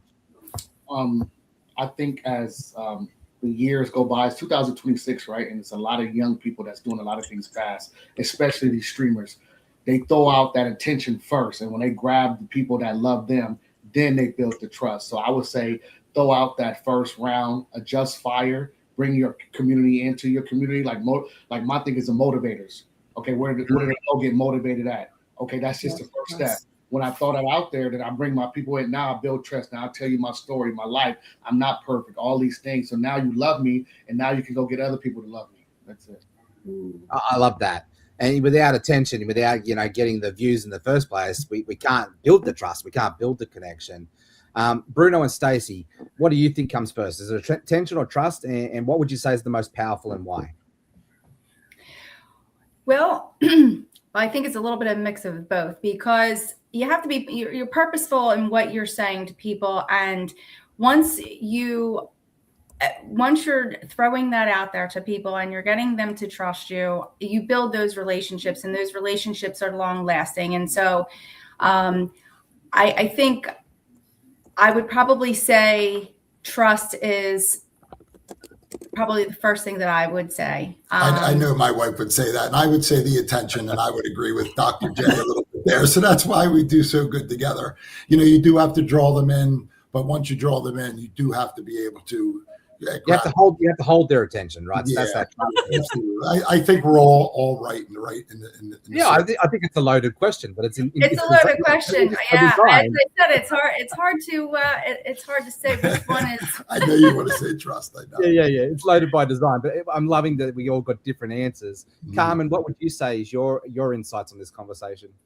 Yeah, no, I agree with Stacey and Bruno. Is a bit of combination of both, but at the same time, like Dr. J and Patrick had mentioned, authenticity is really important. So if you're not authentic, people might not be attracted to, listen to you. And especially in a day today, everyone's attention span is so short. So to grab their attention is incredible. What would do that, right? Would it be the trust? Would it be, the authenticity will probably draw them in with the attention, and then the trust. And John Lee, beautiful, Carmen. John Lee just gave a master class on the 3-second rule right before this. Yes. It tied in beautifully with what you said. Thank you. You're beautiful. Yes, it did. And Carmen, I'm so happy that you're bringing this whole thing about authenticity and talking about that, because we live in a world that a lot of people think, oh, the world is perfect. There must be something wrong with me, because a lot of people just post about the highlights, the highs, and they don't see all the learning. So I would love to give the opportunity to each of you to share one learning when it comes to marketing that people can learn so they don't make the big mistake. And I would love for you to also just very quickly in one sentence describe what you do and how you care for people so people can get to know you. So what do you do, how you care about people, and what's your learning? So I'll start with you, Carmen. Okay. So the 3 questions, right? So what do I do? So I help people with AI marketing. So a lot of people are marketing these days, and then AI is at the forefront right now, and they want to know how to use it and how to implement it into their marketing. So what I do is I guess I teach them to find their voice, like how you're saying. You know, you got to know who you are and say who it is, and then find out who your audience is. And then once you do that, you merge the 2 together, being authentic and knowing what your audience is like. And then I bring the community together. So that's it in a nutshell. And what's the lesson? One lesson that we can, when it comes to marketing, that you learn the hard way so we don't make the same mistake. Right, the hard way. So I think it comes back to exactly what you're saying. You know, what the metrics, right? When we look at the metrics, are we really looking at the views, the followers, what people are commenting, what's our reach? So that's what I look at in terms of, that's what I would say to really look at. I really look more at the comments these days. The engagement. Yeah. Yeah, you really got to engage and have your community there. Very cool. Thank you, Carmen. What about you, Dr. J? What do you do very quickly, and what your lesson? Oh, you're muted. Gotta hit that unmute button. How you doing? I'm sorry. I'm a motivational speaker and a life coach. And what was the second question? What was the biggest mistake when it comes to marketing that you did and you learned from, so we can learn from you? The biggest mistake was, like I said, watching somebody else that was in my lane do the same thing. This is an $8 billion industry, and 0.1% is what I only need for my brand. I have a brand. I'm not using my full name as a speaker. I'm the Hood Motivator. So I built that cartoon for a speaking topic. Why did he choose that? And then once you question that, then I bring you into my force field. But the biggest thing was, first of all, when I started, was following everybody else's trend. I had my own trend, and I was able to figure out my trend and speak life into myself. And the other thing is, if you're going to do something, make sure that you correct yourself first and get your algorithm in your life and recalibrate yourself. Then when you put it out in the energy, it will come back reciprocated. Amazing. I love that. I'm passing the baton to the power couple, Stacy and Bruno. So I could give you, so we're the founders of AI Unlocked interactive workshops. What differentiates us is we do our workshops in person. We travel around the country, and we start from the download process. So we really try hard to work on that beginner piece for folks that are scared, and we try to take that away. As far as mistakes, it's a pretty blanketed mistake that I tell everyone: your best ideas are always dying in your draft folder. Just get them out there, get them online, get them A/B tested, get them moving. I spent so much time on these pieces of art and all this. I could have 40 pieces of art or content online at the same time and learn from those tests instead of one really beautiful piece. So I just tell people, get your stuff online and use the critiques to get better. And be unique. Be unique to yourself, because a lot of people feel like they have to follow some other folks and what they're doing. You don't have to do that, because that's where your authenticity comes from. You know, we all have something to share and to build upon. And we love working with people and interacting with them in person, because you can just see everything just melt out of them when they're coming in and they're fearful, and then they leave and they just leave with so much more confidence. So, building curiosity and turning it into the confidence is what we try to teach to our folks. Amazing. I agree, Bruno. I agree. What about you, Patrick?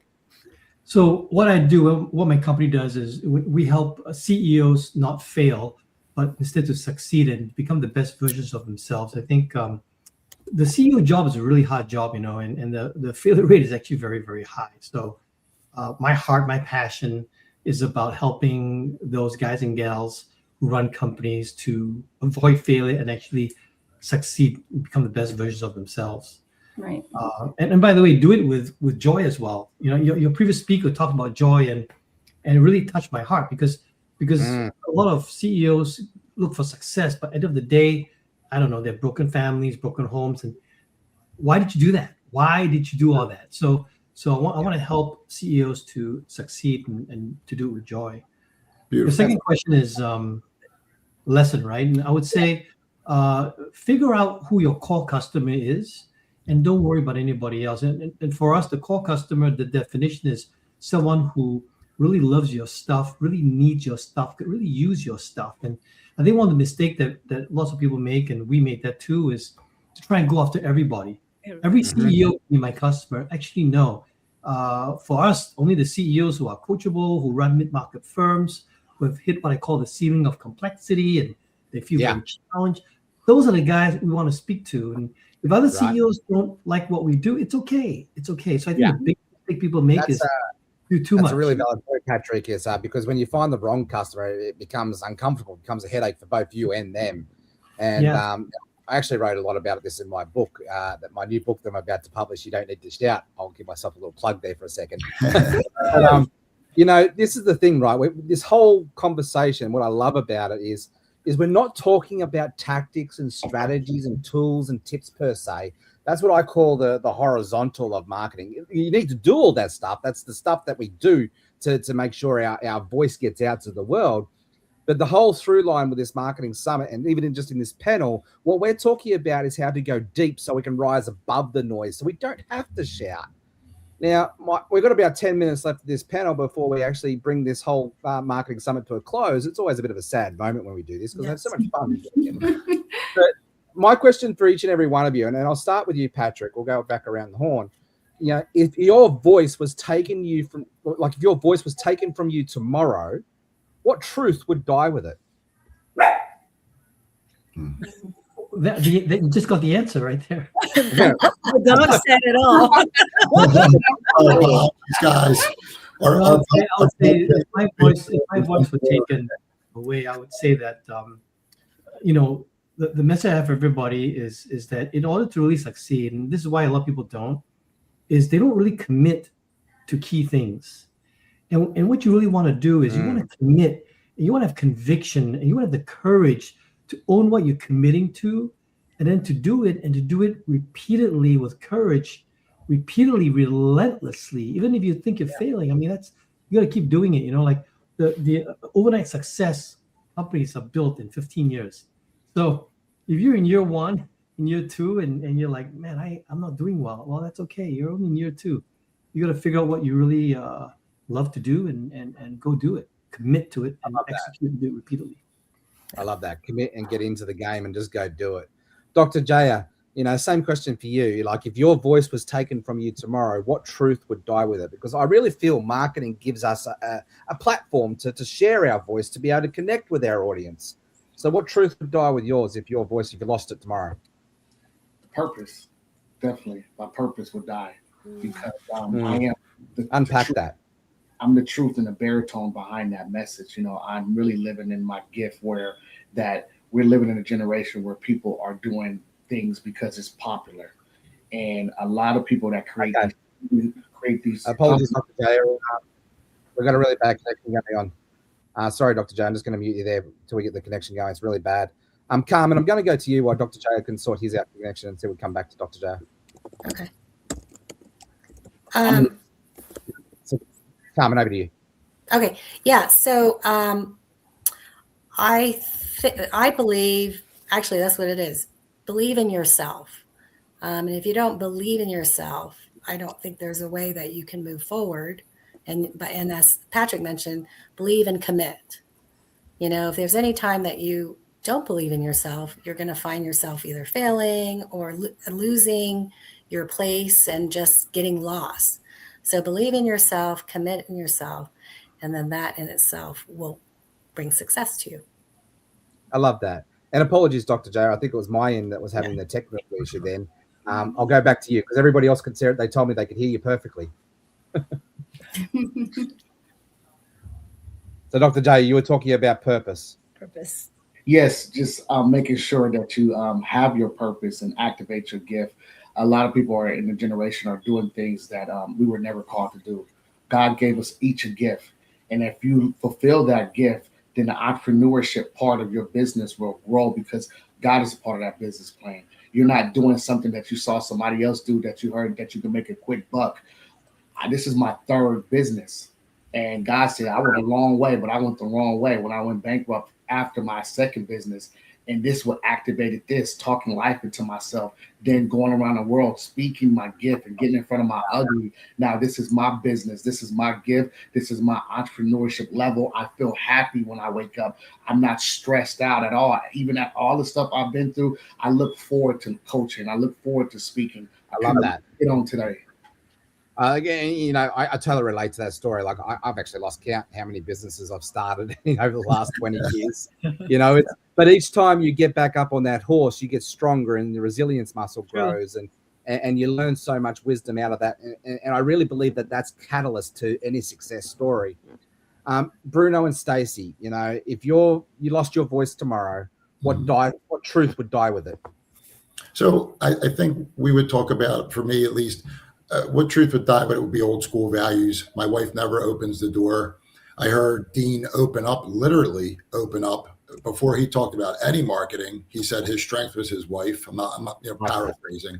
So, you know, a lot of that old school soul, that old school value, you know, just always being polite and just please and thank you. We probably say please and thank you 100, maybe 200 times a day.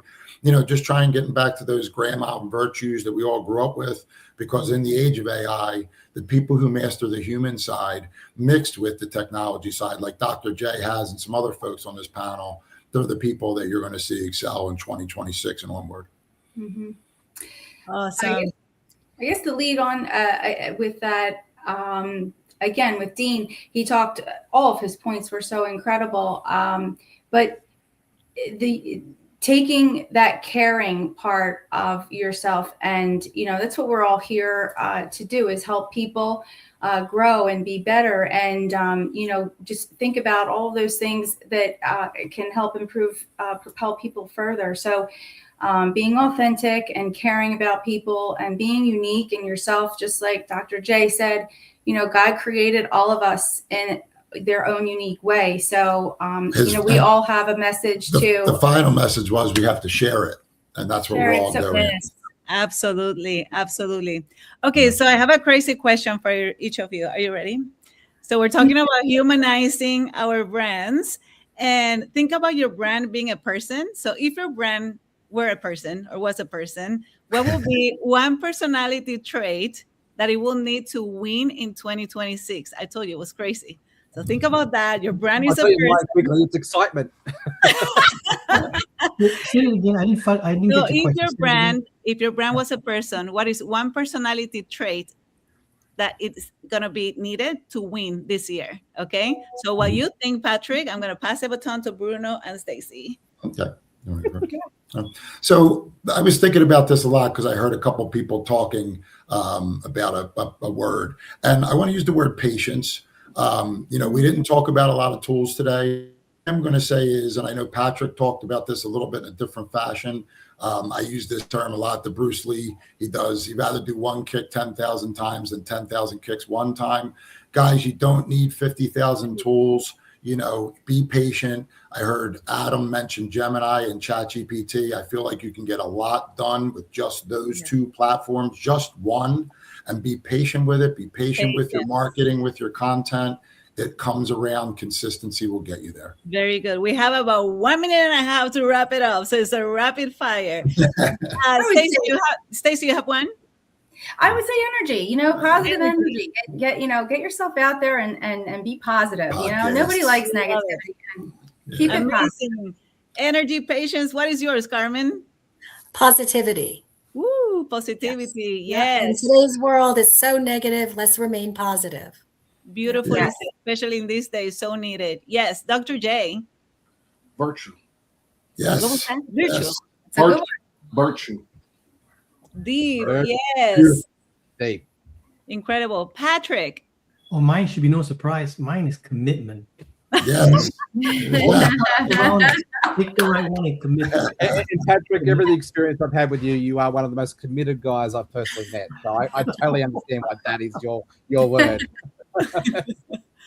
Oh my goodness, it's been a pleasure getting to know each of you before by stalking your social media and now in person. So thank you so much for being here and sharing your incredible experience. I know it's going to inspire everybody in the audience. Jeff, back to you. Thank you, everybody. Thank you. And you got great energy. You're fun. Positive. An amazing panel, everybody. Talking us. Thank you very much for coming on board and saying yes to being of service, saying yes to sharing your wisdom with us. We look forward to having you all back on one of our many summits in the future. We're probably going to have about 15 summits this year, so I'm sure we'll get you back. Well, thank you very much, Jeff. And thank you very much. Thank you, Jen. Thank you. Nice meeting you. Nice Amazing. Amazing. Amazing. All right. Wow, Jeff, what a summit. Wow. What a summit. We did it, J-Lo. This is our did very it. first time together. 4.5 hours.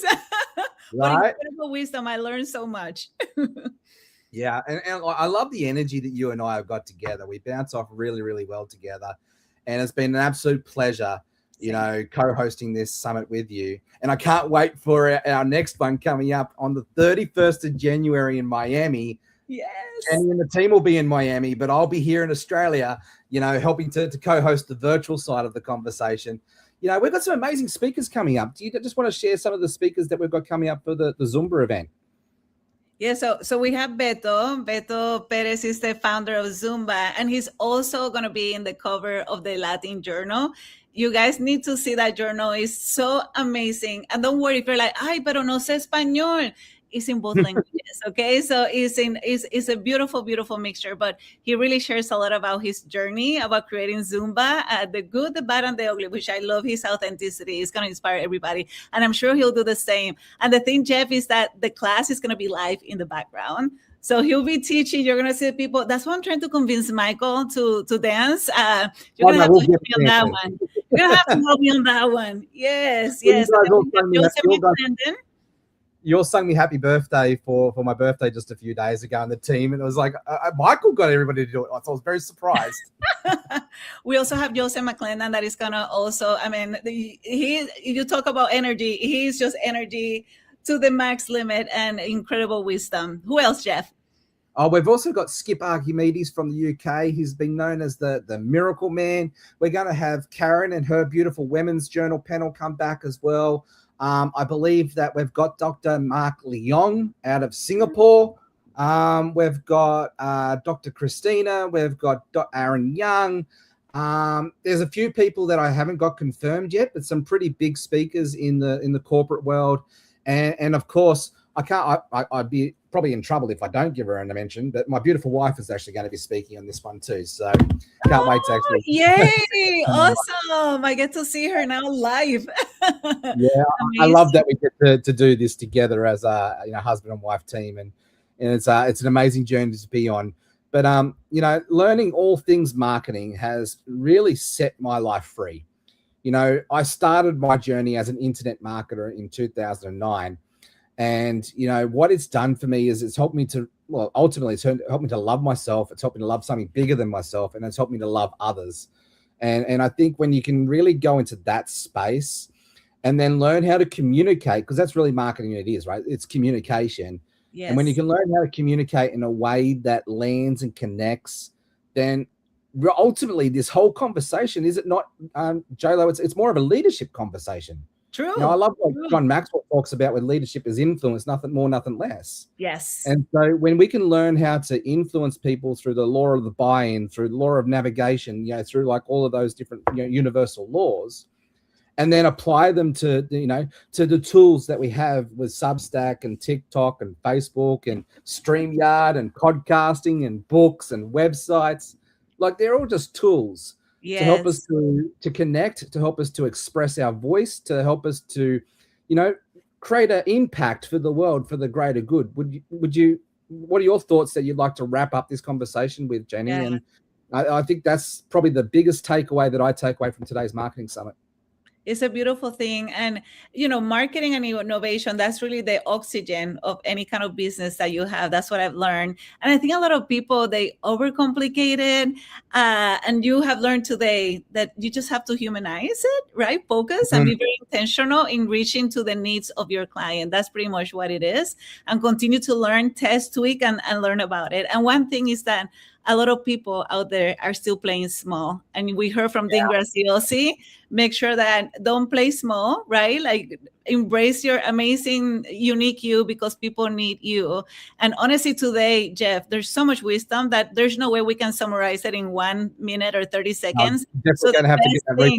I know the best thing you can do is make sure that you enroll in the registration of this event, so you can go back to the recording and then go and study everything, because so much was said here today. Amazing. Yes. And so we'll be getting that replay out to everybody very shortly. And so make sure you do register, so we've got your details so we can send that straight to you.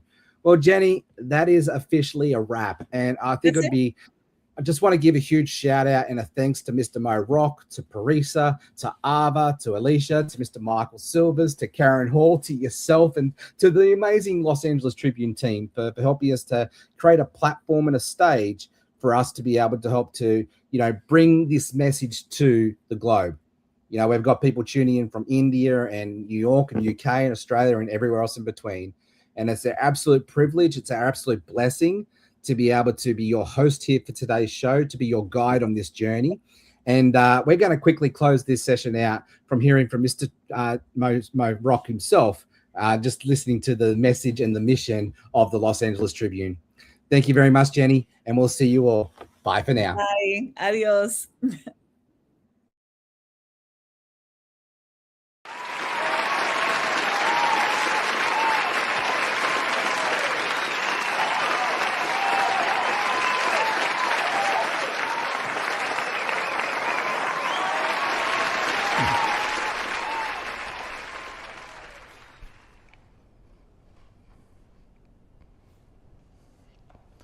Imagine waking up in the morning, grabbing your morning coffee, and opening up your daily newspaper to nothing but headlines that inspire and uplift you. Headlines like the Apollo 11 moon landing and how it inspired people in the 60s, or headlines like the Berlin Wall has collapsed, or even more recently, headlines like the miracle on the Hudson. What would that do to your day when you started off with just positive news?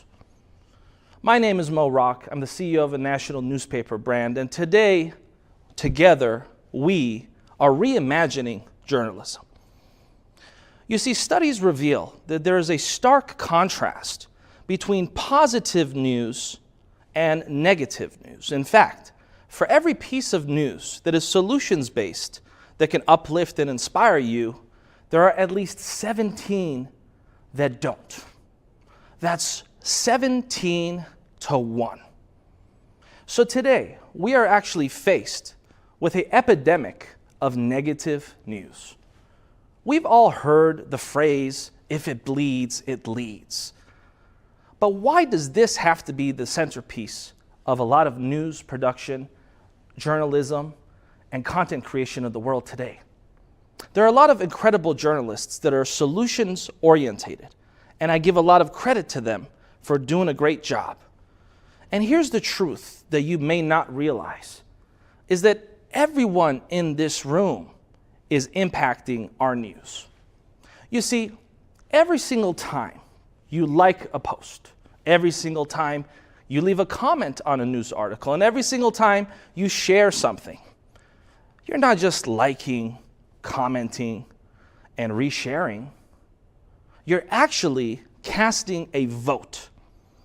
You're not only casting a vote for the kind of news you want to consume, but believe it or not, you're casting a vote for the kind of world you want to live in. You see, I believe that news has the power to not just inform you, but it has the power to mold you.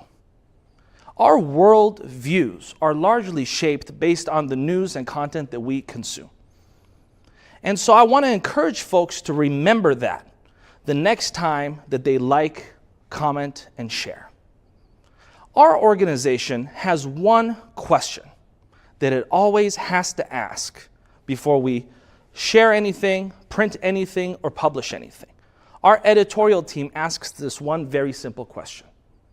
Does the following piece of news empower our audience, or does it disempower our audience? What would the world look like if every content creator, every journalist, every time someone posted a news article, they asked that question? Does the following piece of content empower our audience or disempower our audience? And I want to encourage everyone to participate in this process and help us bridge that gap between 17 negative news articles for every one positive. And let's come together and ultimately make this world a better place. Thank you.